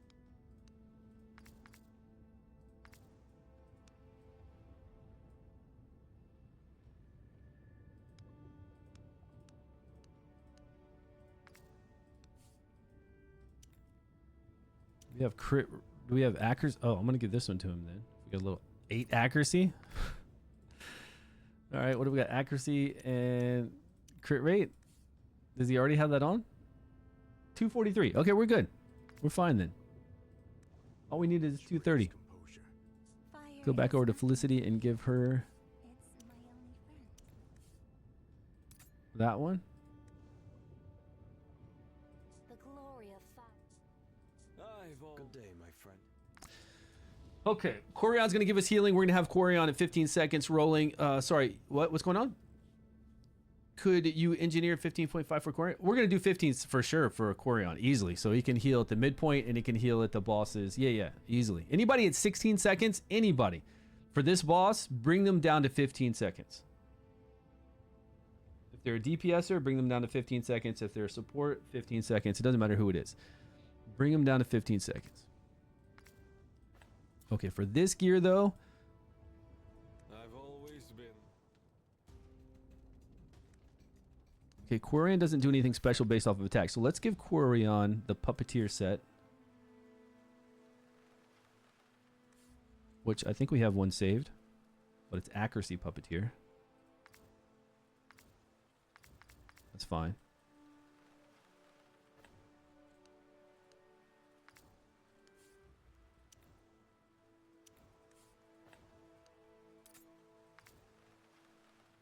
Puppeteer gives us, Puppeteer doesn't give us the, we might not need that much. Let's see how much.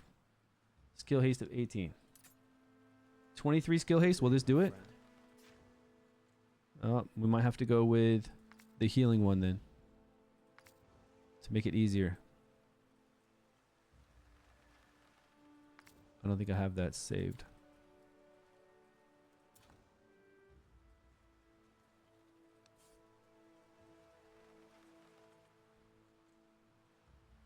What am I looking for? HP, probably, I guess. Since it's based off of healing off of his max HP, let's get him some HP.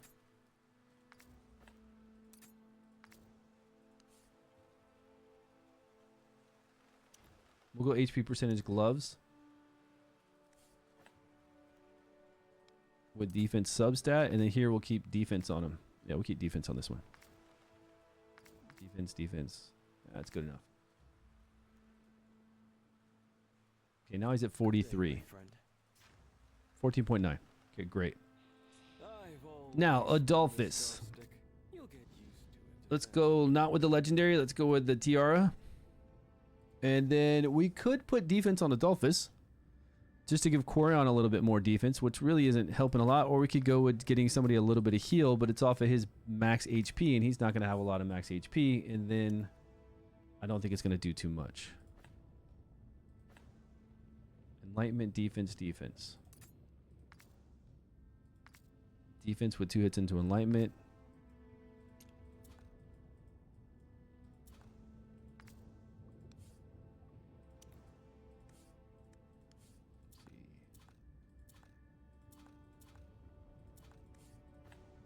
Max hits on Enlightenment.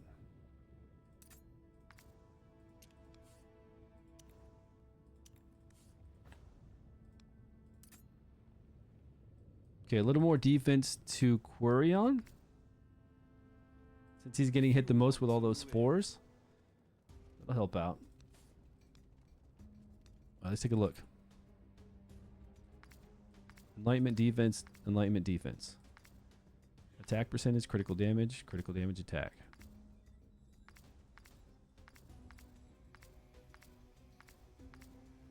Defense, HP, defense, 15 seconds. So skill timing. So we've got no decrease attack. We've got a buff that we're going to use, and that's it. Right? We got shields. We just need the time around that 10-second mark, which is easy to do. So if we want shields to go up, to help us, I guess like we did before with decreased defense. So we could have shields go up at 14 seconds. I know the boss's skill time is 12 seconds, but he doesn't hit until like 14.5. So if we do 14 seconds here on a 30-second rotation, he's doing Witch's Remains. So we need to have Witch's Remains up by 30.5. It takes a little time for him to get rocking, so 27.5. Total Nan at 30.5. 30.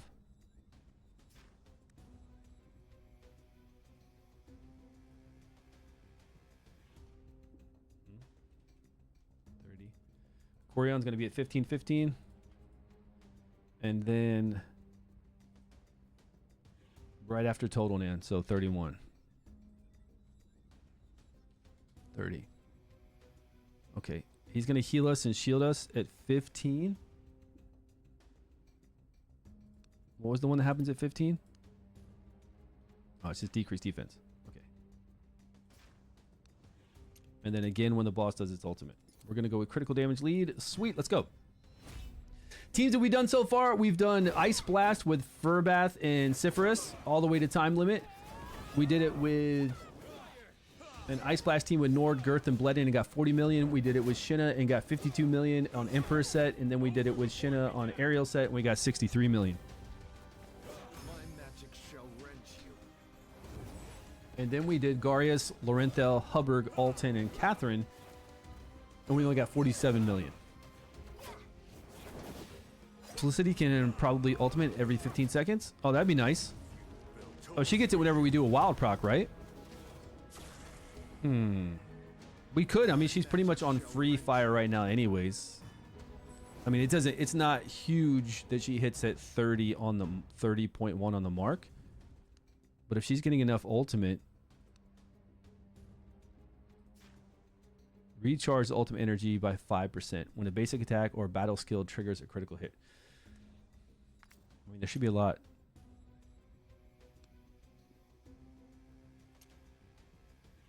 Hey, that's a good call if she can do that. Let's put her at 15-15 then, see if it works. Well, it'd actually be 15 15-5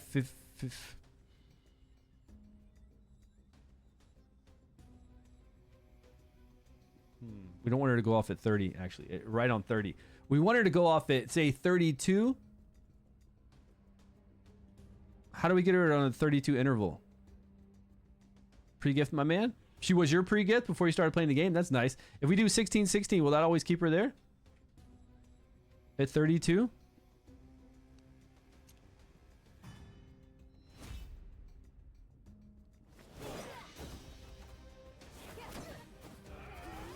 Yeah, we'll see. Should, right? Okay, we get shields up right here before decreased defense, before we even get hit by it. Then we got another heal with increased defense, just because we're going to get 2. But now we don't have any protection from this hit, which is not a big deal. It's just like last team. Decreased defense up. Everything wiped. Now we're doing 100% additional damage to the boss. We got buffs up. There's that 100% additional, 200% additional damage. Okay, everybody didn't get a buff then from Corion. So they got their ultimate gauge knocked back. Is Corion centered around center? Did Corion just act stupid and do...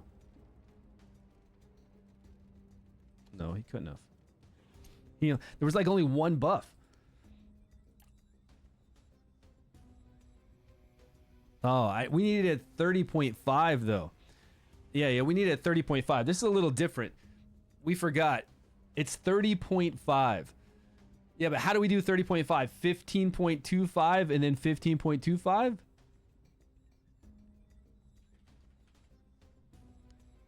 Would that be 30? Would that make it right? Would that work? Would this actual skill timing work? We need them to do it at 30.5. Now, this is fine for DPS. DPS seems pretty easy for us to do this, but... 15.5 and then 15? Ah, yeah, you're right. 15.5 and then 15? Okay. Good day, my friend. We don't need to go here.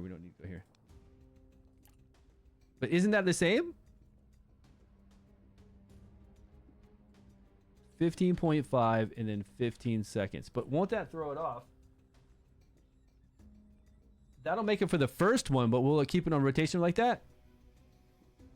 The second decimal is ignored.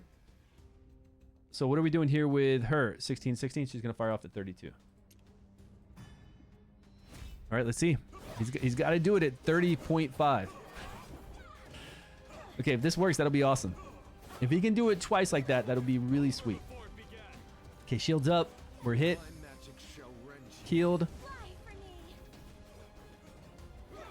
Hit again, but we've got shields up. No problem. We get hit by these balls. Boom, boom. More spores on us.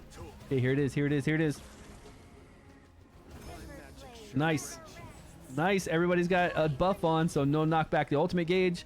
And I guess I didn't see that time because I was looking at Quarion. Great job, everybody.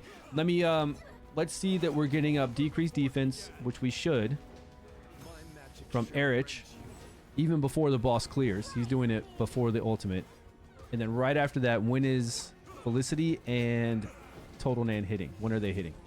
All right, Felicity, Total Nan. Where are they hitting? Total Nan, boom, boom, boom. And then Felicity right after, right? Felicity's too far out. I think she keeps getting further and further out. Felicity, we need to put at 16 and 15, right? 16 and then 15 seconds. Just like we did with Quarion. Is she rotating at 32? Can we get her a little bit like a... Yeah, she'll get off sync. Can we get her at 17, 15?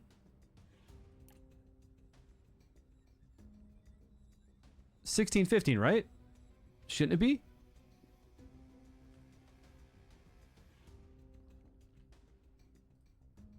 Or is that incorrect? Okay. Because it looked like she was going further and further out every time we were doing a rotation.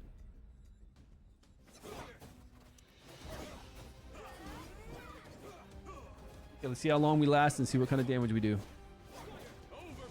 This is a pretty nice team if it does well, because anybody can make a nice wild team. Quarion's really easy to work with, and hopefully they have Adolphus. You got to have great support.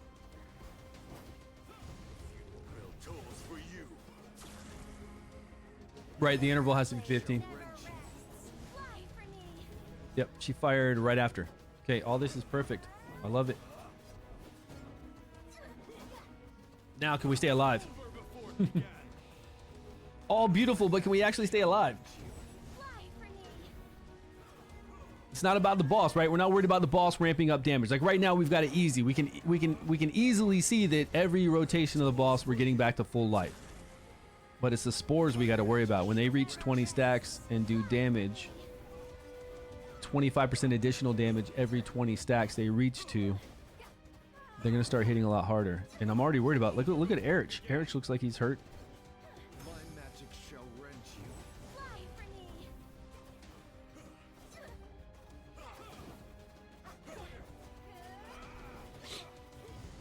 So is Felicity getting enough ultimate gauge to be able to do this? She is. From those crit hits, that 5% increase, she's getting enough to be able to do it at this 16-second interval.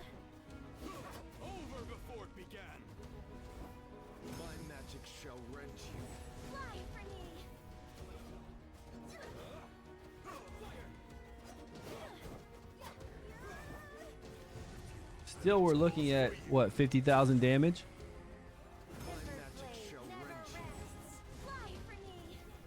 Which is kind of what we got with everybody so far. She is pretty sweet. I wish I had her. I haven't pulled her from the horn. I haven't pulled her from purple dice. I would love to. Every time I do the horn, I always pick ranged. I always pick wild, human. Anything that has to do with Felicity, I always pick it.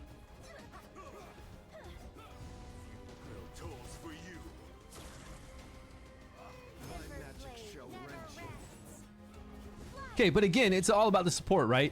Not really as much about the DPS. All we need to do is make sure that the two support that we pick can overcome the boss's mechanics. As long as we have that, then anybody out there can supplement in their 3 DPS that are going to work the best, right? I think this is the most important thing to overcome right here for us. To figure out, right? We got And I really hope these guys can make it. Because I love this. I love how free to play this team could be. Fly for me.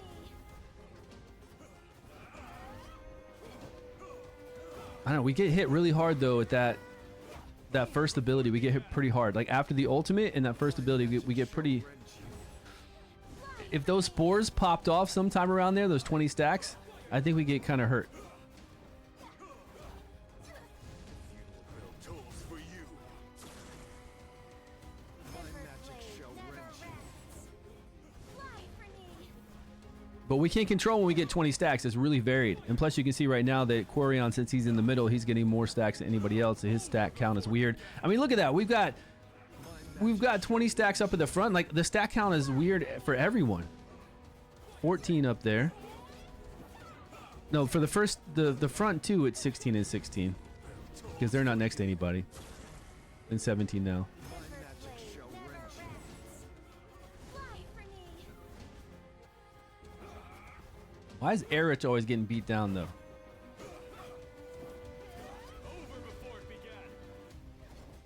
My magic We have to check his defense. Maybe his defense is really... You can't resist him.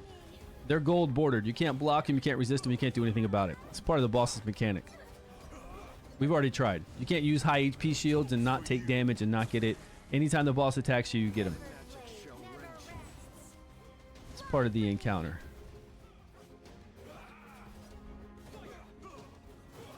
And Quarion on staff. Quarion's not on staff right now.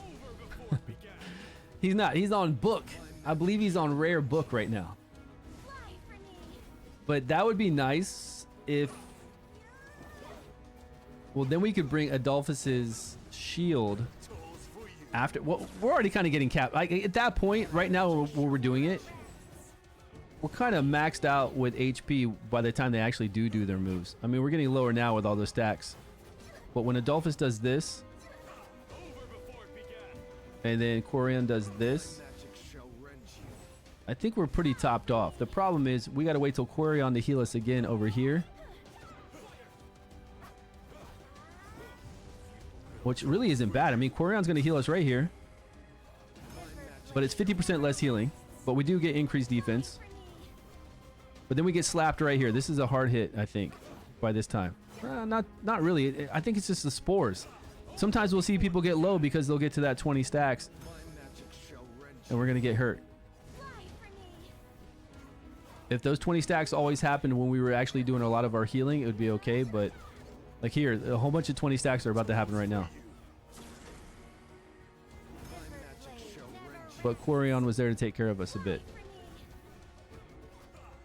No, there's Erich. He's going to die. Oh. Erich must have really low defense. Yeah, the damage is pretty solid, right? I think so. Fly for me. I think Felicity's awesome for this boss. And if we had to put Erich in a defense rune, then we just got to put him in a defense rune, right? No, we lost Felicity already. Those stacks are a killer, man. Over before it began. My magic shall rend you.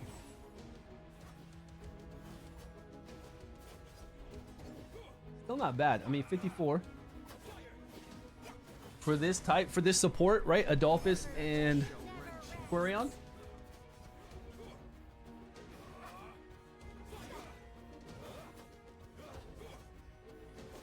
Over before it began. My magic shall rend you.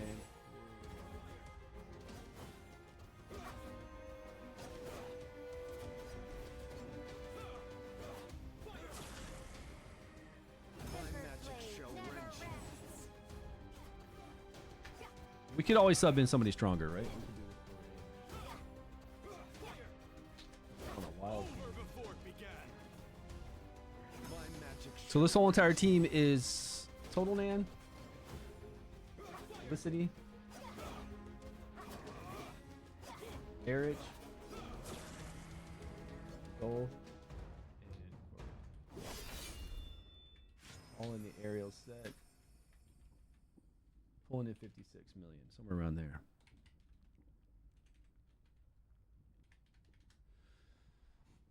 What if Curion plus 3 DPS in a square? What if we placed... Okay, let's see. But who died first? But somebody... Yeah, but Eric's died and he's not near anybody. Like, the first person we lost was Erich, and he's near no one. He's only got 135 additional defense. And he doesn't have all the additional HP that our girl here is getting from this roots. If you fix Erich, easy 66. Yeah, I think so too. I think easy 60 to 65 million. Exactly. If we gave him a little bit more defense, or even if Felicity died, give her a little bit more defense. As long as they're alive doing it, it's still not bad. I think this 2 support is pretty nice. If we had to make it stronger, who do we make it stronger with? Fire and Radiant. Nobody in fire, right? We're not going to bring in any fire support. Well, we could take 15% less damage plus have shields, but unless she's on a 16-second cooldown... Nope. If she was on a 16-second cooldown as Zolda, I would try her out, but she does have decreased attack and she's got shields, and then we take 15% less damage from her shields, granted by this hero. But all we'll be doing then is shielding up so then he can shield up and get healing, because then there's no real healer then, so that's not going to work.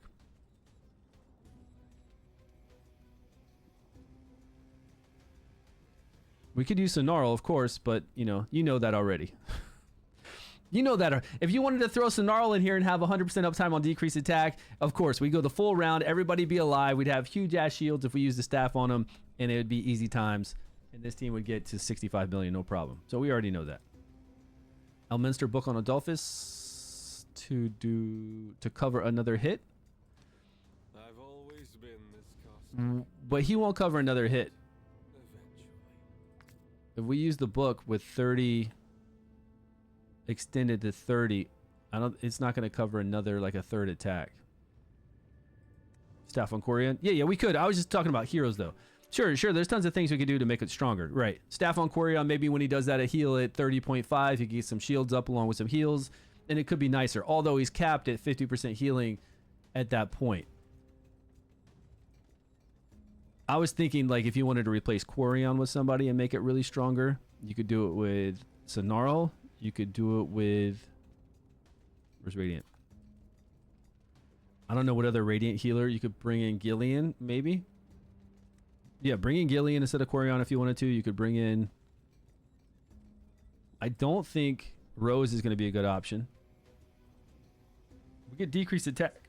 Decreased attack, but she's not going to heal everybody. She only heals 2 allies with the lowest HP. She's going to do recharge speed penalty 2, which is going to really slow it. It's going to mess us up. Yeah, Gillian would be cool, but this girl's going to do recharge speed penalty to where you're going to have to manual everything. We don't want to do that. The way we have her set up, Felicity, we just don't want a manual. Manual would be a nightmare. So Rose is no good for that. Sure, you could bring in Gillian if you wanted to instead of Quarion, but if you're going to run this team and you can run it well, this would be better used in another team. In some other team. I don't know. Maybe a second burn team or a...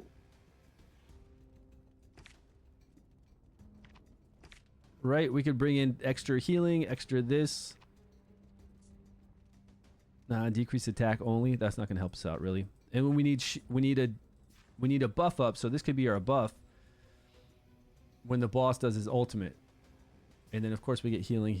It'd be great. We could get healing here from the battle skill, recovery over time, which is another buff. And then we've got plenty of buffs for when the boss does its ultimate so that it doesn't knock back. So obviously you could use Mithras easily. Garius worked out great. She worked out great.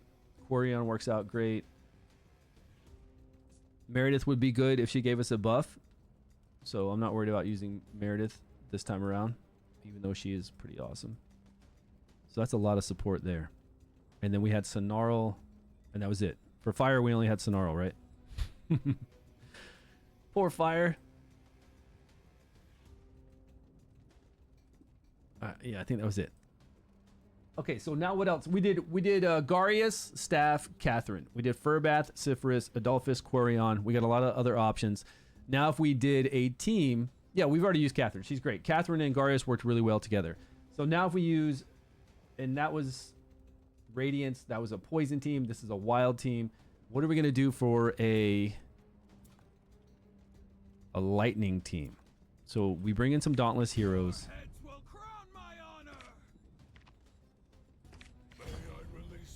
Right? We slap the boss around with whoever. The only lightning support we have that'll work here is Nathaniel and Tauren, right? Oh, Tauren's not this. Tauren is Necrosis. We could use Necrosis, but we'll go to them in a minute. I think that's it. Yeah, we wrote this down already, right? We wrote down Nathaniel, Estella, Megan, Thea, Tauren, Gulin, Gladris, whatever his name is, and Zarloth. But for here, increase defense to all allies. We could get this up at when the boss does its ultimate. This would be our buff that we need, right? We got recovery over time as well. And then we just got to make sure we place everybody spaced out, right? Which is not too hard to do. It's pretty easy. Yeah, he does, but I mean, it's just for himself, and it's not always going to be happening. When he gets a buff, he gets the attack up, which he'll get a buff from this guy, giving him recovery over time. So we would really want him in the middle, right? 2-2-2. Depends on how much melee we have.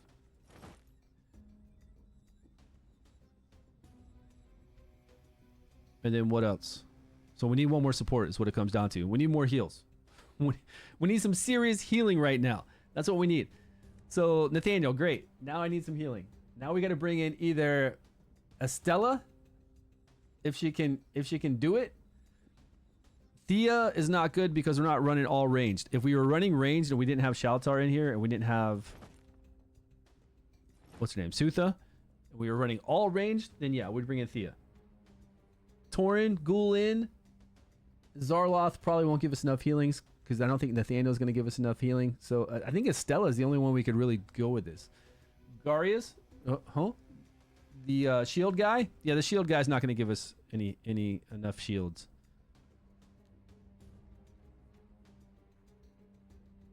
Avelius is a Lego version of Shaltar. Kinda, yeah. He is. If you have enough, the Dauntless are going to proc his passive. And he's just going to do... I've never even played Avelius. Like, I've never maxed him out. I've never gone full-on Enlightenment with him. Tried him with a Dauntless team. This is a pretty high chance once it's booked out. So I guess it's all... I guess he's kind of built like Flora. Anybody else use him before? Yeah, I think Estella is pretty much the only option we have. I agree with that. For some real healing going on. This Megan's not going to be enough healing. To really catch back up and get some heals, I think Estella's going to be it. Consequences of angering me. How much range do we have? If we put him back. Her.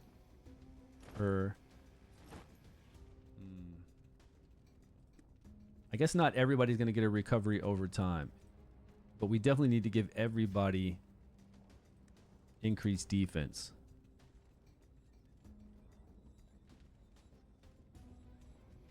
Full enlightenment with Queen's Fan. How are we going to do this? How are we going to get... Maybe Estella won't need it. Okay, so we'll do this. Full row. No, we can't do it like that either. We'd have to have Estella in the middle.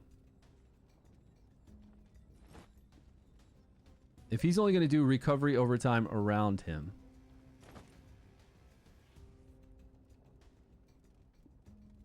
Right? And across from him.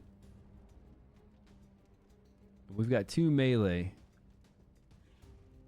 It's really the only way we can do it to get the 2 melee.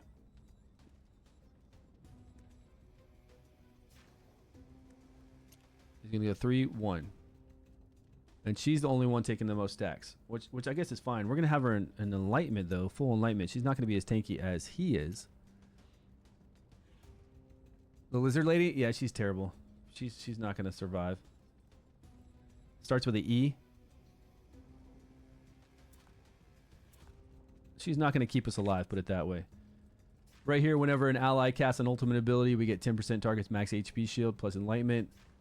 And then here we get a shield, dispel a debuff. Grants defense up 2 to allies within range for 10 seconds and heals the ally HP if they're below 50%. If this healed and it wasn't, if they were below 50%, she would be like a normal healer, right? She'd be great. We do get a buff with her, so we could cast this at 30.5 and not get our ultimate knockback, which is what we have to do. But the fact that she only heals when you're under 50% is really sad. I wish it wasn't like that. Utier's time to shine? To do what, man? We don't want to die. Who wants to die and be brought back to life? That sounds horrible. Okay, what are we going to do here? We got 10 hits with Sutha on her ultimate. Let's give her Witch's Remains.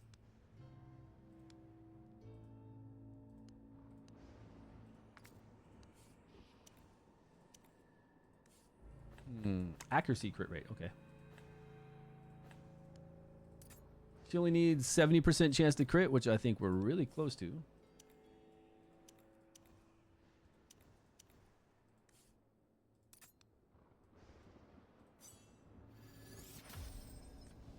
picked up a little bit more. That's good for her other attacks. Looks like we got some nice crit rate.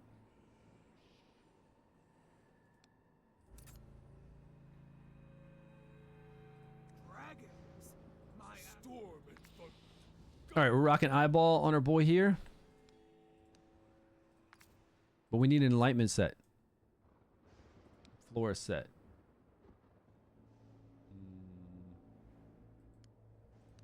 I feel like we need to play this a little bit differently. Where is... Oh, that's because it was a test server set. We were testing something differently. That's why we didn't have a full set. Okay, Ariel with enlightenment.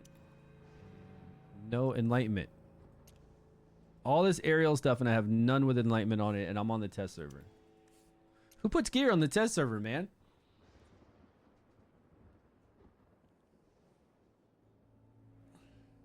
Fully inspired? That's gonna be nice. They offered earlier, but this is just read the mail. Right, I don't think that's active until tomorrow.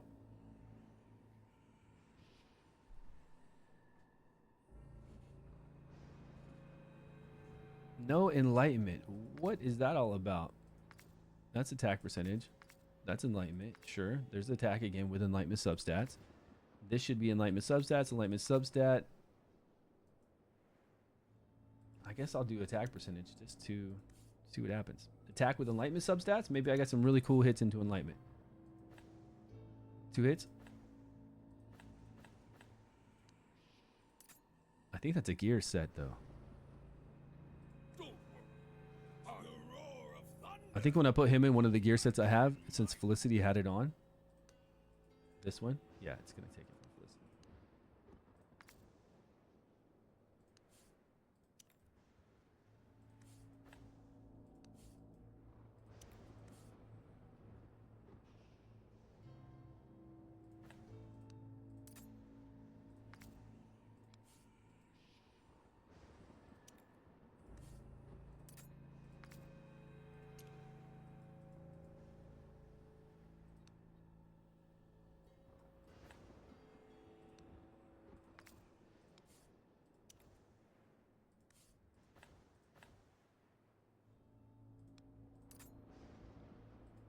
Waiter.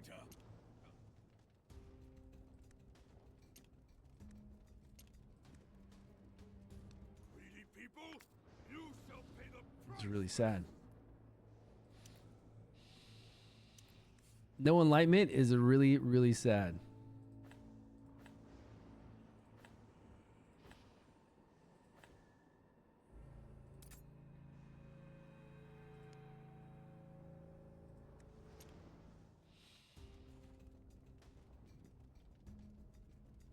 What's going on?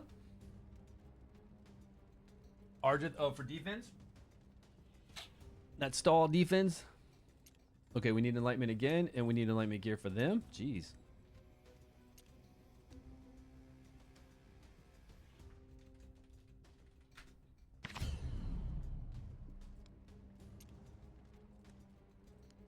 Every person has walked the night.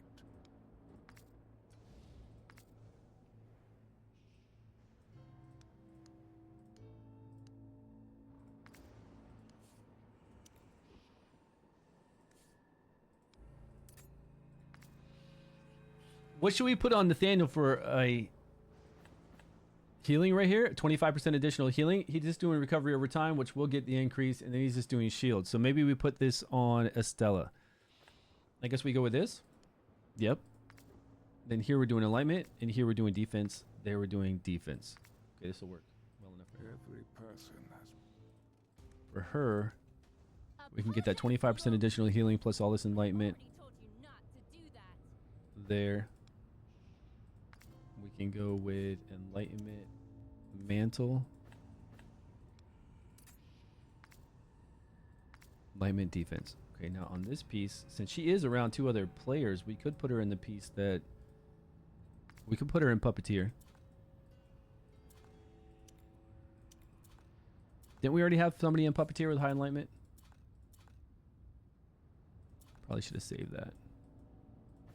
Adolphus.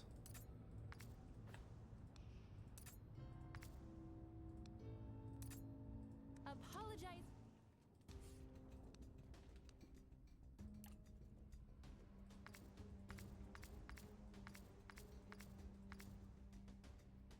That's right.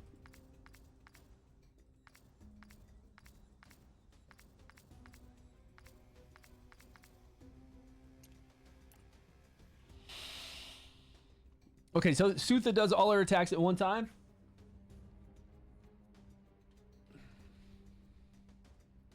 It'll be 5% less damage for... No, because Shoutar is going to fire off first. So Shoutar is not even going to do damage, which is cool. So we can have him happen at 30. 30. 30.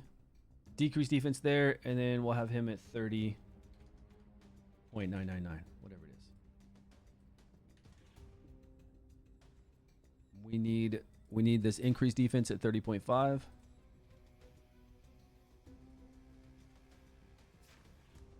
And then Estella. When are we going to have Estella heal? I feel like people are the lowest after that first hit.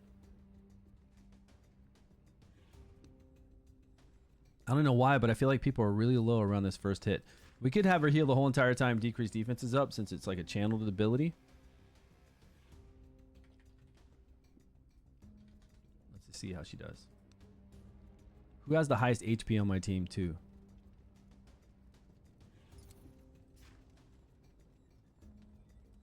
What does? Fathom's down?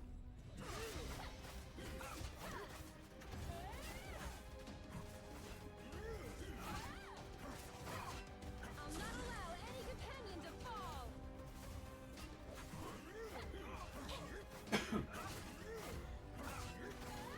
All right, how are we doing?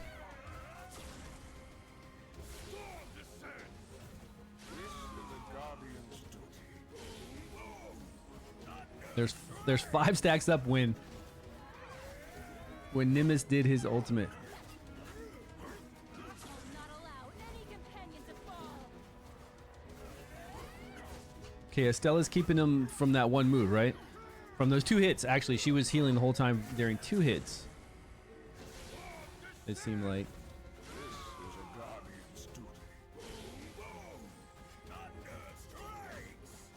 I don't think this is enough support. Man, support is so hard in Lightning and Necrosis.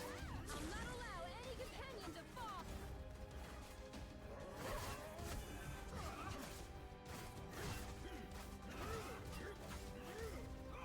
Why are there so many stacks? Okay, we've got how many people doing? He's doing ultimate. 1 stack. But he didn't do damage on that. Oh, he does do damage on that ultimate. But why 5? Oh, because we've got... Yeah, that's right. Nathaniel does damage when, you know, depending on how many targets he hits, he gets bigger shields, bigger HP shields or not, so he does do damage. And then that should be 1, 2, 3 at most, though. Why does that count as 2? Is it 2 hits? Now he's doing 25% less damage. It's alright, I don't think we're going to be able to survive. I'll not allow any companion to fall.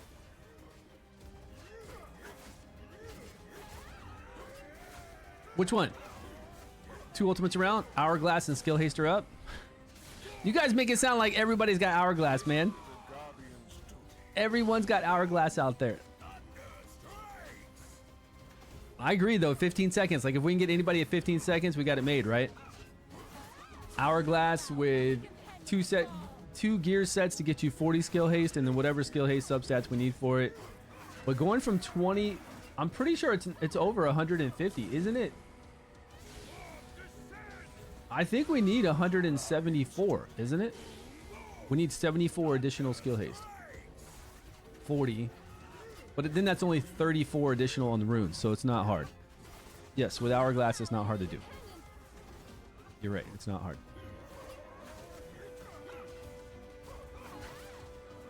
Yeah, way too much melee. Well, it's only 2 melee, but still. 2 melee, too many. You do Thea with all ranged. For sure with all ranged.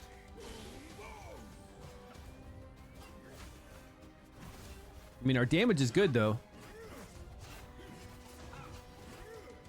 Not allow any companion to fall. It is cool seeing Estella just go ham. 168. I think it was hourglass 40. 174, right?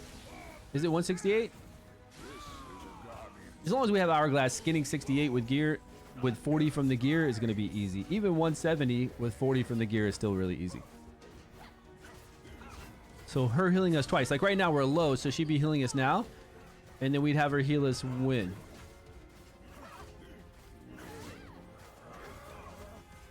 Well, we could have her heal. We need to have her heal again once this falls off. How long till this 50% heal block falls off? It's kind of long. I mean, she's healing at the right time right now. I mean, she could heal with that 50% heal block on. She's still going to do amazingly well. Any companion to fall. I feel like even if that was on, she'd do okay. Hey, we're still alive. It's just those stacks, right? Those spore stacks are going to stack up, and eventually somebody's going to get too low and get knocked out. That 20, the stacks are going to hit somebody, and then the boss is going to hit you, like over there with Shaltar. You see how low he is? And the boss is going to like slap, and dead. Not allow any companion.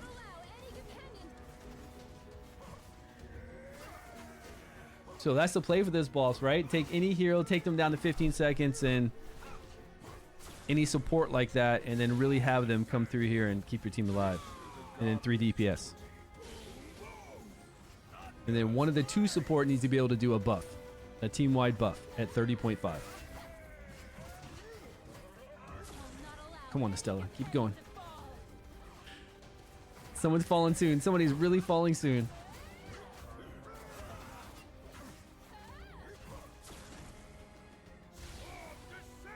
And we could do a lot better for this team. I don't feel like we're not maximizing damage at all. The way that we have it set up with Nimbus in here, I feel like there's too many debuffs up. Damage reduction by the time he does his ultimate. I think we could change that a little bit. Because Shaltar doesn't need to do his ultimate at the same time that the boss clears. Shaltar can do it right now and get those 2 stacks up that he seems like he's doing 2 stacks for some reason, which is weird. See? Watch.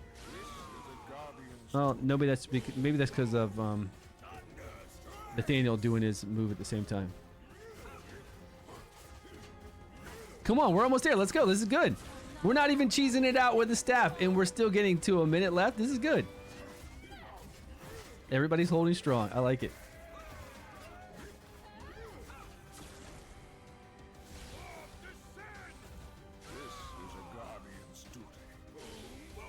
But I'm still seeing everybody get 50 million, 47 million, 63 million, 56 million. I'm not seeing this amazing 200 million teams unless you're playing Rook. Or you're using exclusives. You're using Lothair. You're using Flora. Then I can see it happening. Or at least closer to 200 million. But I don't see 200 million happening with... This is cool. This is good. They made it far enough. Even if they die right now at 20 seconds. This is great. All right, so we've got Estella. And...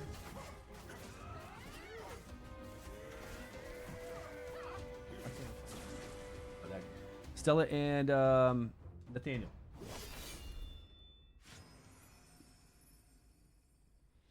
$52 million.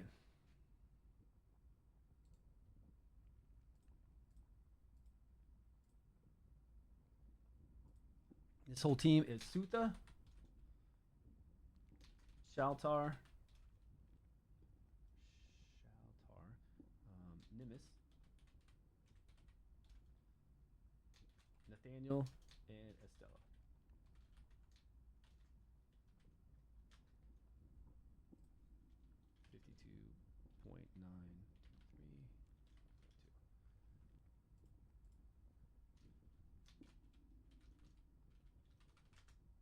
Okay, so for our other support, though, for our other team, to support, we would be using now our Necrosis. Like, whatever we had left over in Necrosis. Which are pretty good options. We got a lot. Okay, Ghouling can clear, and we could actually use Ghouling to clear when we have debuffs on. 2 debuffs on, so we'll get additional healing if we wanted to play Ghouling.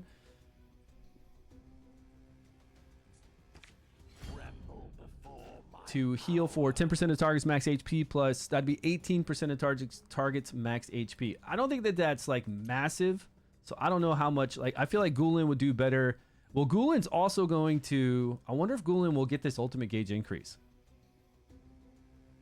But is the boss said we can't do anything with like knocking back the ultimate gauge, so I'm assuming we can't steal, and I don't think Ghoulin's going to get this increase here. But Ghoulin's also on a 24-second cooldown with scrolls, so... Instant burner cuts off 10 times? No, you can't do it. You can't get down to... You cannot get down to 15 seconds with instant burner and 3 hits on... We tried this. We tried to do it with Corrin. We were trying to make a without an hourglass team. With Corrin to get up 40 stacks of poison. And we couldn't take him down from 20 seconds to 15 seconds. Even with instant burner, 40 from gear, and then 3 hits into each rune. 3 skill haste hits. We still couldn't get him down to rotate 15 seconds. Okay, so what are we going to do? Support. It's all about support, guys. DPS, sure, no problem. DPS, we know DPS, but it's all got to be about support. So we need a support that can, out of what we have left over, Megan, Thea, Tauren, Ghouling, Gardris, Zarloth, and that's it. That's all we got left. Megan, Thea, Tauren, Ghouling, Gardris, if I'm saying his name right. So out of all those, the only ones that will do a buff for us is Thea or Megan. And I don't have Tauren on my account. And Tauren is... Those two? I don't think those two are going to keep us alive. No way. No way Zarloth and Megan keeps us alive the whole entire time. I feel like we need to make a ranged team and use Thea right now. I don't even think Megan and Ghouling will keep us alive.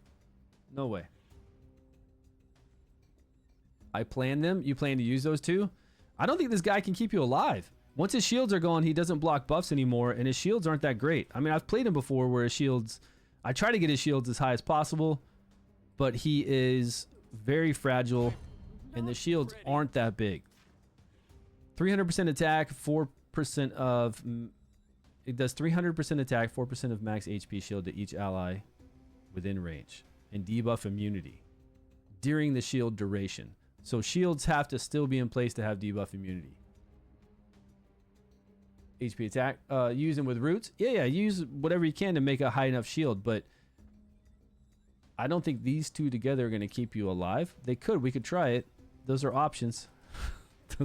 those are options of what we got. I do feel like, though, taking 15% less damage... I'm not even picking up the right one. I do feel like that if we played an all-range team...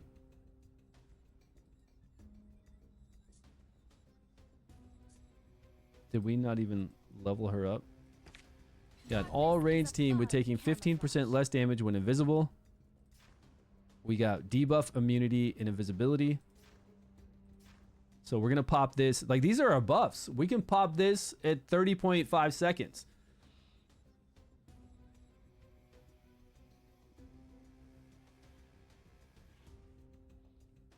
We can't pop it before that because we're going to have buff prohibition on us, blocking us from getting buffs. But at least then we'll have invisibility. The debuff immunity doesn't matter then. We'll have invisibility. We'll have some healing going on for...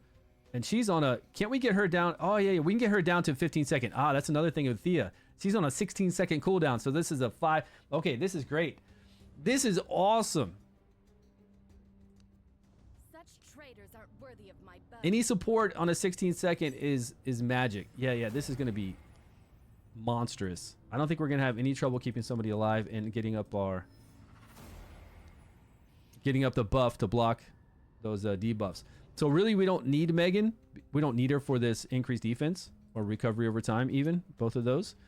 We could bring in any kind of other support we want. Gul'in, Zorloth, Torin, whatever. We already used Estella and Nathaniel. We could try him. Because it's continuous healing, so we could try it. Like, anytime he does damage, it's continuous healing. We just make his attack really high, and we roll it with that, right? He's ranged, right? We want to roll everything with range. So we're not going to be using this Polta. We're not going to use her. Well, she's ranged until she... I still think she's going to be ranged when she possesses. We're not going to use Azul. We could bring in a summon team because there's a lot of ranged summons, or we could bring in some just like normal... No, okay, not that one. That's right. Okay, we could bring in ranged summons. Ranged summons. What else do we got? We can actually spread everybody out too. Azul is ranged. He doesn't count as melee when he turns into a demon and starts hitting. He'll always go invisible from Thea, even when he's a monster, even in demon form. Oh, nice.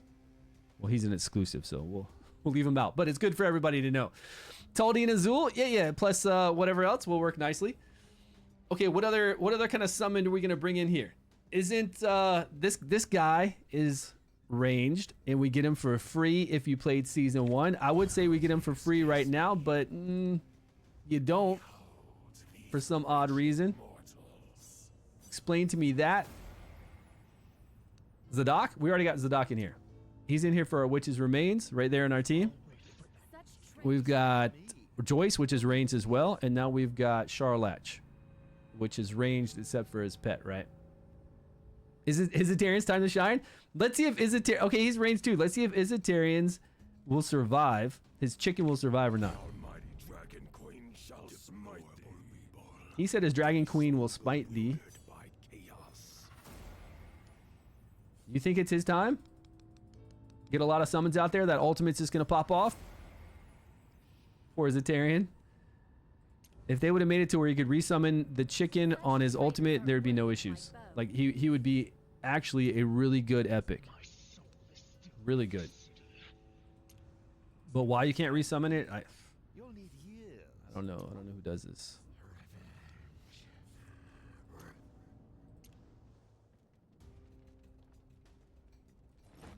Oh, this is going to be weird. When Joyce brings out the clones are going to cause Joyce to get a whole bunch more spore stacks. And we can't have anybody up front because these ghoulies are going to run up front too, and then we don't want anybody near them, right? Don't you think? Why do summons always have the bad? Like, always the bad with everything. Isitarian needs a resummon. He does need a resummon. Absolutely. So no summons will be near these two to get them additional spore stacks. Summons might be near Zadok if we leave him right here. It doesn't matter where we leave Zadok, honestly. They might be near Isitarian. Maybe they'll run over here to the middle. But anybody near Joyce is going to be hit. Because Joyce is going to bring out 3 clones, and those clones are going to be all around Joyce, right? We'll see. And this chicken's going to come out and be near Isitarian. Attack increase, yes. Let's see if the summons get spores as well. I hope they don't. Play Joyce front line. Yeah, I got him right there. Let's just hope they don't get... Let's really hope they don't get spores and it doesn't count as people next to you. But I have a feeling it's going to. Inflict 1 stack of undispellable rust. Oh, no, it's not that. We don't need to worry about that one. We need to worry about this. To all enemies centered on them and dealing necrotic. Yeah, it's going to. Man, I swear. Summons always have it the worst. Joyce is going to die quick. All right, we'll give Joyce the roots. try to keep Joyce alive a little bit longer with some more HP. We'll give Joyce not the best gear, but the second best gear. Did this change? Oh, yeah, it's enlightenment. We're not worried about enlightenment. This is our accuracy gear, right? Yeah.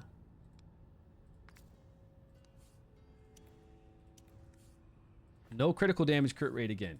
Man, this test server has the worst runes and stuff. Only one. Only one with crit rate.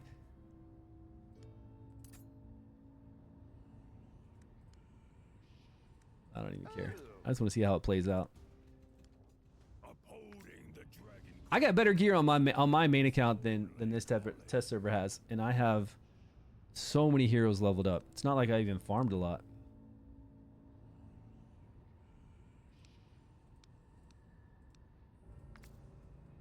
All right, so the ultimate's where we really bang with this guy if we have a lot of summons on board. On the actual board at that time.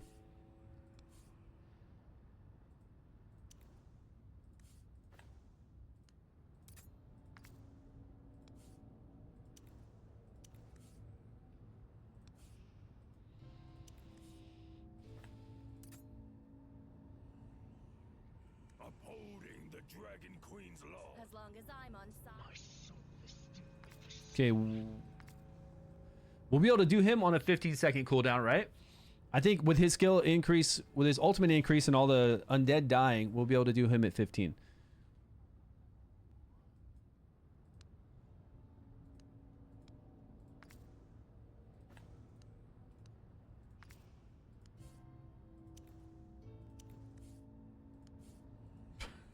God, good lord.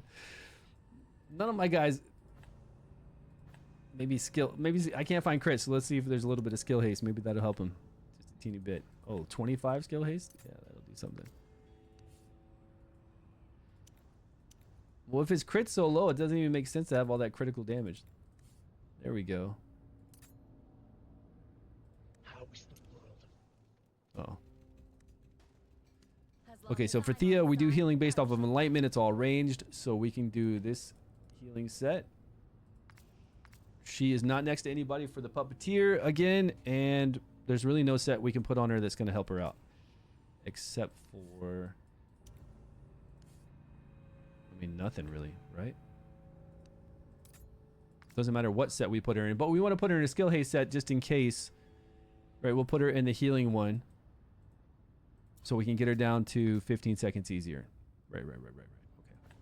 Probably this one right here will give some enlightenment. Defense and enlightenment.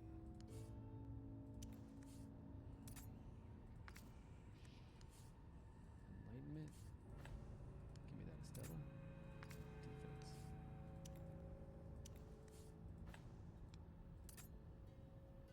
Defense. $32. Didn't we need 34? We're at 15.1.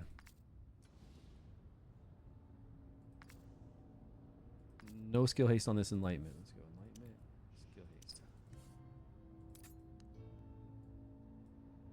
I think 39 will work.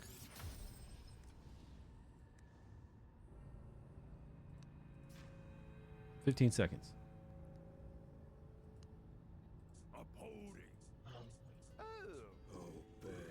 All right. High attack. What do we get with high attack on this guy?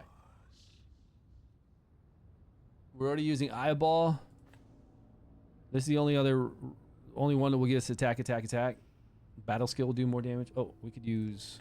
If we're going to use... Oh, that's right. I didn't want to use him because recharge speed penalty. We don't want to do this.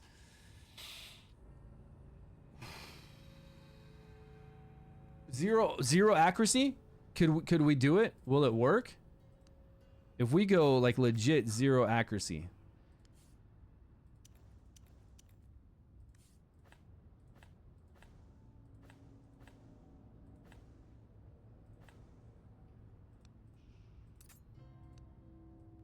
We're not going to fear him anyways, but I don't want to recharge speed penalty because we're not going to manual this boss. We're not going to manual the bosses. There is skill haste right here.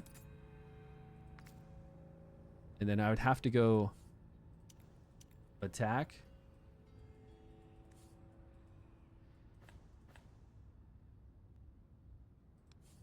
There's a crit rate one.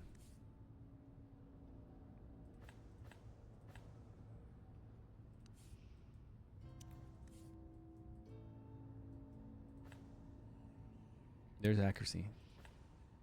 There's accuracy again. Okay, just critical damage here, which will give us more attack. Toddy on auto. Yeah, that's fine. Yeah, it's all about, Azul told you you're going to do perfectly fine. It's all about the 2-person support that you have. Once you have those 2 people support down, it doesn't matter what DPS you put in there. You put in 3 DPS of whatever you want. It's all about the 2-person support to make you last till the very end. After we have that down, you can do whatever you want as far as DPS goes. Whatever you have access to. That is totally up to you.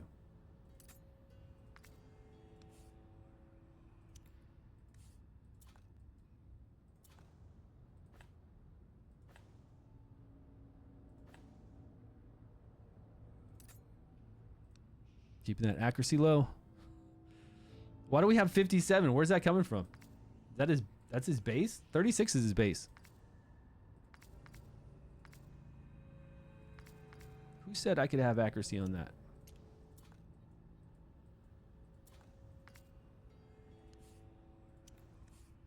Attack percentage. Attack percentage 18, crit rate, attack again, defense awesome. All right, he's down to 36. Now if he applies recharge speed penalty, I'm going to be pissed.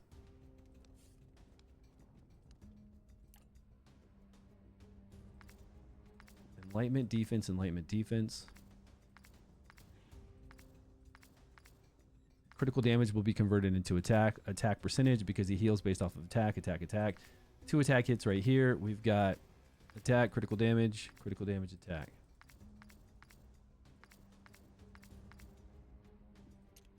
Okay. Edit skill timing. So for the skill timing, what was it? We were doing 16. This is where we need our buffs too. We were doing, what did we do for Quarion? 16, 15? That wasn't right. It was, we needed it to happen at 35 seconds. At 30.5 seconds. What did we do for that?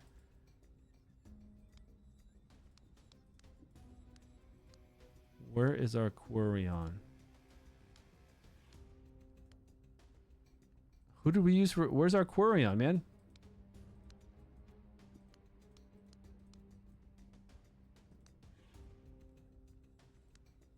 We never played this team. That's out of here. There it is. 15, 5, 15. Oh, thank you. Yes. And then write that down over here. 15, 5, 15 for 30.5.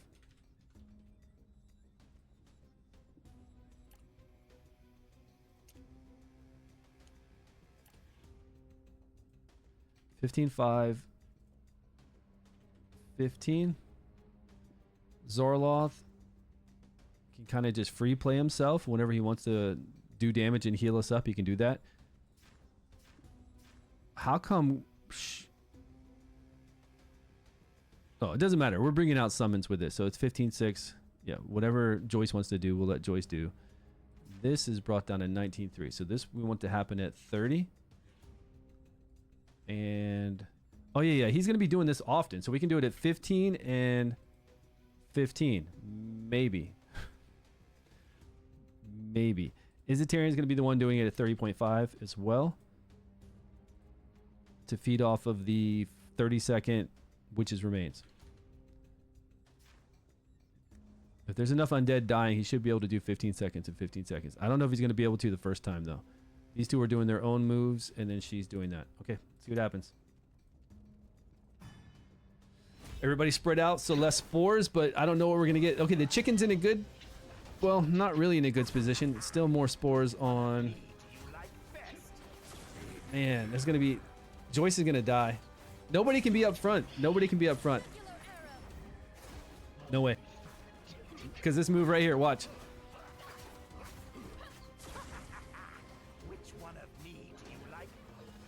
It's like gonna bounce around and so many spores on all the people.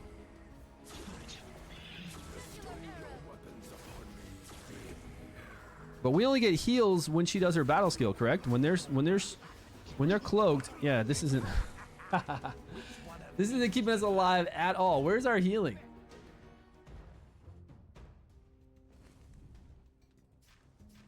Heal the ally with the lowest current HP and all allies that are invisible by 200% attack and 2,000 of enlightenment, which is not always going to be popping off. It should. I mean, we're pretty much cloaked for 10 seconds. 5 seconds we're not cloaked.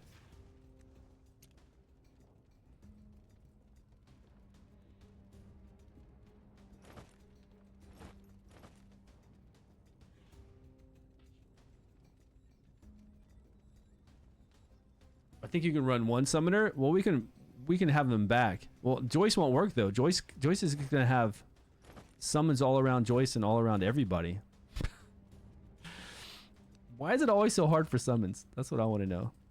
But that wasn't a problem. The summons weren't a problem yet. We died right away. We just weren't getting any healing. So we need to bring in Megan.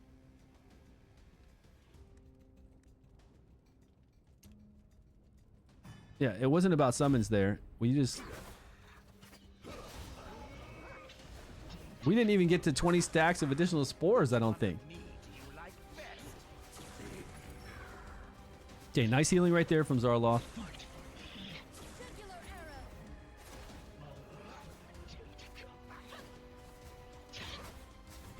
Is he removing that? Is he removing the invisibility when she casts it that time? I think he is. He's removing that invisibility when she casts it at 15 seconds.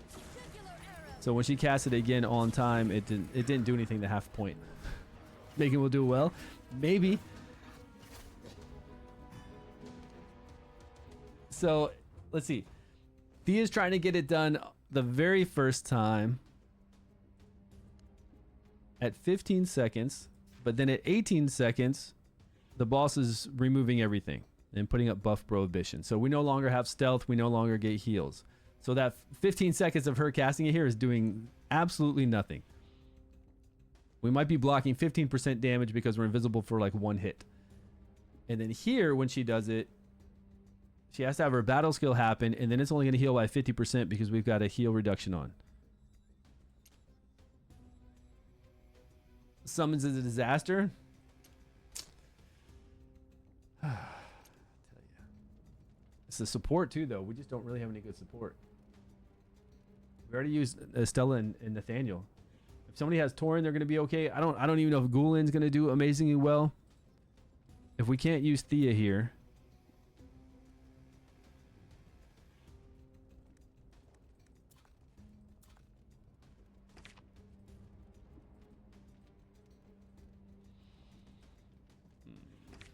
This shall be an effortless victory. Actually, we've already got him geared, and he's going to do damage. So let's bring back. Let's take out one of these summoners. I think we should take out Joyce. With all those things being summoned around Joyce, it's the worst. But we do need to be in formation so we can all be healed.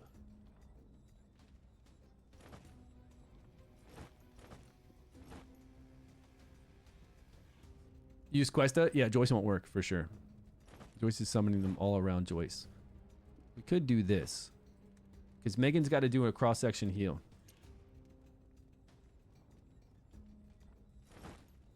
Okay, so Thea and Joyce are going to take a few more. Thea and Megan are going to take a few more spore stacks. No big deal. They've got way more defense than our damage dealers. All right, so now that just means that we need to only gear Megan now, right? And Megan, we can give her Pioneer set to help out.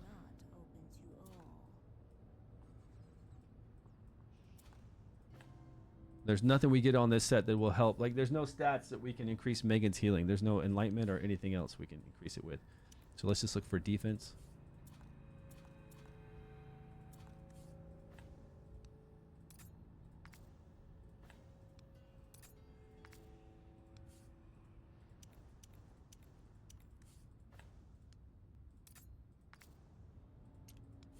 And we could use defense percentage. Moonlight Mantle.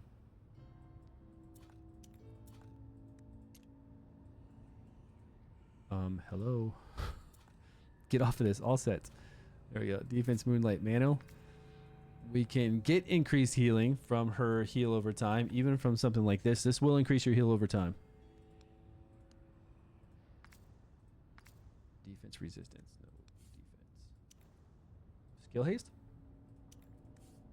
Oh, we could give her the hourglass and have her do it every 15 seconds. Hold on.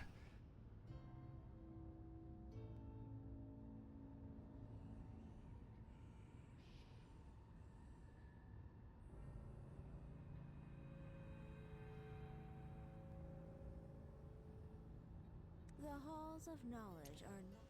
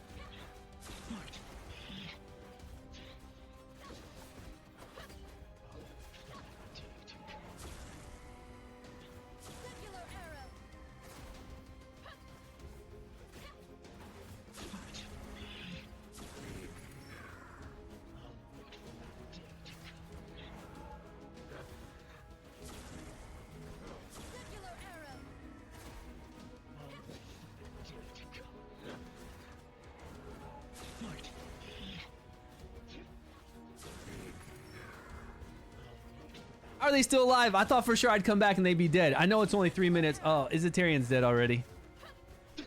Okay, everybody's dying. 16 million is not gonna cut it. We need far better support, right? Who merging now? I guess all payments. What's going on? What do you mean? What do you mean all payments halted? What are you talking about? What are you talking about? All payments are halted.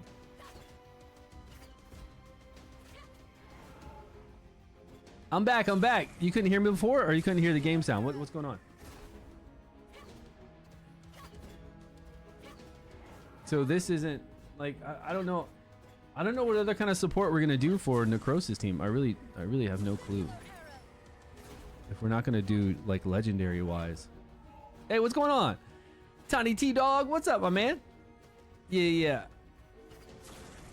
I can't try anything else. I've been doing a 4-hour stream. It's 5:30 right now. I gotta eat cake with my daughter and ice cream. I gotta make 2 videos tonight. One for my second YouTube channel, one for this YouTube channel. And then I've got to send out some paperwork for all these contracts I got. I got to get done with some stuff. So yeah, I can't keep trying out teams. But we do need to find out some more support we're gonna use. So let me know. Make sure you hit me up in Discord over here. Join my Discord if you're not on it. We talk about all these teams over there. We have a tab for this team. We have a tab for this boss in Discord called Season 3 In-Game Boss. People are talking about it right now. So go over there and give out any input you have. Like if you find out something amazing, let us know. What is he talking about? I'm muted. Was he talking about when I came back? Because he said now I can hear you. Oh. Yeah, I came back. Of course I was muted when I went away. So this is only 17 million. Yeah, this is definitely not going to cut it. And it's not to do with our DPS. If our DPS could still stay alive, it would be okay if our support could keep us alive. Now it could be that our DPS with the not even that, like even though the summons going up here to cause us to take more spore stacks from this one ability, that wasn't killing us either. What was killing us is we just can't stay alive. Like Thea is not working well enough. I don't know if we could put her into a different rotation. The thing with her is we definitely want to fire it off at this point. Or we could do Megan at that point. So even if we did her at a different 15 seconds, what point in 15 seconds would we do that? Here? And then what would it rotate to?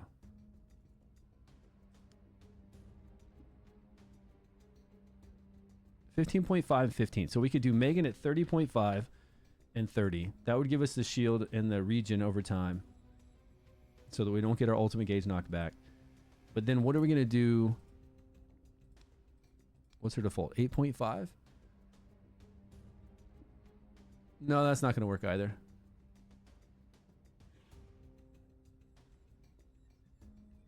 Yeah, well, that guy, the decreased attack's probably going to be really nice with him. And I don't think his shields are going to be enough, but we could try it. I mean, the shields are going to do, I think he's going to do better than Thea, honestly. I don't know if Thea is really keeping up. I think the shields will do good. I think the shields will do well. But I don't know with her, she's getting her buff removed here. Hitting twice, getting buff removed. So if it lasts for 10 seconds, I need to do it at 8 seconds. I think she's at 8.5. So this will have it last for 10 seconds. And then if she does it 15 seconds after that, right? I don't know where she's going to be at. Like what's going on with the boss at that point? Is buff prohibition going to be on by then? Probably. Okay, so she's got this up now. We can get some decent healing done. There's no heal block going on. The boss is going to strip now, which he did. Yeah, so buff prohibition's up when she tries to do it again, so it does nothing. Nothing at all. And then Megan comes in to give us increased defense and regens. And we're getting heals from Zarloth.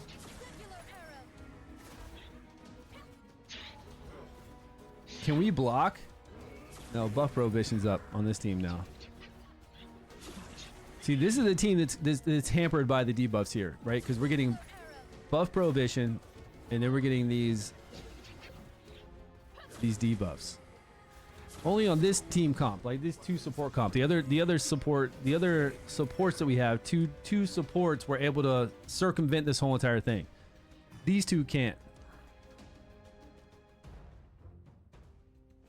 Someone's got to go to. Yeah, I think this. I don't think the summons are gonna work well.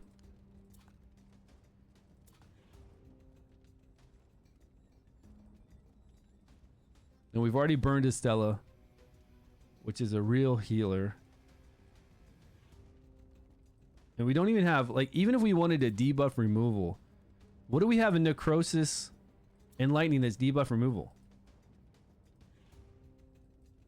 Nothing, right? Yeah, but what do we have? Even if we wanted to remove debuffs, say we wanted to try that route, what do we have?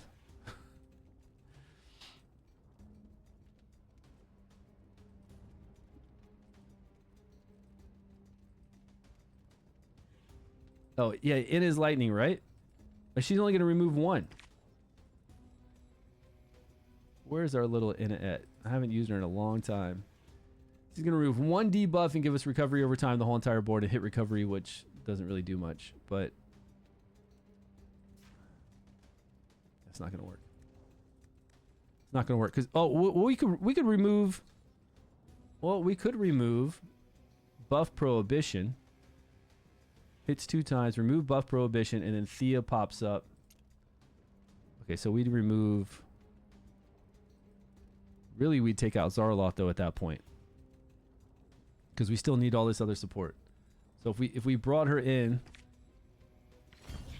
let's just go up on support, a whole bunch of support first. If we brought her in,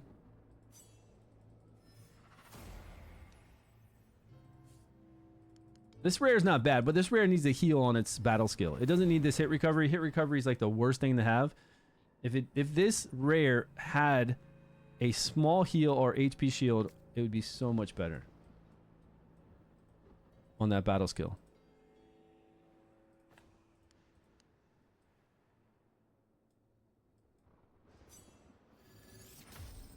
Sure, increase that recovery over time if you're low. Guess that's not bad. So now it's just skill haste. We don't need anything special with her. Defense, skill haste.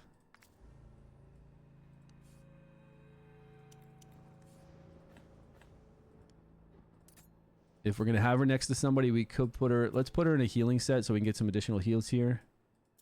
This will give her some skill haste too. HP percentage.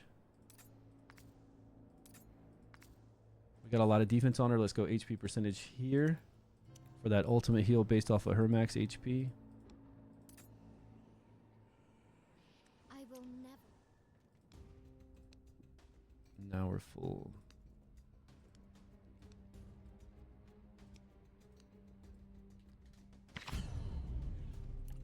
So now we need to remove that debuff.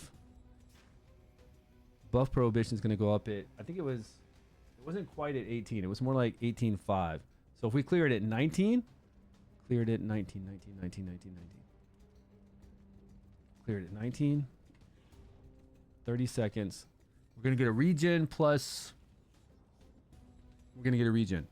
And then now we need to block debuffs. 15 seconds. And then now we need her going at 30.5 so we don't get our ultimate gauge knocked back. And then these two, he can go at 15 seconds like he was doing. He can go at 30.5 to take Witch's Remains and 30. All right. That should be it, right? Cleanse them? Yeah, we're gonna cleanse them here. We're just with this team because we don't have the correct support to go around all these mechanics. So we're gonna try to cleanse right now, just so Thea can work properly. There we go. Now Thea can work. She's gonna block. Oh, we got a second hit in there. Okay, hold on. Let me see. This guy's hitting twice there with the 2 hits. So 18. Edit. 19. I guess it was around. You're gonna do 2 hits, so maybe I need to clear it like 20.5. Should go at 21.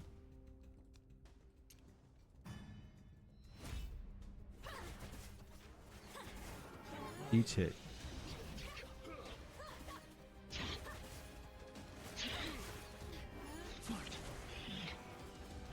All right, one hit now, and then another hit is way late, huh? Because look how late this other hit is. Is this the second hit yet? Oh no, I guess those were the 2 hits.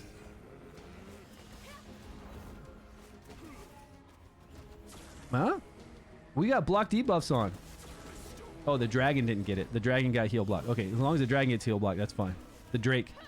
Isitarian's pet's dying. Why does the doc die right away? Shadow will smash? Yeah, I'm sure Shadow will smash. Way better than summons. That's for sure. Let's put Isitarian here so his chicken can run up in front of him. I think it's going to run to the side though.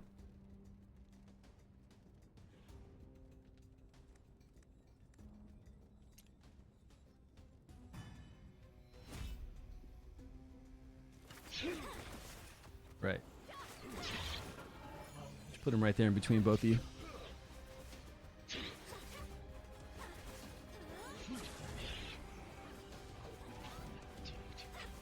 I guess we're not getting any heals soon enough, right? Even when we do that, and then look, Zadok's already dead. What is up with this team? All our other teams we ran were so good. Furbat, Sifris, Garius, Catherine, Adolphus, Quirion, Estella, Nathaniel, all great. But man, this team, this Necrosis, is getting their ass beat.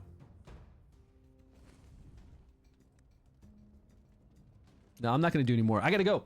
It's already 5:38 p.m., guys. I've been on for 4 hours and 19 minutes. I'll be back tomorrow. Maybe tomorrow. I don't know. I might be back tomorrow and stream another game.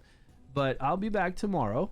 You guys have a great rest of your day. If you can jump on the test server and try it out if you want to. We've got till tomorrow to make all... I mean, we're going to be... yeah, I'll be streaming tomorrow because I'll be on live server making all my teams tomorrow. I'll be making my 6 teams come 9 a.m. tomorrow, although my wife does have a half day and I'll probably meet her up at the gym. Hey, appreciate that, Oreos. It's just going to be a fun little small birthday tonight, and then, you know, her birthday in 2 days ago when all the family comes over. The second birthday party. Yeah, tomorrow I got to make 6 teams. Like, really, we all got to make 6 teams. So if you haven't taken the day off, you might be behind on your 6 teams. You can't test it? Oh, man. Yeah, I'll be back, though. I'll be back to do all my teams tomorrow, and I'll see what other kind of testing. Remember, the biggest thing is to make sure we get a buff up at the 30.5 mark. And any kind of support that can go down, like Quirion, that can go down to 15 seconds is pretty awesome. If you want to take any other support like we saw with Nathaniel and Estella and equip them with Hourglass and get them down to 15 seconds, you can. That would be even stronger. But we did make it to the end with Estella and Nathaniel. We made it to the end. Furbath and Sifris was easy. Quirion and Adolphus was easy. Garius and Catherine was easy. Now I need to know what I'm going to do with this team, but that's only 1, 2, 3, 4. I still got 2. I still have 2 other teams to make, and I don't know what support I'm going to use. Oh, I have Sonarl. Like, I've got Sonarl and other legendaries that we haven't used yet, so I've got other options to make my teams with on my main account. I still don't think I have anything for Necrosis. Necrosis, I might actually have to use the Nathaniel and Estella, and then for... No? Well, I might have to break up Nathaniel and Estella. I don't know. I don't know what I'm going to do for those teams because I don't have Tauren. So we need to figure that out. Yeah, let me know if those other people work, if you see it happen and stuff. But talk to me over in Discord. I'll see you guys tomorrow. Take care, guys.